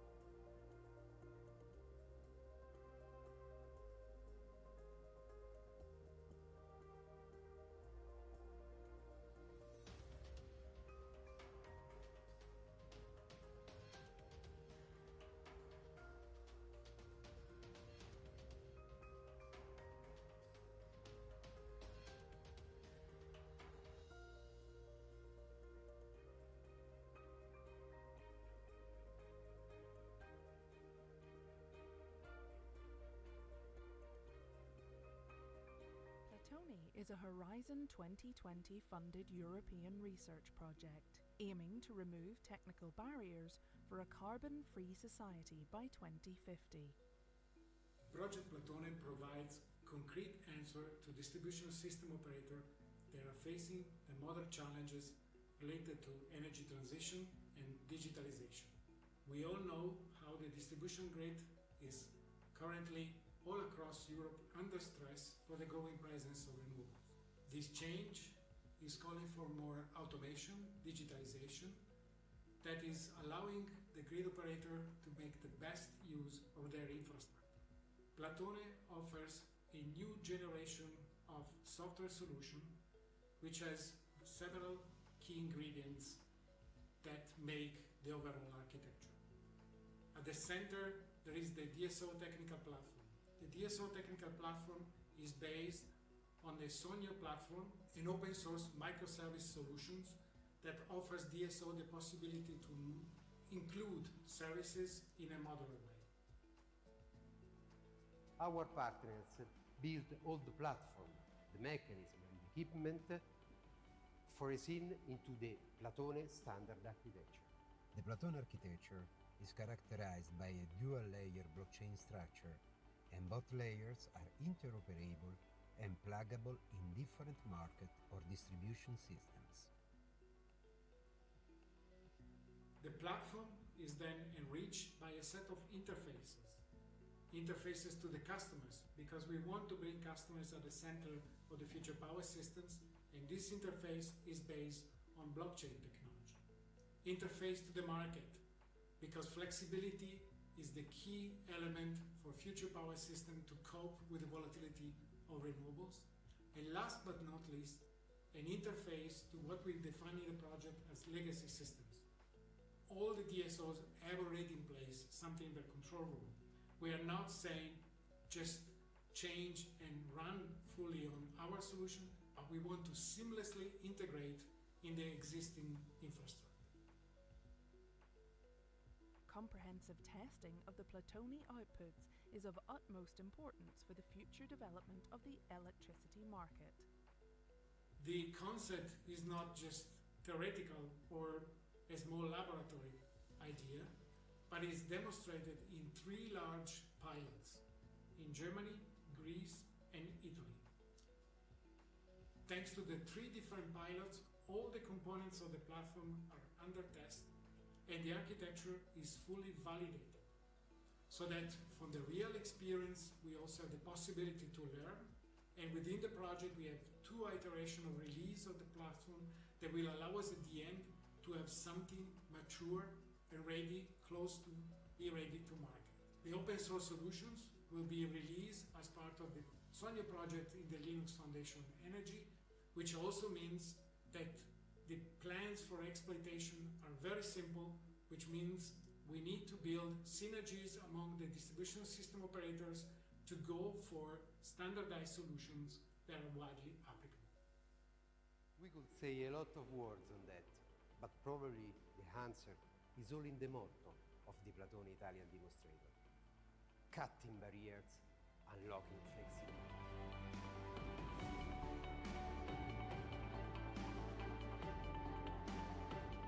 Technology is a game changer for Europe's green and digital future. The Smart 5-Grid Horizon 2020 project, funded by the European Union, provides an innovative and fully featured 5G platform for the energy sector, for experimentation of novel network applications and smooth integration with the current communication networks of the power grids. Within the framework, 4 pilots have been developed. The Italian pilot exploits edge computing and ultra-reliable low-latency features of the 5G needed by an advanced grid automation system with self-healing capabilities. The Spanish pilot uses 5G private network communication and edge processing power for real-time sensor data analysis to enhance the safety procedures for maintenance workers in high-voltage power substations. The Bulgarian pilot facilitates fast and reliable integration of IoT-based sensors and measurement units into monitoring and control of distributed renewables. The Greek-Bulgarian pilot demonstrates cooperation of telco providers through cross-border 5G network, fulfilling the reliability and latency constraints of a virtual phaser data concentrator. The GEOS Research and Innovation Center of Excellence at the University of Cyprus led the pre-piloting, testing and validation process of the 4 pilots of the Smart 5-Grid project. In addition, the GEOS research team was deeply involved in the pre-piloting process of the Bulgarian and Greek-Bulgarian pilots, where digital twin grid models and real-time hardware-in-the-loop technology were used to validate the specific network applications. The pre-piloting testbed of GEOS incorporates actual power devices, such as PMUs and storage units connected in Power Hill configuration, realistically replicating the real operation of the grid. Furthermore, hardware network emulator was used to realistically mimic the macroscopic behavior of actual 4G and 5G networks in order to compare the impact of the communication layer on the quality of the energy services. To enhance the Bulgarian pilot, the GEOS research team developed 2 control applications: a wide area control for fast frequency response and a ramping rate compensation controller by coordinating distributed energy resources. It was shown that with 5G communication, up to a 55% improvement on the frequency stability of the power system and between 50 to 85% improvement in the ramping rate compensation services compared to 4G communication can be achieved. For the Greek-Bulgarian pilot, it was demonstrated that 5G is highly suitable for the wide area monitoring service of the pilot and for its service extension to wide area protection. Specifically, the 14 millisecond VPDC waiting time requirement can be fulfilled with 5G, while 4G could not guarantee this constraint. For the wide area protection application, it was shown that 5G could reduce the time needed for clearing a grid fault to half compared to 4G. Furthermore, the GEOS team successfully integrated the actual monitoring network applications of the two pilots within the GEOS pre-piloting testing environment. Discover the future of energy with the Smart 5-Grid project, brought to you by 24 European partners from 7 different countries, including network operators, grid operators, academic and research institutions, and private companies, including SMEs. Keep up with us on the project website and social channels. Since the discovery of electricity, our energy consumption patterns have been changing throughout the ages. The rise of distributed renewable energy sources is introducing additional challenges to match energy production and its consumption. That is why eUniversal wants to develop a new approach to make the system more flexible, integrating the fluctuations of the supply-demand curve, meeting a more consumer-centric and sustainable future. Let us introduce the Universal Market Enabling Interface, an eUniversal project. This new and innovative approach aims to ensure interoperability between distribution system operators and new flexibility markets, enabled through the development of universal solutions and real mechanisms for active consumer, prosumer, and energy communities engagement. An active participation in the energy transition must be available for everyone, such as distribution system operators, aggregators, market agents, consumers, or even transmission system operators. For such an ambitious project, a multi-stakeholder international team was gathered. In fact, the eUniversal Consortium brings together 19 partners from 8 different European countries that will contribute with their specific skills.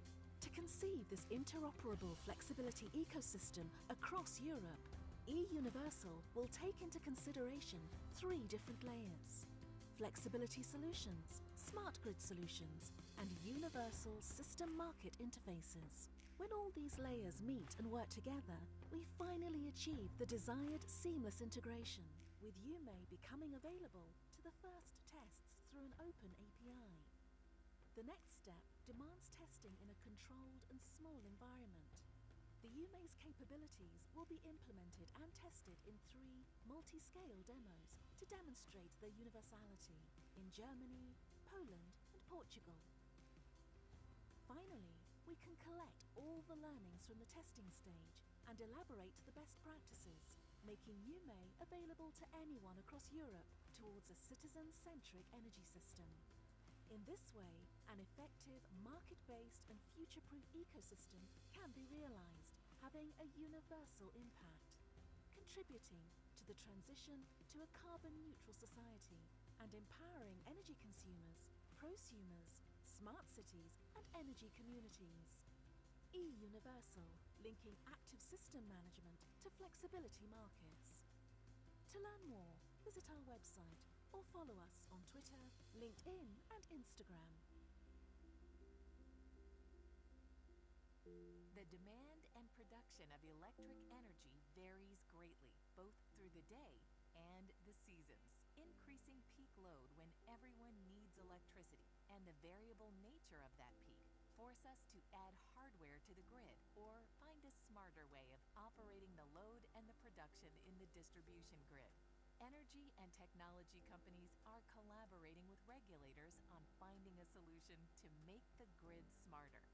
Instead of expanding the capacity of the grid, we are making new, innovative technological solutions, having higher flexibility and increased participation of all energy resources in the distribution grid.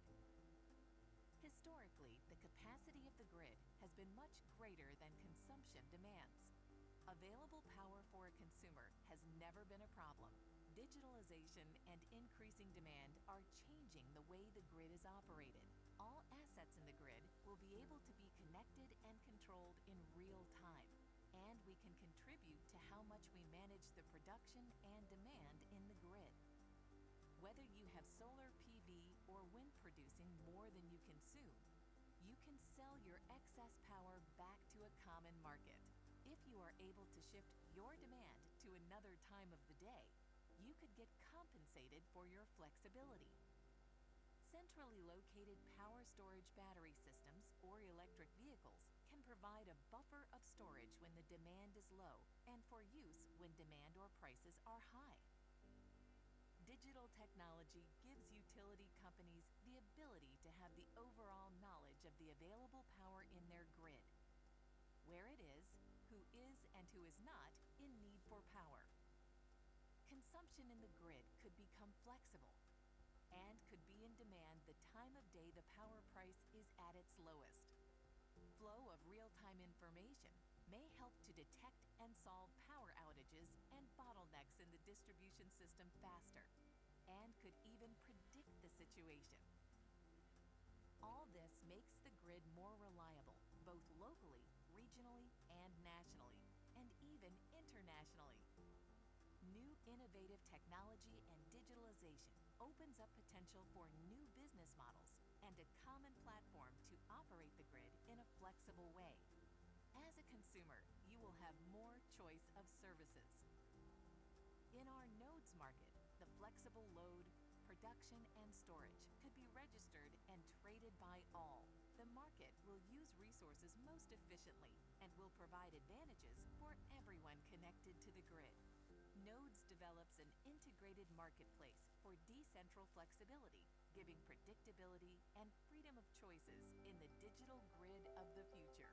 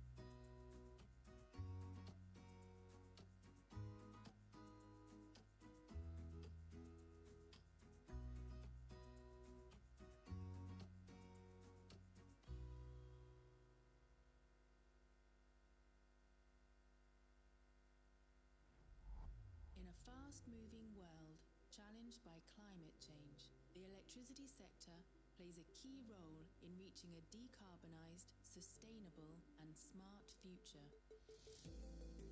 What will the European electricity system look like? Try to imagine a new generation of grid services able to fully exploit demand response, storage and distributed generation. Try to imagine citizens at the centre of the energy transition, unlocking existing and new solutions to create fair, transparent and open conditions for the consumer. Try to imagine One Network for Europe is a system of systems approach to the European electricity system, supported by a unique IT architecture. We are building this future.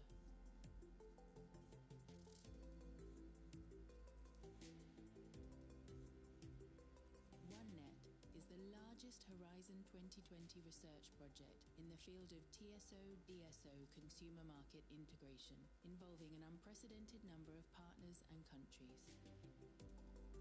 To create new synergies and new levels of cooperation among the relevant European stakeholders, OneNet is launching Griffon, a European grid forum that will let OneNet solutions fly. OneNet, one network for Europe.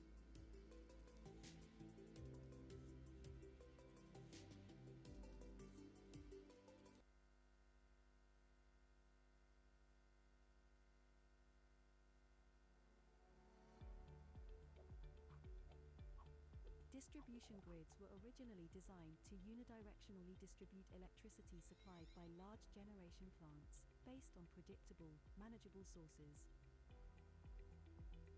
Today, according to its penetration targets for renewable energy generation by 2030, Europe has definitively broken with this scheme.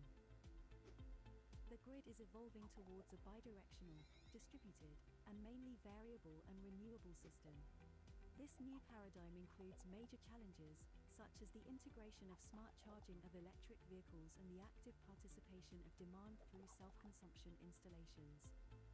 In response to these challenges, FlexiGrid has been created. A project that will help distribution network operators, technology providers, software developers and marketers, and electricity demand aggregators to improve the operation of the distribution network, making it more flexible, reliable and cost-effective. FlexiGrid is already developing hardware and software solutions through for real-life pilot programs in Spain, Greece, Croatia and Italy to demonstrate their feasibility before bringing them to the market. The secondary substation of the future will help operators to monitor, automate and control the distribution network. This, together with the smart meter, will enable them to improve the planning and operation of the low-voltage grid. In addition, to guarantee the security of its medium-voltage grids in intensive renewable generation scenarios, the project is developing innovative protection devices, which guarantee the safety of the network. Besides that, the Energy Box will enable operators to prepare for the deployment of smart grids, thanks to its ability to generate distributed computing strategies to control and manage their devices. New software developments will make it possible to locate faults in the network and repair them automatically, predict demand and generation, reduce congestion in the distribution network, and create a virtual residential thermal demand model.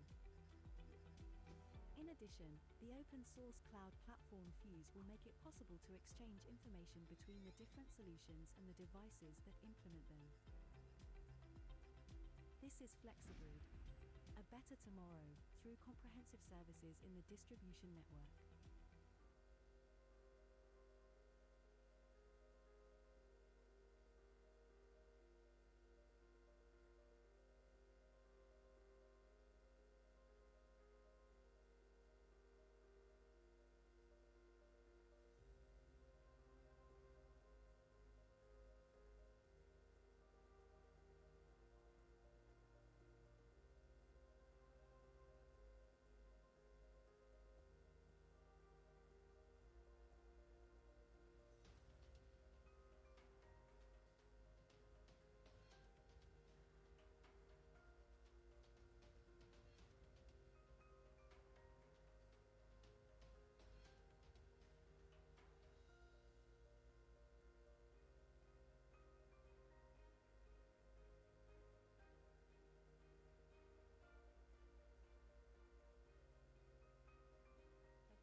Is a Horizon 2020 funded European research project aiming to remove technical barriers for a carbon-free society by 2050. Project Platone provides concrete answer to distribution system operators that are facing the modern challenges related to energy transition and digitalization. We all know how the distribution grid is currently all across Europe under stress for the growing presence of renewables. This change is calling for more automation, digitalization, that is allowing the grid operator to make the best use of their infrastructure. Platone offers a new generation of software solution which has several key ingredients that make the overall architecture. At the center there is the DSO technical platform. The DSO technical platform is based on the Sonio platform, an open source microservice solutions that offers DSO the possibility to include services in a modular way. Our partners build all the platform, the mechanism, the equipment foreseen into the Platone standard architecture. The Platone architecture is characterized by a dual-layer blockchain structure, and both layers are interoperable and pluggable in different market or distribution systems. The platform is then enriched by a set of interfaces. Interfaces to the customers, because we want to bring customers at the center of the future power systems, and this interface is based on blockchain technology. Interface to the market, because flexibility is the key element for future power system to cope with the volatility of renewables. And last but not least, an interface to what we define in the project as legacy systems. All the DSOs have already in place something in the control room. We are not saying just change and run fully on our solution, but we want to seamlessly integrate in the existing infrastructure.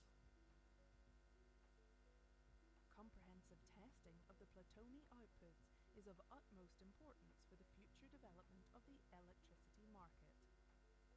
The concept is not just theoretical or a small laboratory idea, but is demonstrated in 3 large pilots in Germany, Greece, and Italy.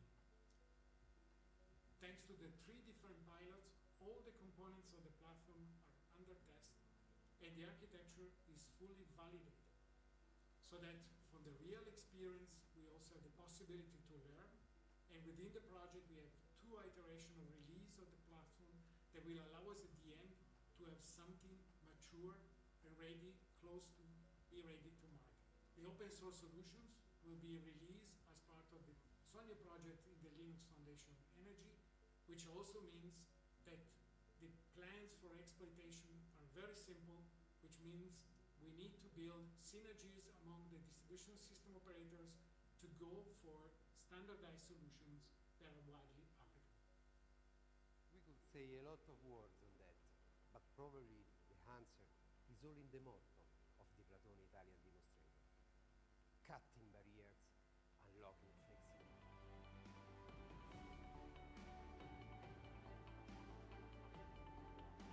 Technology is a game changer for Europe's green and digital future. The Smart 5-Grid Horizon 2020 project, funded by the European Union, provides an innovative and fully featured 5G platform for the energy sector, for experimentation of novel network applications and smooth integration with the current communication networks of the power grids. Within the framework, 4 pilots have been developed. The Italian pilot exploits edge computing and ultra-reliable low-latency features of the 5G needed by an advanced grid automation system with self-healing capabilities.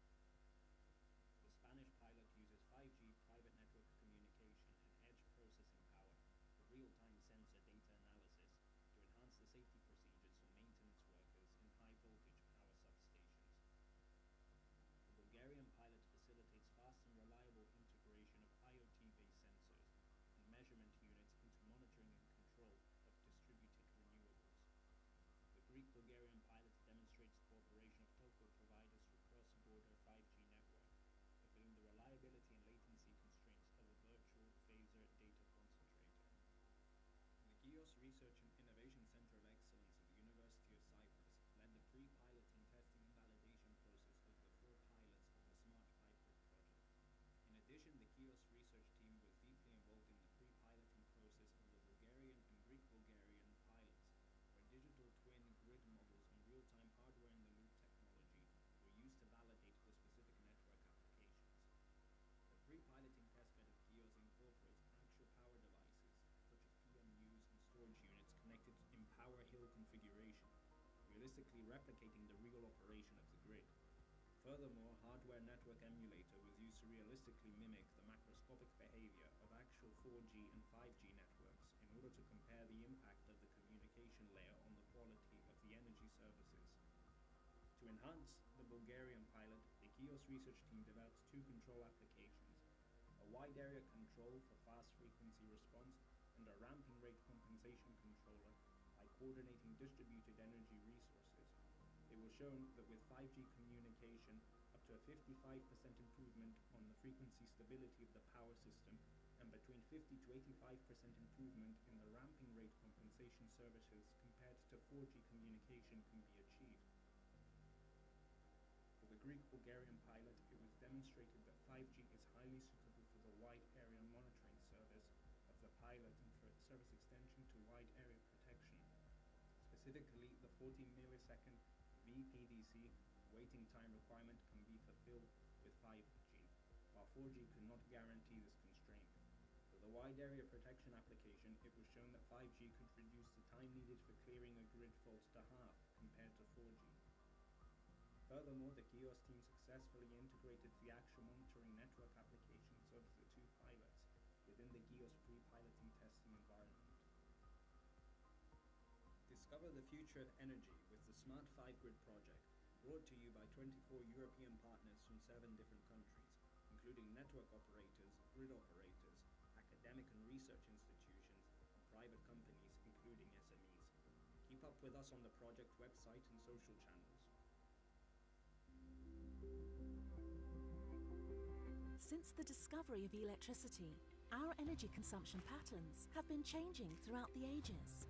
The rise of distributed renewable energy sources is introducing additional challenges to match energy production and its consumption. That is why eUniversal wants to develop a new approach to make the system more flexible, integrating the fluctuations of the supply-demand curve, meeting a more consumer-centric and sustainable future. Let us introduce the Universal Market Enabling Interface, an eUniversal project. This new and innovative approach aims to ensure interoperability between distribution system operators and new flexibility markets, enabled through the development of universal solutions and real mechanisms for active consumer, prosumer, and energy communities engagement. An active participation in the energy transition must be available for everyone, such as distribution system operators, aggregators, market agents, consumers, or even transmission system operators. For such an ambitious project, a multi-stakeholder international team was gathered. In fact, the eUniversal Consortium brings together 19 partners from 8 different European countries that will contribute with their specific skills. To conceive this interoperable flexibility ecosystem across Europe, eUniversal will take into consideration 3 different layers: flexibility solutions, smart grid solutions, and universal system market interfaces. When all these layers meet and work together, we finally achieve the desired seamless integration, with UME becoming available to the first tests through an open API. The next step demands testing in a controlled and small environment. The UME's capabilities will be implemented and tested in 3 multi-scale demos to demonstrate their universality in Germany, Poland, and Portugal. Finally, we can collect all the learnings from the testing stage and elaborate the best practices, making UME available to anyone across Europe towards a citizen-centric energy system.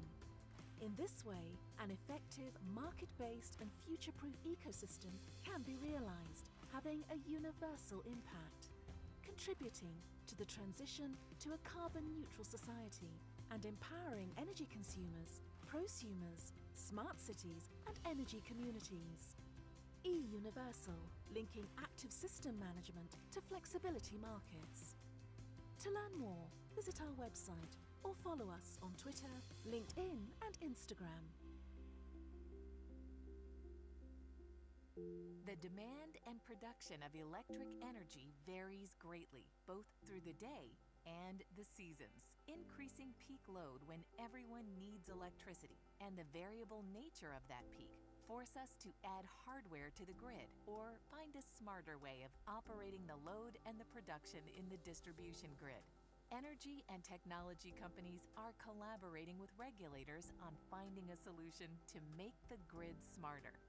Instead of expanding the capacity of the grid, we are making new, innovative technological solutions, having higher flexibility and increased participation of all energy resources in the distribution grid.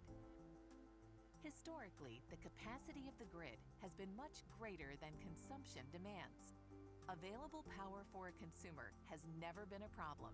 Digitalization and increasing demand are changing the way the grid is operated. All assets in the grid will be able to be connected and controlled in real time, and we can contribute to how much we manage the production and demand in the grid. Whether you have solar PV or wind producing more than you consume, you can sell your excess power back to a common market. If you are able to shift your demand to another time of the day, you could get compensated for your flexibility. Centrally located power storage battery systems or electric vehicles can provide a buffer of storage when the demand is low and for use when demand or prices are high. Digital technology gives utility companies the ability to have the overall knowledge of the available power in their grid, where it is and who is not in need for power. Consumption in the grid could become flexible and could be in demand the time of day the power price is at its lowest. Flow of real-time information may help to detect and solve power outages and bottlenecks in the distribution system faster, and could even predict the situation. All this makes the grid more reliable, both locally, regionally, and nationally, and even internationally. New innovative technology and digitalization opens up potential for new business models and a common platform to operate the grid in a flexible way. As a consumer, you will have more choice of services. In our nodes market, the flexible load, production, and storage could be registered and traded by all. The market will use resources most efficiently and will provide advantages for everyone connected to the grid. Nodes develops an integrated marketplace for decentral flexibility, giving predictability and freedom of choices in the digital grid of the future.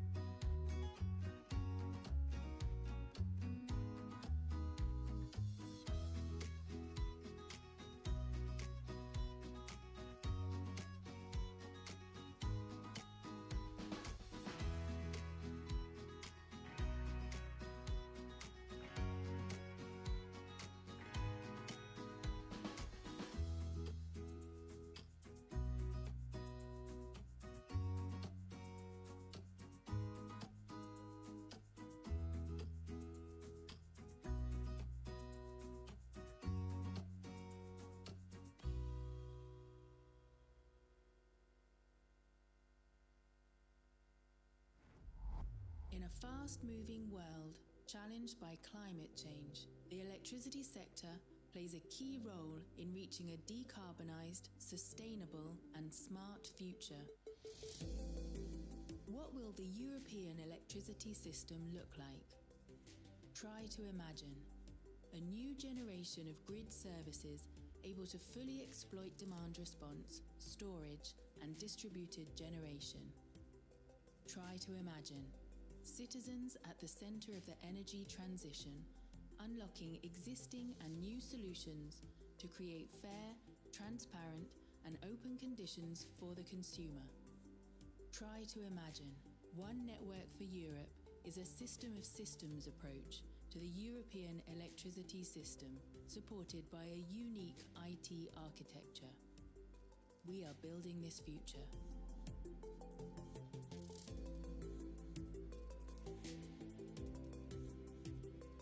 OneNet is the largest Horizon 2020 research project in the field of TSO-DSO consumer market integration, involving an unprecedented number of partners and countries.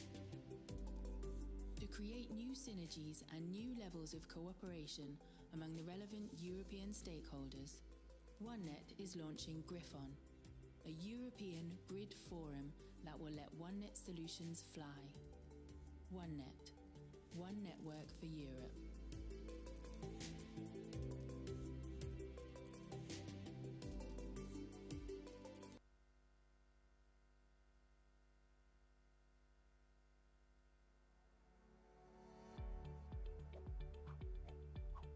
Distribution grids were originally designed to unidirectionally distribute electricity supplied by large generation plants, based on predictable, manageable sources. Today, according to its penetration targets for renewable energy generation by 2030, Europe has definitively broken with this scheme. The grid is evolving towards a bidirectional, distributed, and mainly variable and renewable system. This new paradigm includes major challenges, such as the integration of smart charging of electric vehicles and the active participation of demand through self-consumption installations. In response to these challenges, FlexiGrid has been created, a project that will help distribution network operators, technology providers, software developers and marketers, and electricity demand aggregators to improve the operation of the distribution network, making it more flexible, reliable and cost-effective. FlexiGrid is already developing hardware and software solutions through for real-life pilot programs in Spain, Greece, Croatia and Italy to demonstrate their feasibility before bringing them to the market. The secondary substation of the future will help operators to monitor, automate and control the distribution network. This, together with the smart meter, will enable them to improve the planning and operation of the low-voltage grid. In addition, to guarantee the security of its medium-voltage grids in intensive renewable generation scenarios, the project is developing innovative protection devices, which guarantee the safety of the network. Besides that, the Energy Box will enable operators to prepare for the deployment of smart grids, thanks to its ability to generate distributed computing strategies to control and manage their devices. New software developments will make it possible to locate faults in the network and repair them automatically, predict demand and generation, reduce congestion in the distribution network, and create a virtual residential thermal demand model. In addition, the open-source cloud platform Fuse will make it possible to exchange information between the different solutions and the devices that implement them. This is FlexiGrid, a better tomorrow through comprehensive services in the distribution network.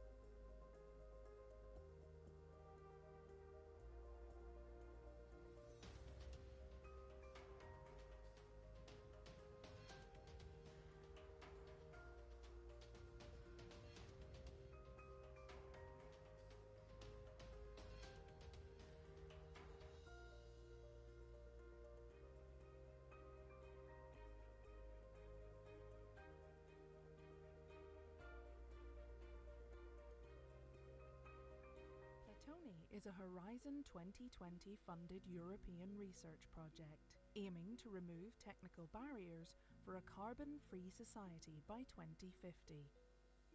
Project Platone provides concrete answer to distribution system operators that are facing the modern challenges related to energy transition and digitalization. We all know how the distribution grid is currently all across Europe under stress for the growing presence of renewables. This change is calling for more automation, digitalization, that is allowing the grid operator to make the best use of their infrastructure. Platone offers a new generation of software solution which has several key ingredients that make the overall architecture.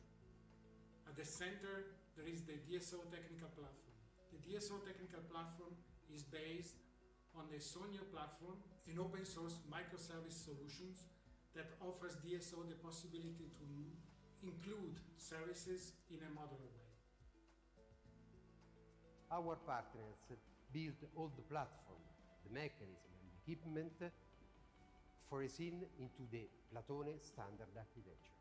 The Platone architecture is characterized by a dual-layer blockchain structure, and both layers are interoperable and pluggable in different market or distribution systems. The platform is then enriched by a set of interfaces. Interfaces to the customers, because we want to bring customers at the center of the future power systems, and this interface is based on blockchain technology. Interface to the market, because flexibility is the key element for future power system to cope with the volatility of renewables. And last but not least, an interface to what we define in the project as legacy systems. All the DSOs have already in place something in the control room. We are not saying just change and run fully on our solution, but we want to seamlessly integrate in the existing infrastructure. Comprehensive testing of the Platone outputs is of utmost importance for the future development of the electricity market. The concept is not just theoretical or a small laboratory idea, but is demonstrated in 3 large pilots in Germany, Greece, and Italy. Thanks to the 3 different pilots, all the components of the platform are under test, and the architecture is fully validated. So that from the real experience, we also have the possibility to learn. And within the project, we have 2 iterations of release of the platform that will allow us at the end to have something mature and ready, close to be ready to market. The open source solutions will be released as part of the Sonio project in the Linux Foundation Energy, which also means that the plans for exploitation are very simple, which means we need to build synergies among the distribution system operators to go for standardized solutions that are widely applicable. We could say a lot of words on that, but probably the answer is all in the motto of the Platone Italian demonstrator: cutting barriers, unlocking flexibility.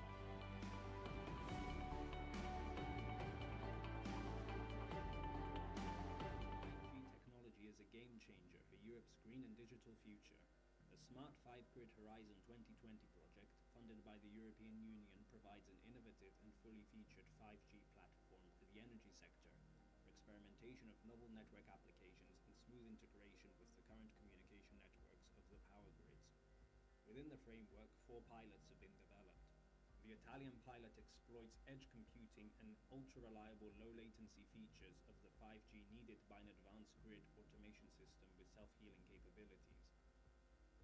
The Spanish pilot uses 5G private network communication and edge processing power for real-time sensor data analysis to enhance the safety procedures for maintenance workers in high-voltage power substations.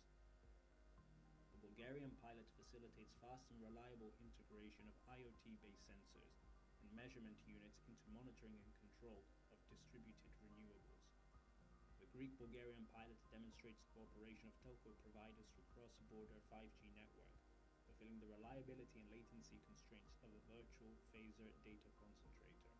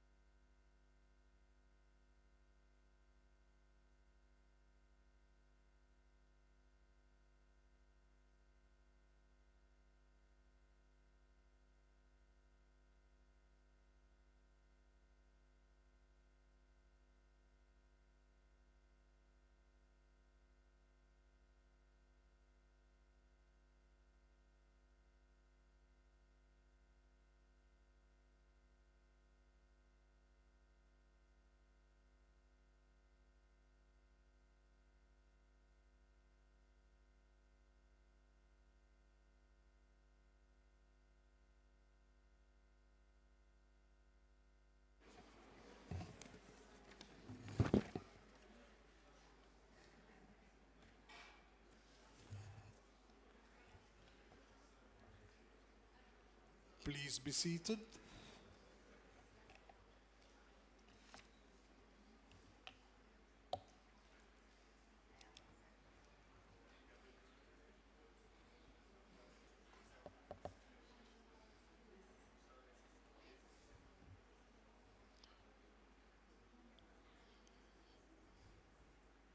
So good afternoon, and very pleased to resume the session today, introducing a special moment that is devoted to the announcement of the Ana Aguado Scholarship winners.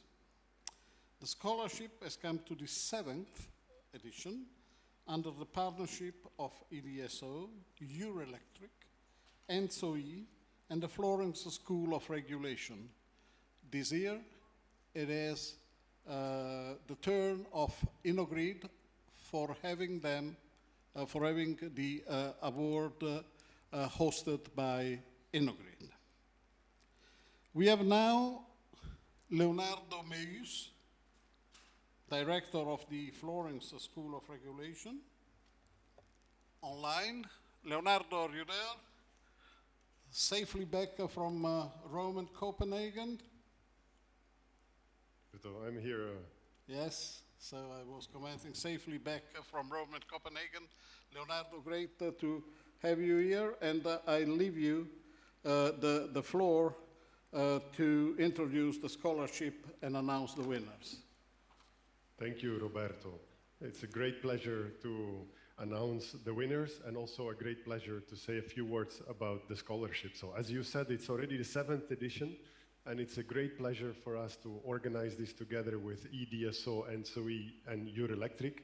And as you said, under this initiative, we always give 2 student scholarships, and what these scholars get is a participation in our summer school on the regulation of energy utilities that is held every year in July. Now, it has again been a tough competition, so the winners really had to compete with a big group of people. They had to write also an essay, and we had 80 applications, and then together with our partners, we selected the 2 that we felt deserved the scholarship the most.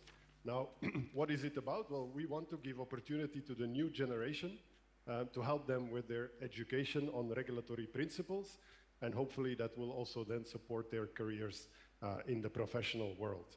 Now, the scholarship refers to Ana Aguado, and of course we want to honor the memory of Ana. She was a lawyer and a professional, holding major positions in the energy sector in Brussels, and she has also been a colleague of ours in Florence.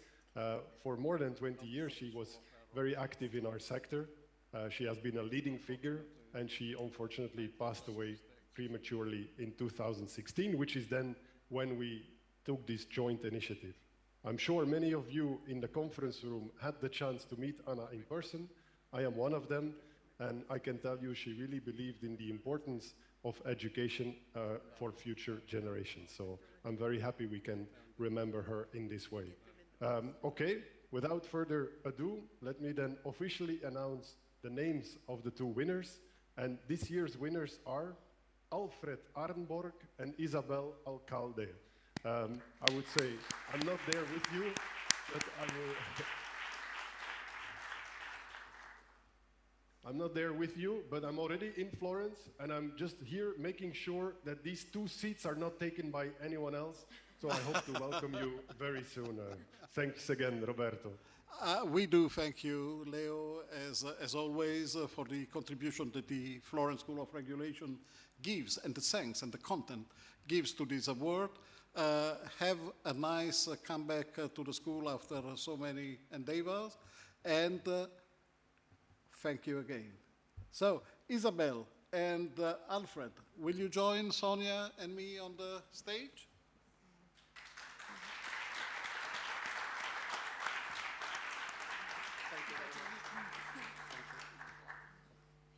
Hello. And we expect you to say a couple of words. Yeah. Whatever you want. You just start. Okay. Thank you very much, everyone, and especially all the committee of the award and Florence School of Regulation, EDSO, and SOE, Euroelectric, for considering us for this award. And I'm really, really honored to have received it, because I took a very strong interest in energy regulation, because I think it's the pathway towards the energy transition that we have to make.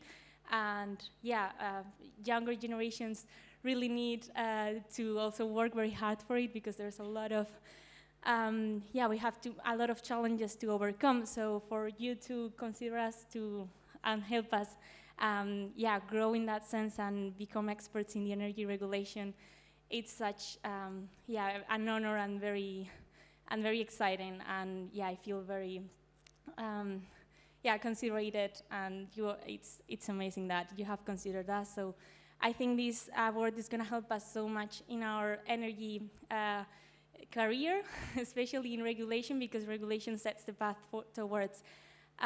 It's going to set the building blocks for this new system, this new world. So I hope that with everything that I can get, I will make the most out of this opportunity and make. Hopefully, I can make an impact. Thank you. Well, we have got a future very tough regulator here on the stage. Bravo. Please, Alfred. Thank you. I'll stand here. Thank you. And I also, of course, want to thank all the organizers for the scholarship. I'm super excited to come to Florence and Florence School of Regulation. So thank you, EDSO, NSOE, Euroelectric, and Florence School of Regulation. I've been studying for my master's degree, which I just completed, the energy sector, mostly from a policy and economics perspective. But I figured that it was a lot of theory, very theory heavy. So now when I'm gonna go into start my professional life, I felt like I should have some more experience. And I think the Florence School of Regulation and this course on regulation of energy utilities are going to be able to provide me that.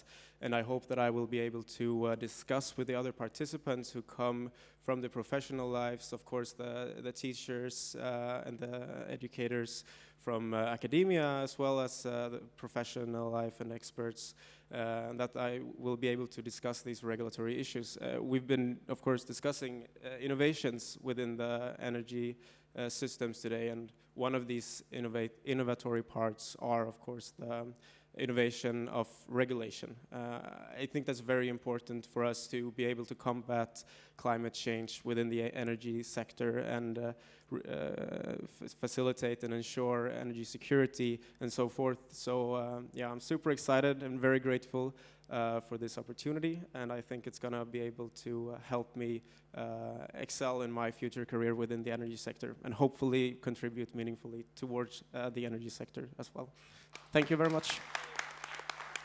Will you join Sonia and I at the center of the stage for a photo op for your friends and fans?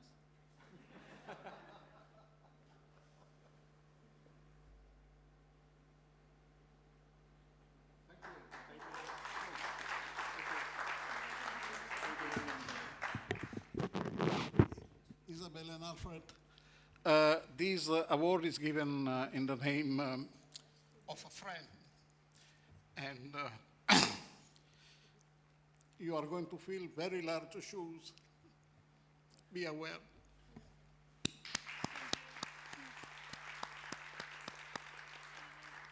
We will try to continue her legacy. So, pardon me.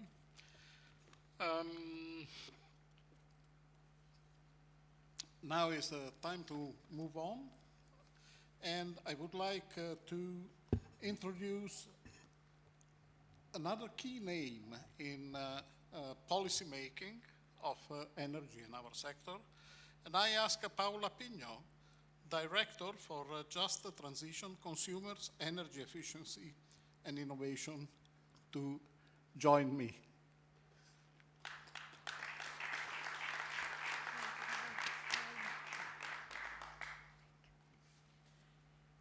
Good afternoon, and good afternoon, dear Roberto, dear Sonia. Thank you for this invitation. Very pleased to be here and to address you.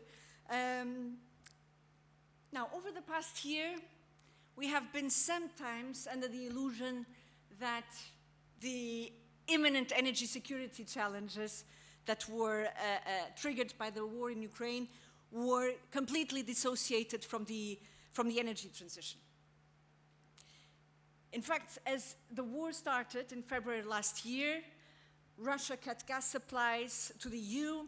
Some voices announced again the death of the European Green Deal and wondered whether the energy transition would actually be reversed.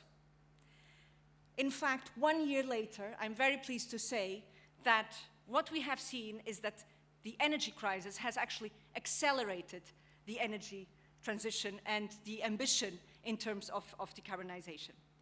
And as we navigate through this energy transition trilemma, because it remains a trilemma, decarbonizing the energy system while ensuring energy security and a just transition, it is clear that we need to go through a transformation of the whole of the society, cutting across all the economic sectors and across countries. There is no single actor that could deliver on this by itself. In other words, ensuring a sustainable, affordable, and secure transition can only be achieved through cooperation among all actors of the society, and therefore I'm glad for this title of this session, putting a focus on cooperation. Policymakers, public authorities, regulators, industry, technology providers, grid operators, investors, project managers, the young generation represented here by Isabel and Alfred, we all need to come together and really work towards the same result. So I'm very pleased that you've made the right choice in terms of studies, and there's plenty of work. And the building blocks of this transition are very clear. We need a regulatory framework, we need the necessary investments, and we need the enabling conditions, which are notably in the form of skills, in the form of available materials and supply chains. And across these areas, we all need, as said, cooperation. On the regulatory framework, and you know about it, we are in the process of setting very clear rules in view of 2030 and beyond, in setting objectives, targets, in terms of greenhouse gas emissions, in terms of renewables, in terms of energy efficiency.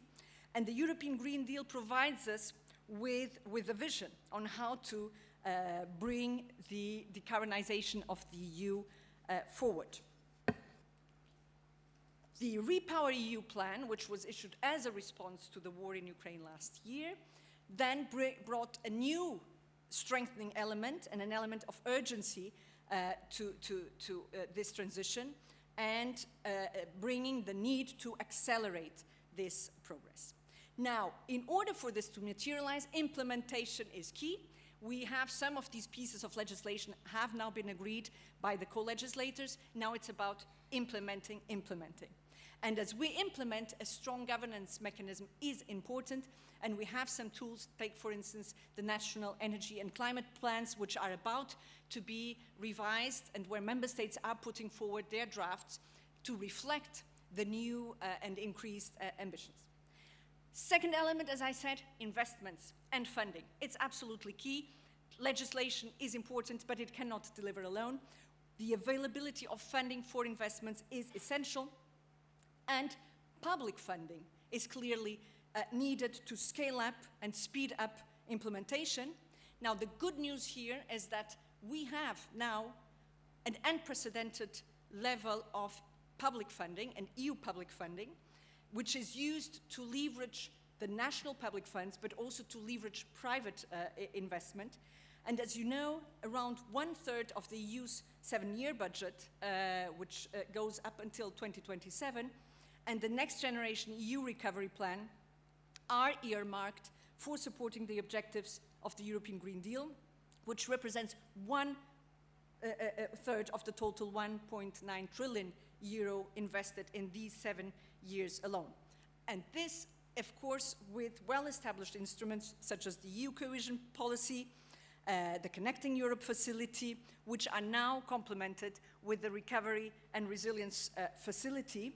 And we are currently in the Commission working very, very closely with the Member States in the preparation and revision of the recovery and resilience plans. And of course, there is a challenge to implement in a very short time the measures that Member States have identified and which are aimed to deliver on the energy transition.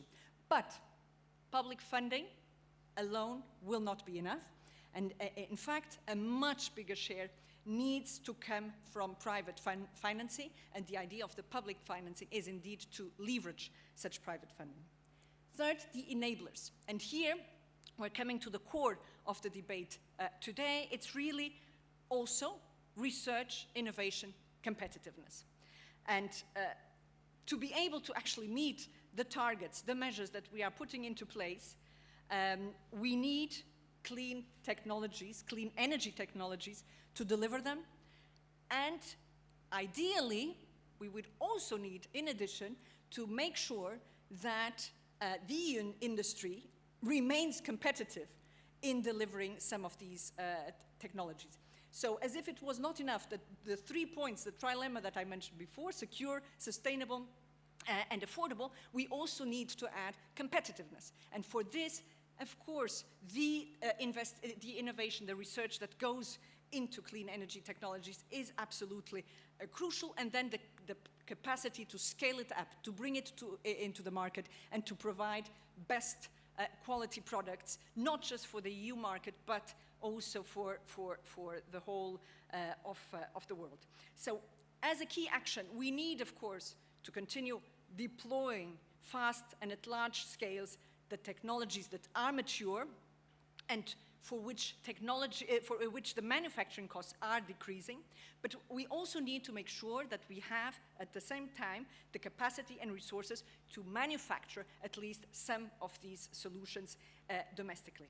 And it's in this context that the Commission adopted the Green Deal Industrial Plan earlier this year, which is about putting forward a predictable and simplified regulatory environment with faster access to funding, a focus on the skills which are essential if we are to deliver on the transition, as well as an ambitious trade policy. And to follow on this Green Deal Industrial Plan, we then put on the table a proposal on the Net Zero Industry Act, the so-called Net Zero Industry Act, together with the Critical Raw Materials Act, and which are both now being negotiated with the Council, with the European Parliament. What is the primary aim of the Net Zero Industry Act?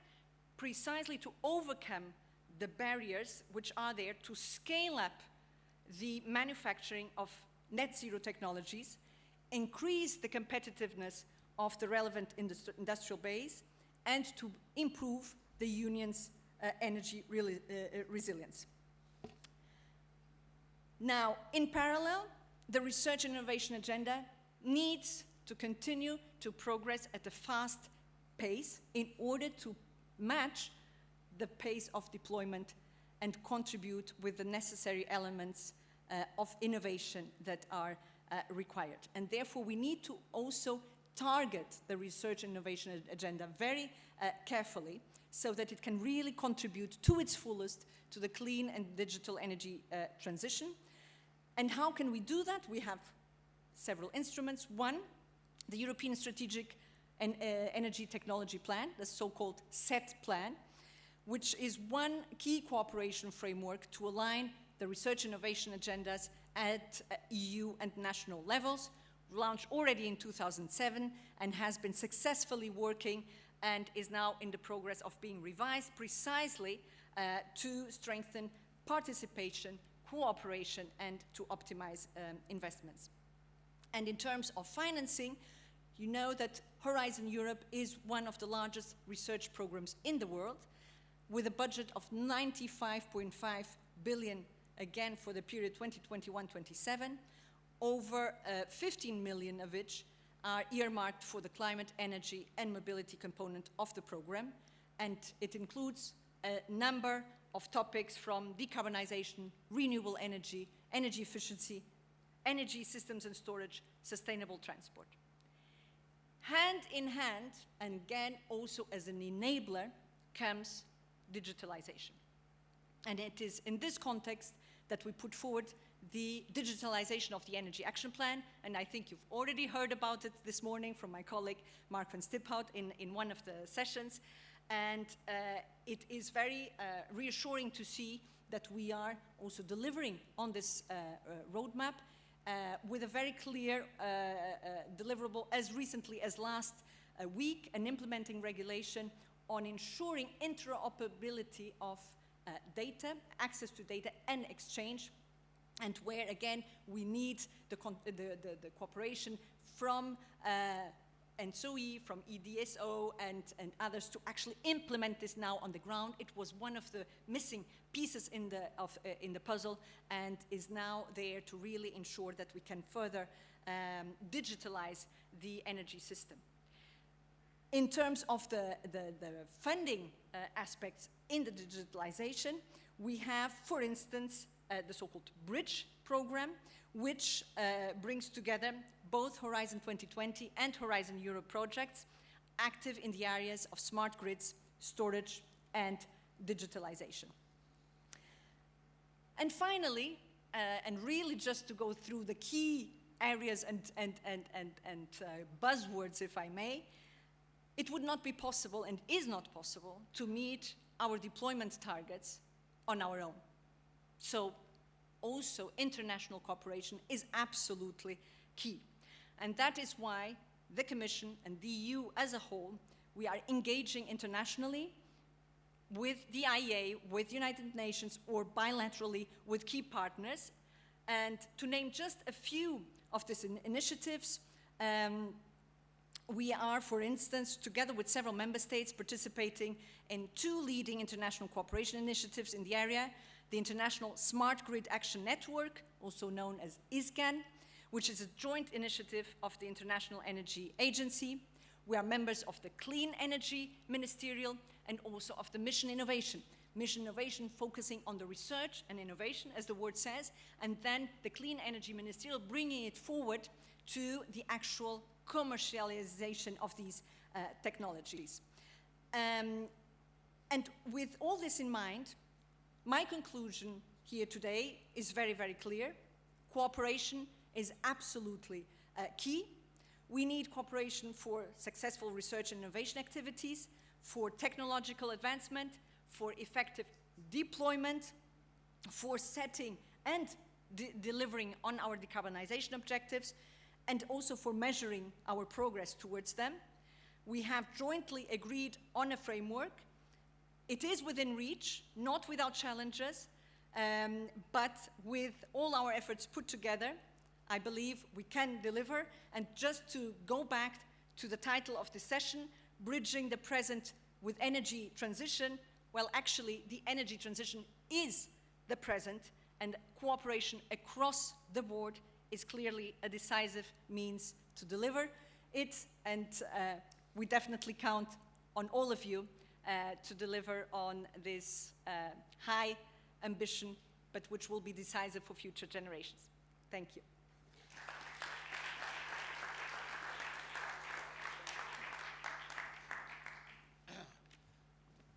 Thank you very much, Paola. And well, we are going now to tackle the next panel discussion. It will be moderated by Miguel de la Torre. Miguel, please come on the stage. Miguel is System Development at the Red Electrica, the Spanish TSO. And Miguel, it is your burden to introduce your panelists. Please. And here I'm afraid that there is a telephone. Is Paula's? Okay, good. I'll bring it to you right now. Okay, please. Thank you very much, Roberto. Thank you very much to the audience, and thank you also to Paula for the very inspiring presentation that you just gave. I noted here a few words here, of course, on implementing, scaling up investment and funding, the different funding schemes that the European Commission has.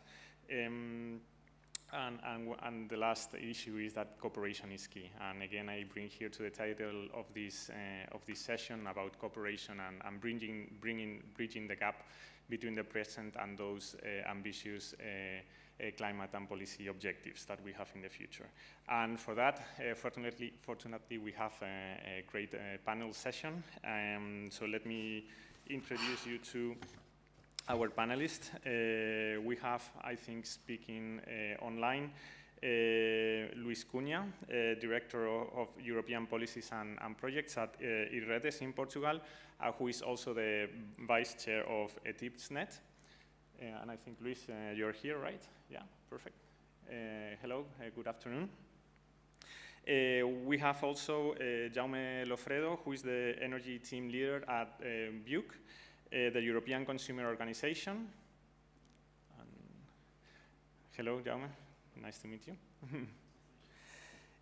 We also have Laila Sawyer, who is the Secretary General at Current, the voice of Europe's innovative technology companies.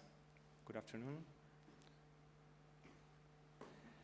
And we have also in the panel Jan Fromont, who's the Deputy President of T&D Europe, the European Association of the Electricity Transmission and Distribution Equipment and Services Industry. So thank you for joining.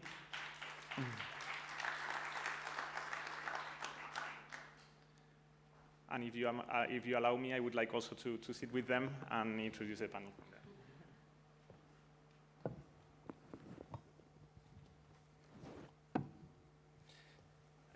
Okay, great.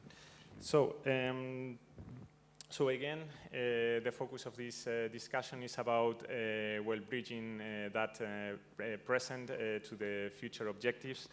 And well, the first question I would like to raise would be to Luis Cunha about what needs to be done, of course. We talked a lot today about digitalization, about electrification, about industrial competitiveness as well. So these, of course, as they have been mentioned, are some of the priority topics of the EU agenda. Well, the question would be, how can the cooperation about the different platforms support the implementation of these goals? Luis, thank you. Okay. Thank you very much, Miguel. Say hello to everyone there. Apologies for not joining you in person. Currently, as you see in my background, I'm already cooperating a lot these days. So we are in the middle of an energy fair with ETIPSNet and also with Bridge, and also DSOs and other colleagues from other stakeholders. So it's one of the action points that we need to do in order to improve cooperation.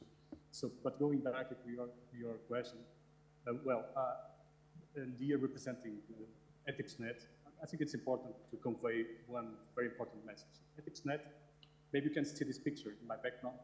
This is a picture of the vision for 2050. So ETIPSNet is here to support the transition by reuniting the industry in this sector with a focus on the smart grids and smart networks and the integration of all the renewables and demand and consumer participation into this. We have a track record of historic cooperation with several entities across Europe. First of all, we are part of a group of 11 ETIPs that work together, share together some common goals, and work together for achieving the results that we need to achieve in order to promote this transition. Secondly, we also have several memorandums of understanding signed with different entities, important entities for this sector. Just to refer a few of them, we have the ISGAM that was already mentioned by Paulo Pinho. We also have CIDED, CIPRE. CIDED was the most recent one, the Mission and Innovation. And we also have partnerships with the CERT partnership, with the Zero partnership for electromobility, also a very important topic. Of course, also with Bridge, we have a strong connection with Bridge, and then also with the National Stakeholders Coordination Group, trying to bring these innovations into the concrete realities more at the national level also.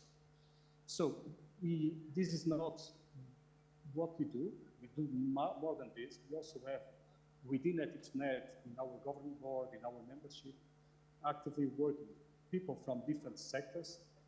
Just to mention a few, we have Rescue, Buke, it's also a partner. We also are in talks with other several possible partners, SmartN, X that we heard this morning, and so on and so forth. So a lot of cooperation is going on right now. And the idea is that we produce some content that is not only focused on the long-term vision, as the one that I have behind me right now, but also with the completion plans, with a more mid-term to short-term view, and thus also with some position papers and white papers that will cover the short-term vision that we need in order to promote the real action. And this is very important to stress that we are right now also putting a lot of focus, trying to bring EthicsNet as a kind of one-stop shop that supports the Commission and also the other stakeholders in bringing quickly the vision of the industry in emergent topics. And we have two recent examples of some interesting work that we are doing. We have already delivered the first draft on the vision of the industry on regulatory sandboxes, which is quite a preeminent topic. And then we are also working now on the energy data spaces that was quite mentioned during this session this morning, particularly the one on the digitalization. So just to give you a glimpse of what we are doing, how we want to promote this cooperation, and very important, if you allow me, Miguel, I'm trying to connect it also here, and I listened this morning. I think it was Mark that mentioned that we need to test the future, and then Ferrari mentioned that we need to do more than testing the future, we need to implement now the future. And I think that EthicsNet and DSOs, and all the stakeholders that work with us in order to promote these smart grids of the future are really committed to bring this in a well-aligned manner across the different bodies and entities so that we can ensure that we are ready to integrate this consumer participation, the flexible topics, and also the renewables that we need to promote, have been promoting and still need to promote in the coming months. So I think it's all for now. Thank you, Miguel. Thank you very much, Luis, with your intervention on the role of EthicsNet and the different MOUs that you have signed and in the elaboration of the position papers. And here, so you mentioned several times the importance of the cooperation between the different stakeholders, and one of the stakeholders you mentioned is the consumers, of course. So I have the next panelist with a question also on what is the role here of the consumers on this part of the cooperation, bridging in this case being passive followers to being active part also of the energy transition. Yeah, thanks a lot for the question and for the invitation as well. So I would say that there are three elements that are important, right? The first one is about allowing consumers to engage, making sure that there are these offers that allow consumers to engage in flexibility. It's about lack of implementation of the clean energy package. As we know, for example, dynamic electricity price contracts are only available in 12 countries, while in principle the provision were supposed to be implemented by 2020. And it's a matter of making it easy for consumers to understand what are the benefits of these new offers. At the moment, it's very difficult for consumers to choose between, I don't know, fixed price contract, dynamic price contracts, or in the future where there are going to be offers that are even more complex to understand. It will be important for consumers to receive information that is reliable, trustworthy, easy to understand. Here there is something in the new electricity market design proposal about requiring suppliers to provide consumers information that is clear to understand to them, so that they can act upon this information. And it's important that this is, that there is a reflection on how we best communicate to consumers about these offers, so that then they can choose these offers. Second point is about making sure that those products that will allow consumers to participate in the green transition, to engage in flexibility, appear in consumers' homes. And I'm talking about mainly heat pumps and electric vehicles. For electric vehicles at the moment, a decision has been made to ban the sale of internal combustion engine cars. For heating, at the moment, it still is unclear whether consumers what kind of appliances or what kind of products consumers will use to heat their homes in the future. Here, what will be important is to give consumers clarity over whether they need to purchase a heat pump, whether there is going to be a district heating network reaching their home, so that they can make a decision as swiftly as possible to make sure that we can accelerate the transition. And of course, as Paola Pino was mentioning before, it's also a matter of making sure that there is funding available, because heat pumps are relatively more expensive than gas boilers. The last point is about making it easy for consumers to engage. We have, luckily, some good examples that appeared over the unfortunate crisis that we were facing in the past months. The most downloaded app in Estonia was actually an app that was allowing consumers to track hourly prices, so that consumers could react to these price changes and shift their consumption. So what we observed is that there is an interest for consumers to engage if the information that they receive is clear and easy to understand and easy to act upon.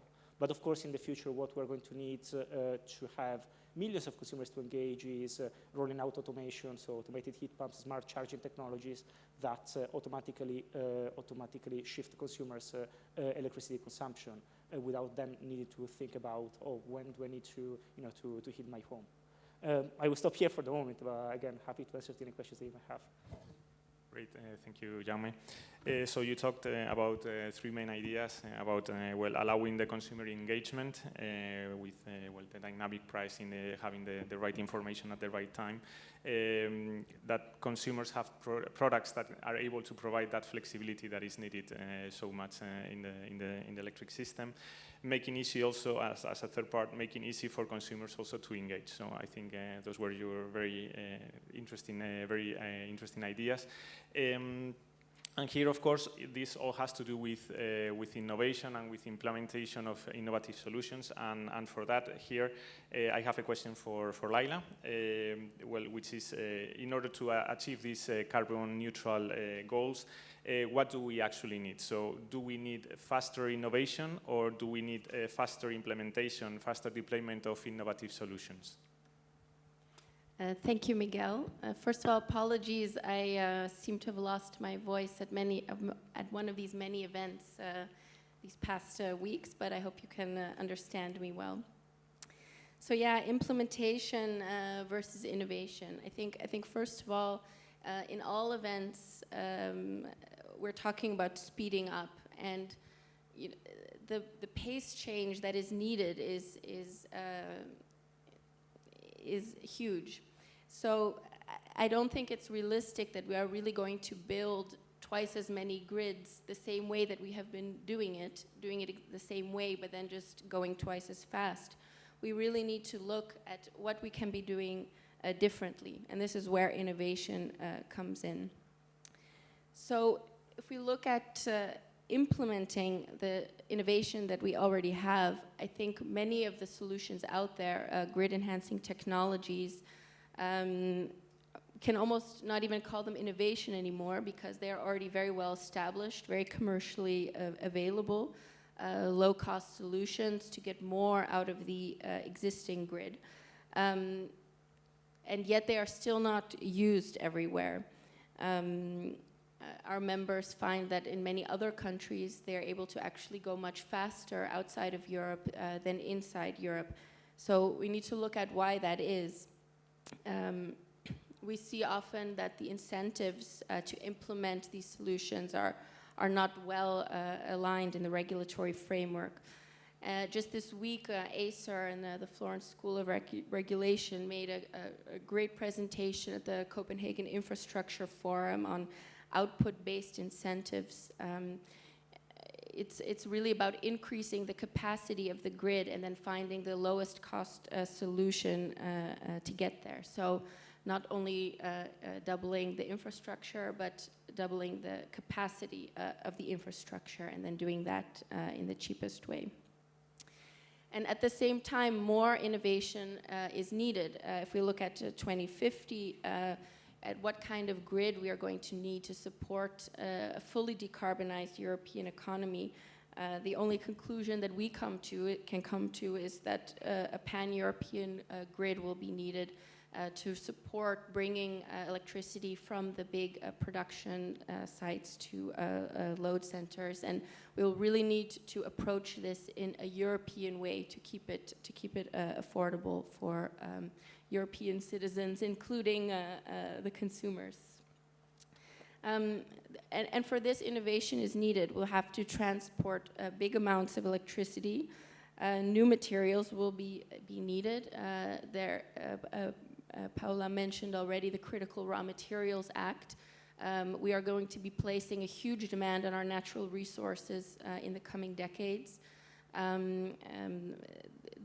Maybe if there even is enough copper, it's a question of getting it out of the ground in a timely manner. How many mines would we need to be opening already now? So we also need to look at what new materials can actually do this. Some of our members are, for example, working on superconductors for transmission. Some of our, in the more medium term, looking at advanced conductors. But this really does need support from innovation funding. We are very happy that the Net Zero Industry Act sees grid technologies as one of the strategic technologies supporting net zero. But we still see that there is not enough funding for enabling technologies. If you look at the Innovation Fund, for example, it's still very difficult to get funding for something that is not in itself necessarily decarbonizing, but that is an enabling technology that is very necessary to get to net zero. So I think, yeah, it's a cheeky answer maybe, but it's really about implementing the innovation that we have and developing new innovation for 2050. Thank you very much, Laila.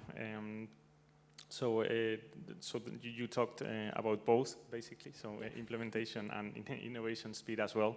Very important to get more of the existing grid on the one side, but on the other side also the need for further and having a further ambition on a pan-European grids, of course. And linked this with output-based incentives and also the role of the Net Zero Industry Act, and in order to be able to have those enabling technologies that will allow us to get to that net zero. So thank you very much. And to continue talking about this dilemma, here I have a question also for Jan about how can we pass from innovative solutions to investments at the end, and which do you see are the challenges and options for delivering the EU policy initiatives that have been launched recently? Thank you. I will rebound a bit on what say Paola and Leila and Yome. We talk a lot about innovation, but in the 70s, 80s, 90s, we were talking about progress. Now we forget about progress, except Yome, and we talk about innovation. It seems like we need innovation to do what? But normally to do some progress and improvement, but it seems that we forget step by step the why. And with ChatGPT, it's even go faster, I believe, in the next days. So I believe in the industry, first we need to have sales, reduce the cost and to have more values. So the innovation for us is to bring progress to the user, operator, consumer, whoever it is. We are in the electricity also. We are not in telecom. In electricity, people die if electricity is not at the right level. Innovation for innovation, I would say I'm more skeptical. We need innovation for progress and for safety. So of course, after we come back on green resilience, affordability, clearly, that's the value. When we associate the digital, always the digital, for me the digital is not a value, it's a tool.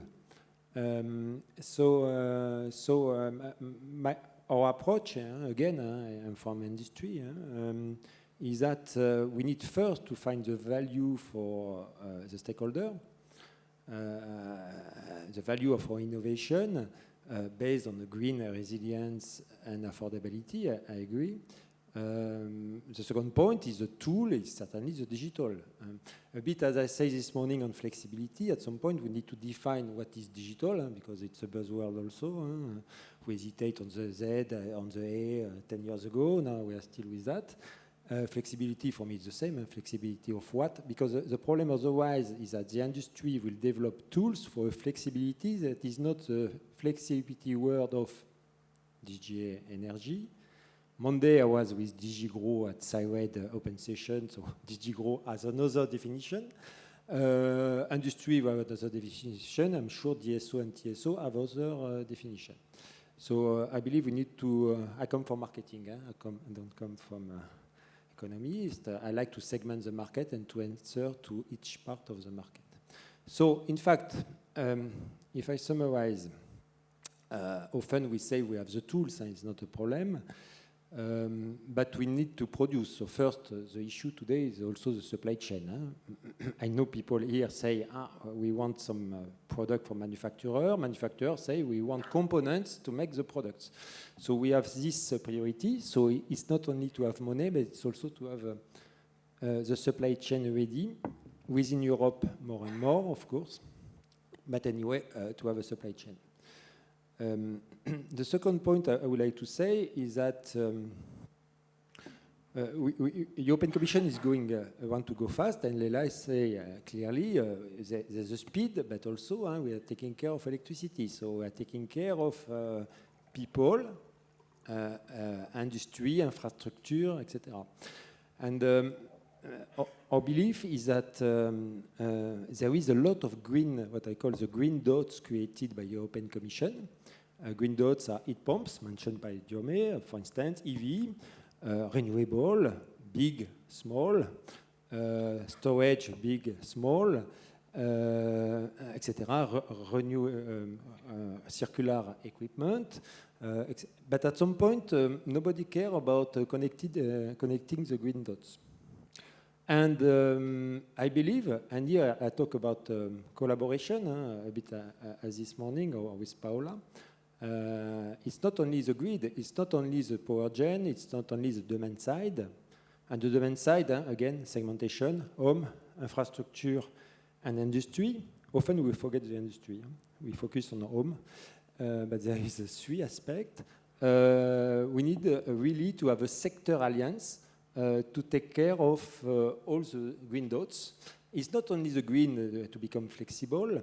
It's not only the demand side to have intelligent heat pumps and intelligent EV, as says the car manufacturer, etc., etc. But it's really to have a common approach, gathering the stakeholder.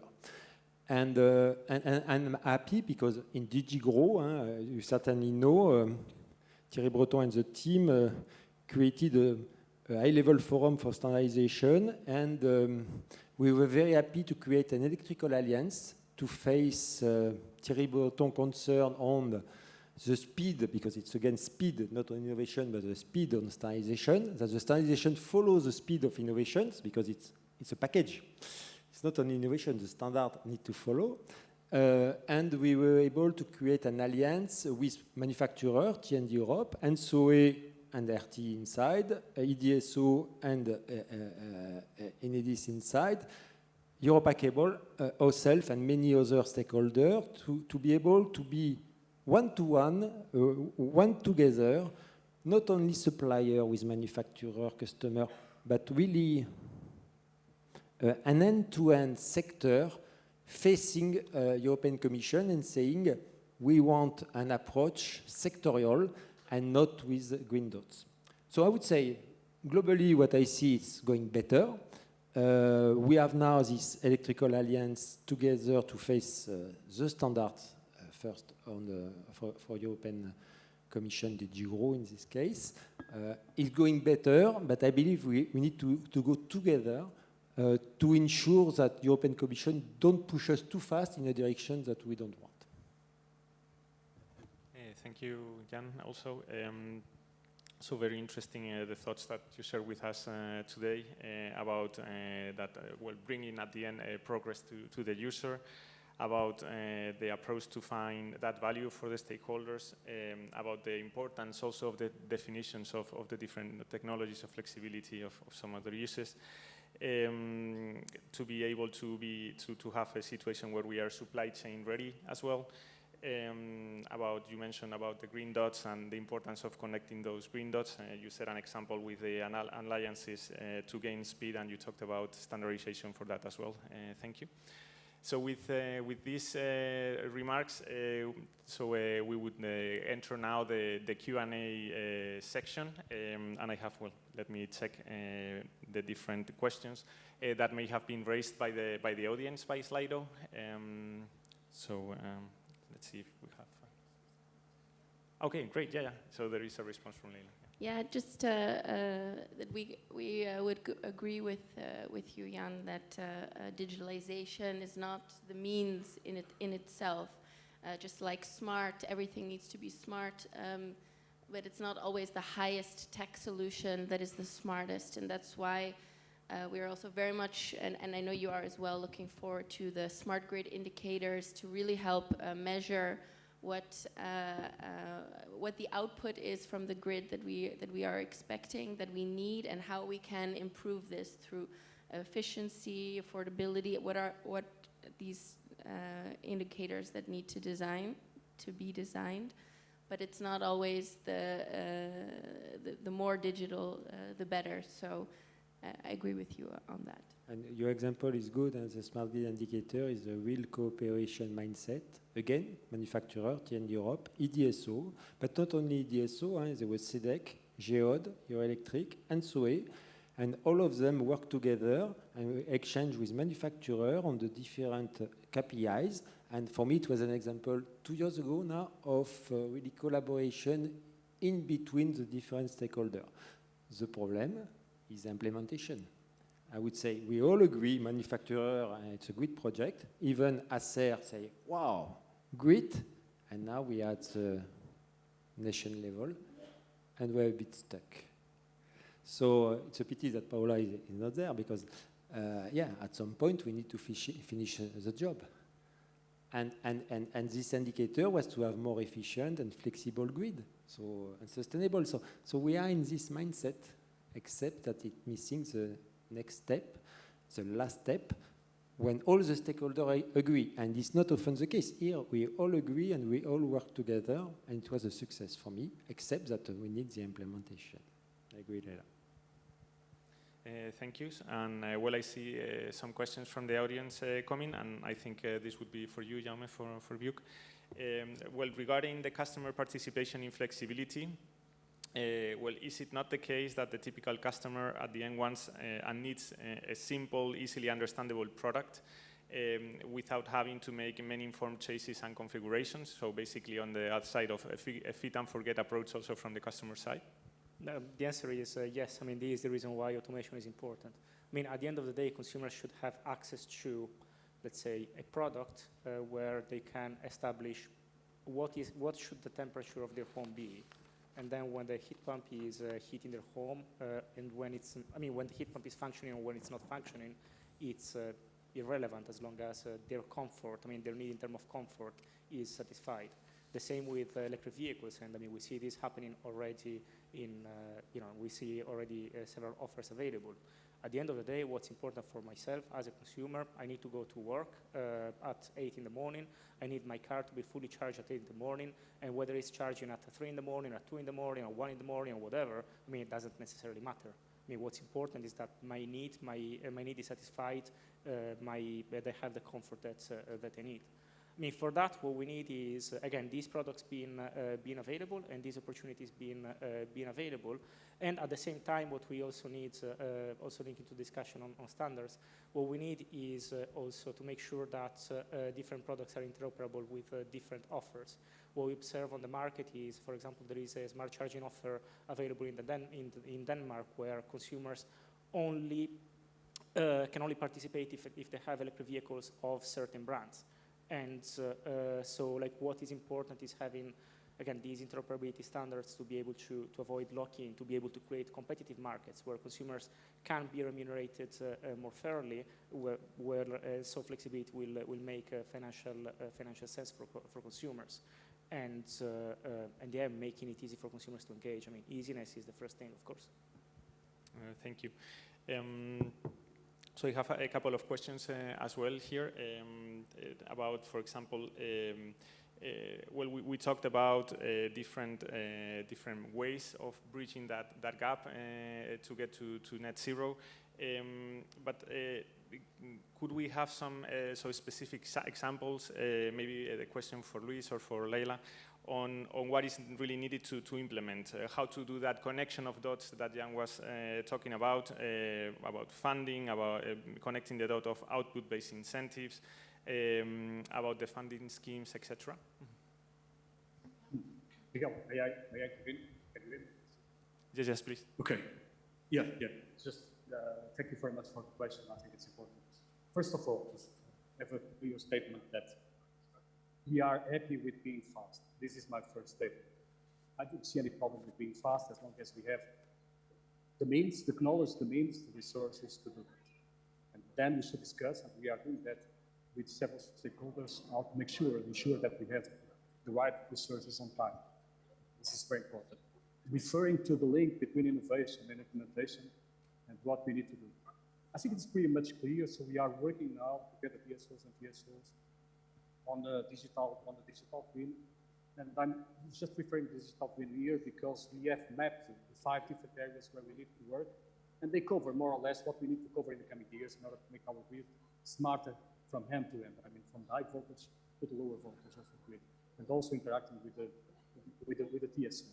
So the roadmap is very clear. The technologies, most of them are there. Of course, we need to collect all the inputs that are coming and outcomes from the different projects. But I think the pressure that we feel right now is how to make them actionable. I mean, how to implement them and to make them a reality. And for that, we need the cooperation with a lot of entities, and we need to organize ourselves in a very clear way. And I'm very happy that we have very clear statements and a very clear framework and policy landscape settled by the European Commission that give us now, I think, I must say that I feel more empowered with this knowledge that we need to invest on the grids and to really bring this transformation forward. So having the way set forward, having the innovation in place, having also cooperation with the different stakeholders, I think it's not an easy task, but it is doable and is manageable. And what is important is that we accelerate the pace and do it very quickly. And just a final thought, not to be too much technical on the topic, but it was mentioned the issue of standards. And I must say also here that we should be a bit pragmatic. So I think we should not strive for standards that take 20 years to develop, but be more on the practical side of the thing. Sometimes we need standard factor, sometimes we need realities that impose over the reality itself. So I think it's a matter of understanding each other and really good for the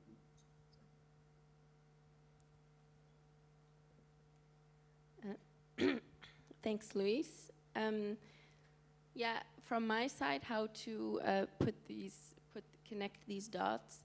I think first of all, we need to have a much clearer plan at what kind of grid is needed to support a decarbonized economy in 2050, and then work back from that. How can we actually make that happen?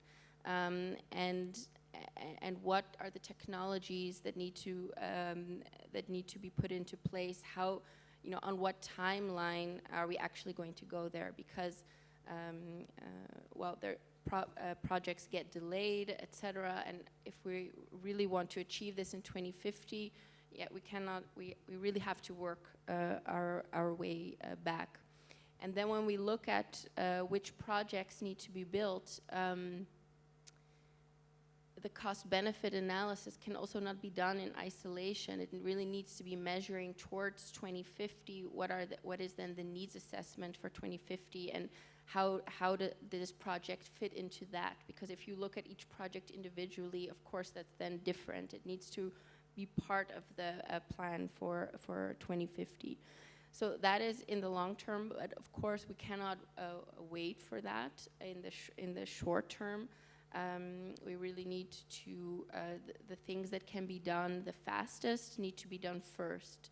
So the things that can be done in a matter of months, this is really a no-brainer to already get started. Something like dynamic line rating, which relies on measuring more accurately how much electricity can be transported through the existing lines. These are projects that have already been built. So, of course, this is a much faster way to increase grid capacity, or advanced power flow control systems, which can also be done in a much shorter time frame. Advanced reconductoring, which is a more medium-term solution. So these are all things that can be done to get us to 2050, and yeah, we really need a better idea of how we are planning to build that. Thank you, Leila. So you talked here about what kind of grids so we need, and so it resounded me at least on the importance of those long-term plans and on the role that for example, the 10-year network development plan has here in trying to see what are the needs also for the future. And several of you talked a bit about standardization and the role of standardization. And here maybe a question on to Jan. Which do you think it's how can standardization enables, or how does standardization enable the energy transition to go faster? I would say that harmonized standard, if we talk about Europe, in power electricity we have not so much harmonized standard. We are more with normal standard. I would say the big move will be with data, cyber, because here we need clearly standardization. Otherwise, we'll be stuck in the mess. We talk about. I heard this morning the story about gigabytes and giga electrons. Okay, I believe it's pretty true. The electron will find their way during the next 2-3 years. They will find, more or less, depending on the country. The data don't fly at all. At the moment, it's clearly confusing. It's more data, let's say, per sector. Of course, 61850 in this sector today. Automotive is more with ISO 15118. So, of course, if you may want to have all the information at home to wake up at 6 and want to pay the right price, you will need another protocol, the OCPP something. And the flexibility is another one. And if it's inside the building, it may be E-class protocol. So, and of course, the infrastructure will not move because the ISO 15118 is, utility will not use this one. Automotive will never use the 61850. So, I would say, when I see Gaia X this morning, I'm even more suspicious on the complexity. So for me, the urgency is another buzzword, this data interoperability that we talk for also 10 years. But now to be really, no more joking, but really making in place the right interface between the infrastructure that we ensure that an EV, for instance, but it's the same with heat pumps. Tomorrow, the intelligent heat pump. Tomorrow, the intelligent PV. Tomorrow, the intelligence storage, whatever it is, big one, small one, can be connected properly to a grid, including the smart building, because we will have a lot of smart building. Smart industry, we see the electrification of heavy industry a bit everywhere, food and beverage, glass, refinery, except mines. So for me, the urgency to succeed is the standard, the data interface between infrastructure, instead of fighting between infrastructure, I would say. As industries, that's what at least we push in the different standardization body. Unfortunately, some are in ISO, some are in IEC, some are in Senelec, some are in SENS, some are in ETSI, some are in ITU, and some are in IEEE actually, because the Tesla don't come directly with the SENS-Senelec approach, for instance. Thank you, Jan. And maybe a little bit of time for a last question, which I think it's interesting about that. So flexibility can only be ensured at the device level. And well, measurement and the settlement is the responsibility of the DSO. When will the DSO measure at the device level, if ever? Maybe the question, very short answer, please, Luis and Jaume. What do you think about this? Yeah, let me first of all try to understand the question. The question is, what is the role of DSO when it comes to dedicated metering devices or Luis, Luis, if I can take your microphone, because it's very difficult to hear you. Oh, okay. I was wondering just if you can repeat the question, because I think it was about dedicated metering or distributed energy resources, but to make sure that I'm on the same page. So the question is whether the DSO, and when will the DSO measure not at the metering level, but at the device level, if ever? Yeah, okay. It's exactly what I was saying. I think it's a very positive advancement. I think, well, with the technology that we have right now, the cloud and the communications that we have inside home, I think it's very easy if we have interoperable devices, and I mean interoperable devices, they are devices that communicate with each other. I think it's quite easy to implement as long as we have ontologies and we have APIs. It's very easy to implement this kind of solutions. So I see the system as not the DSO and the TSO networks, but all the things that are also connected to the system. I mean, from generation to the consumer devices. So if we want to have a well-designed, balanced system, we need to count on these devices and communicate with these devices in order to manage the system in the most cost-efficient way and provide social welfare. So for doing this, I see it as almost impossible that we don't have the means to communicate and to integrate all this step forward. So the answer to your question is yes. I think we should go naturally into the devices without putting too much complexity on that, opening the markets for flexibility, giving consumers the capacity to self-organize, to be self-balancing, to organize in communities, to balance their communities, to balance the low voltage levels, medium voltage, high voltage, very high voltage. So we have a very organized system, as we always say, a system of systems that not only counts on grids, but also counts on consumers and renewables participation. Okay, thank you. And maybe from Jaume, what? Yeah, very quickly.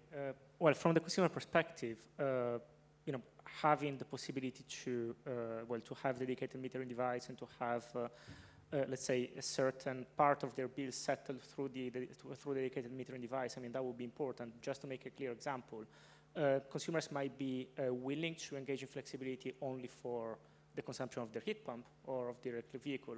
So being able to have different contracts for different products and being able to have one single contract but with different price structures for different products. I mean, these would make it easier, or would make consumers more willing to engage in flexibility, because they know that, for example, they don't need to pay attention to when they make toast or cook dinner, because they know that they have fixed price tariff for all their consumption, except for the heat pump or electric vehicle charging or other devices that can be used flexibly. Thank you. So unfortunately, we are a bit out of time, and we don't want to delay you more. So I would like to finalize just to thank again the great panelists that you have been. So Luis, Jaume, Leila, and Jan. So thank you very much. So please an applause for them.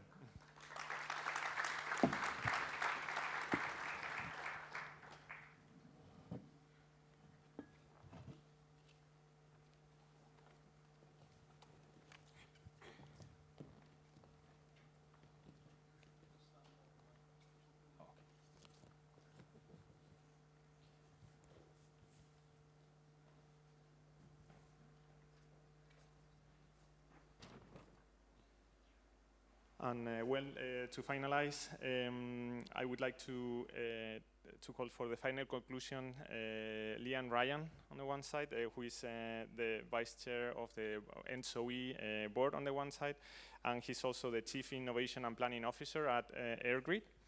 And also I would like to introduce David Peters from the EDSO, the Vice Chair, and also the member of the board at Sterling. Thank you very much.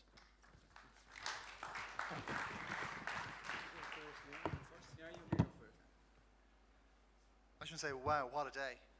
Absolutely fabulous. And I can understand now why the people up here couldn't see the audience. God, it's bright. But look, absolutely fabulous day, really showing collaboration and cooperation at the heart of everything we're actually doing. So first of all, I just want to thank all our speakers. They really brought the today to life and brought really good insight. So I would thank all the speakers. I also want to thank all the moderators. And of course, I want to actually thank the Masters of Ceremony, which is Roberto and also Sonia. So look, I want you to maybe give a very hearty roar of applause to both, because they kept us on track the whole way through. So for me, like it was 3 excellent sessions from the electrification, digitalization, and cooperation, and all of them are actually very much interlinked. And I think you'll for my takeaway from today is really that having those 3 pillars working really well together is really critical for delivering the future transition that we actually have over the next period in time, and reaching the carbon neutrality that we actually need in this period in time. Some of the quotes of the day, because as I was listening to some of the quotes that were actually being brought forward. Acceleration of the transition is underpinned by a social license. So why are we actually doing this? We're doing this for society, and actually having that society buy-in is really critical. We need to act now. The transition is happening as we actually speak, and the electricity system is the best medium for actually having that transition happening over what we're actually looking at.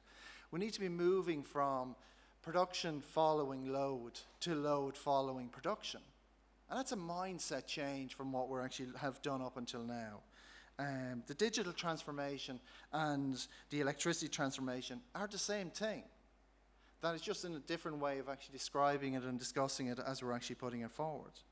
We cannot do it alone. Both everybody in this room and all those who are actually online, we need to work collaboratively together, and also with our international partners as well. We need to move towards implementation. The time for talking is probably over. For a 2030 time horizon, it definitely is. 2050, we have a bit of time. Cooperation and collaboration is key. And then innovation. Why are we actually innovating? I think the quote of the day for me was really, innovation is really for the value for our stakeholders. So it's actually a value proposition that we're actually looking at. So if I actually look at the earlier session this morning, what was my takeaways? The capacity of the wind and solar generation will multiply by almost 3 times by 2030 and 10 times by 2050. That's a phenomenal growth when you just step back and think about it. We all get caught up in the numbers, but when we step outside and we talk to the wider communities, the wider industry, having that level of ambition is huge over the next period in time. And at the same time, we heard this morning that our demand is going to grow significantly. And just from the transport sector alone, demand is going to increase by 50%. That's a huge increase while we're actually doing trying to decarbonize, and while we're actually trying to make sure that's secure in a sustainable manner. What a time to be in our industry, folks, isn't it? Right? Absolutely fabulous, right? I think we'll all be busy, and we will have jobs for the rest of our lives until we retire, which is great, right? The renewable integration. I learned another thing this morning as well. Anytime I come to these, I always learn something new. I'm going to take the word integration out of my dictionary. I'm going to use the word adoption, or I'm going to use a significant part of the grid. But with more renewables and with demand increasing over the next period in time, our power system becomes dominated by power electronics. So what services and how we actually operate the power system need to significantly change over the next time horizon as well. And we need to get services from technologies and innovative solutions that we've never thought about before. The targets for offshore are phenomenal when we look at those as well, where we're looking at 2030 having 60 gigawatts of offshore feeding in and 300 gigawatts by 2050. And how we actually integrate those actually into the system becomes a real challenge for us. And I apologize I used the word integration. It'll take me time to get my head out of that space. Digitalization, if I can just maybe very quickly go on to digitalization, is a game changer. It is a game changer in every aspect because we need the digital solutions for making sure that we do the transition in the most effective and efficient manner for what we're actually looking at. But it's unpredictable in my mind, and that's because maybe I come from an electrical kind of background. But, and in particular why I think it's a little bit more unpredictable is that we can see artificial intelligence taking on a more central rapid role over the next period in time. It's actually at the beginning of the journey, and we need to be thinking about how that can really help us in relation to the transition. We also heard this morning in relation to the new technologies that are being evaluated, and it's putting data at the centre of the proposition that we're actually looking at. And the developing of the new concept around energy data space will enhance the coordination of the TSO, DSO, and thus facilitating more services and various different assets being connected onto the system in a more rapid and automated fashion. And we also looked at the digitalization is also changing our controllability and observability of the grid, and in particular building out the digital twin from a European power system as part of the digitalization of the EU system action plan will provide us with real-time views of our infrastructure and enable a holistic approach in how we actually plan actually the power system over the next period in time. That's actually balanced, or was really being considered towards the end of the digitalization discussion, was the challenges around cybersecurity. The real threats in relation to how we start operating the power system and how we actually bring forward the power system into the future. And there are growing risks, and in particular as we bring more technologies and new technologies onto the system, we need to make sure that they are, as part of development, have cybersecurity at the centre of what they're actually doing. The final session in relation to cooperation was really, for me, was really kind of bringing it all actually together. And I think in relation to the energy crisis has accelerated the transition rather than slowing it down. And that cooperation is across all dimensions and all actors in society has a role to actually play in relation to that transition that we actually are that we're actually really on at the moment. Legislation is important for underpinning that transition, but so too is funding. That's both public and private funding is really important around, and that is available to help the transition that we're actually looking. We heard it was available to us. Securing sustainable, affordable, just transition, but it also has to be competitive, so that we remain sure that Europe remains a very strong place to come and do work in relation to what we're actually looking at. And some of the other points which I took away was also in relation to that we need to create an ecosystem that is looking at the whole value chain, and that we need to scale up the innovation solutions that bring the right economic benefit and the right solutions to all our stakeholders as we actually look through it. Consumers are a key part of the transition, and the regulatory framework and the system operator, that we need to facilitate the consumers and make sure that consumers are bringing forward some of the solutions as we're actually working through the transition. But it needs to be in a way that doesn't actually impact on their day-to-day lives. And that's really critical, that this has to be an easy solution for our consumers, because we need to win the hearts and minds of our consumers, because that's the reason why we're doing the transition in the first place, and the best effective way that we can actually do it. And as a TSO, I can assure you that we're very much up for and making sure that we are playing our part in relation to delivering the transition that's actually required over the next period in time. And the smart grids will enable that transition to actually happen. I also want to conclude by thanking everybody here in the audience today, and also those online, for your engagement in relation to the tough questions you put to all the various different members of the panels, and also your engagement both in the room here and also during the breakout sessions as well. So I'm going to stop now, and I'm going to actually hand you over to David, who's going to say a few extra words as well.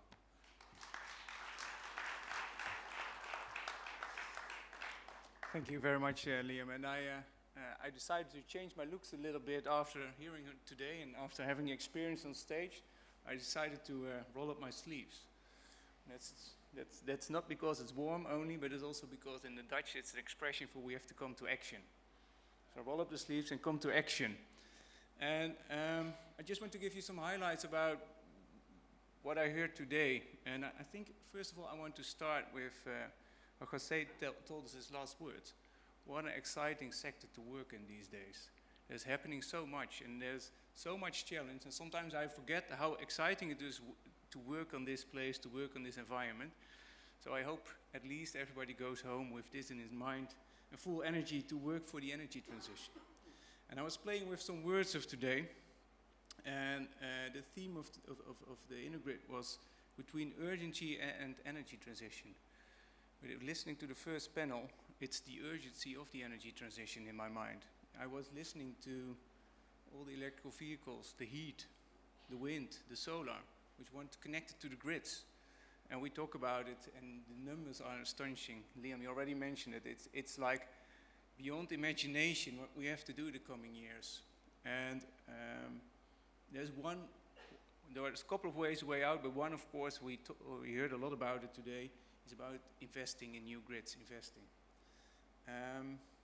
And I think there are a couple of things crucial in that which we didn't discuss today, but I want to mention it over here. We talked about financing, investments, etc. But we also need our supply chain sovereignty, global sovereignty, European sovereignty, to have sufficient materials, but also labor, sufficient labor force. We talked about sufficient labor for digitalization, but also to build the grids, but also permits. Make sure that we've got sufficient permits. Sufficient space for infrastructure is key. And in the end, also legislation. All these factors has to be speed up. There's not something which is first or last. Everything has to speed up to make the investment happen.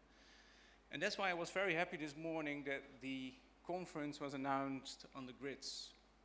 It's so key because this morning the first session on electrification, I wrote down one quote: grid is the new permitting. And so we have to invest to make sure that we can connect, integrate is not the word anymore, but adapt the grids to all these technologies, zero emission technologies. And then we come to the other two sessions, which I want to include over here. I think we asked the question, is digitalization the game changer? And I think it's differently. The game is changing. So we have to invest in the grid, but also around digitalization, cooperation, which was the last session. The game is changing. So we're building a new energy system. We're not only building new grids, but we are building a new energy system. And during a day like this, I hope you all heard ideas you agree with, and some you don't agree with. And I think, for example, that we will need flexibility to it in the end of the days. We don't build 10 lanes to the coast for that one day of summer. So we have to rethink about our definition of the new system, and we need digitalization for that, and we need cooperation for that. So I think we're moving to a new energy system where the grids, adapting to all the technologies, I'm trying to get it into my words as well, integrating, adapting to all the technologies, to make it zero carbon. But it's not only about copper, it's about the way we cooperate, it's about the way we innovate, and it's the way how we deal with data. And then I would like to end with the words from my own city where I come from, and that's a little bit like roll up the sleeves, and I know in English this doesn't sound really, but it's like the key words of the city where I come from is action rather than words. So I would ask all of you, go home, do the action we need to do, and make a zero carbon energy system. Thank you very much. And Roberto and team, and thank you very much for today.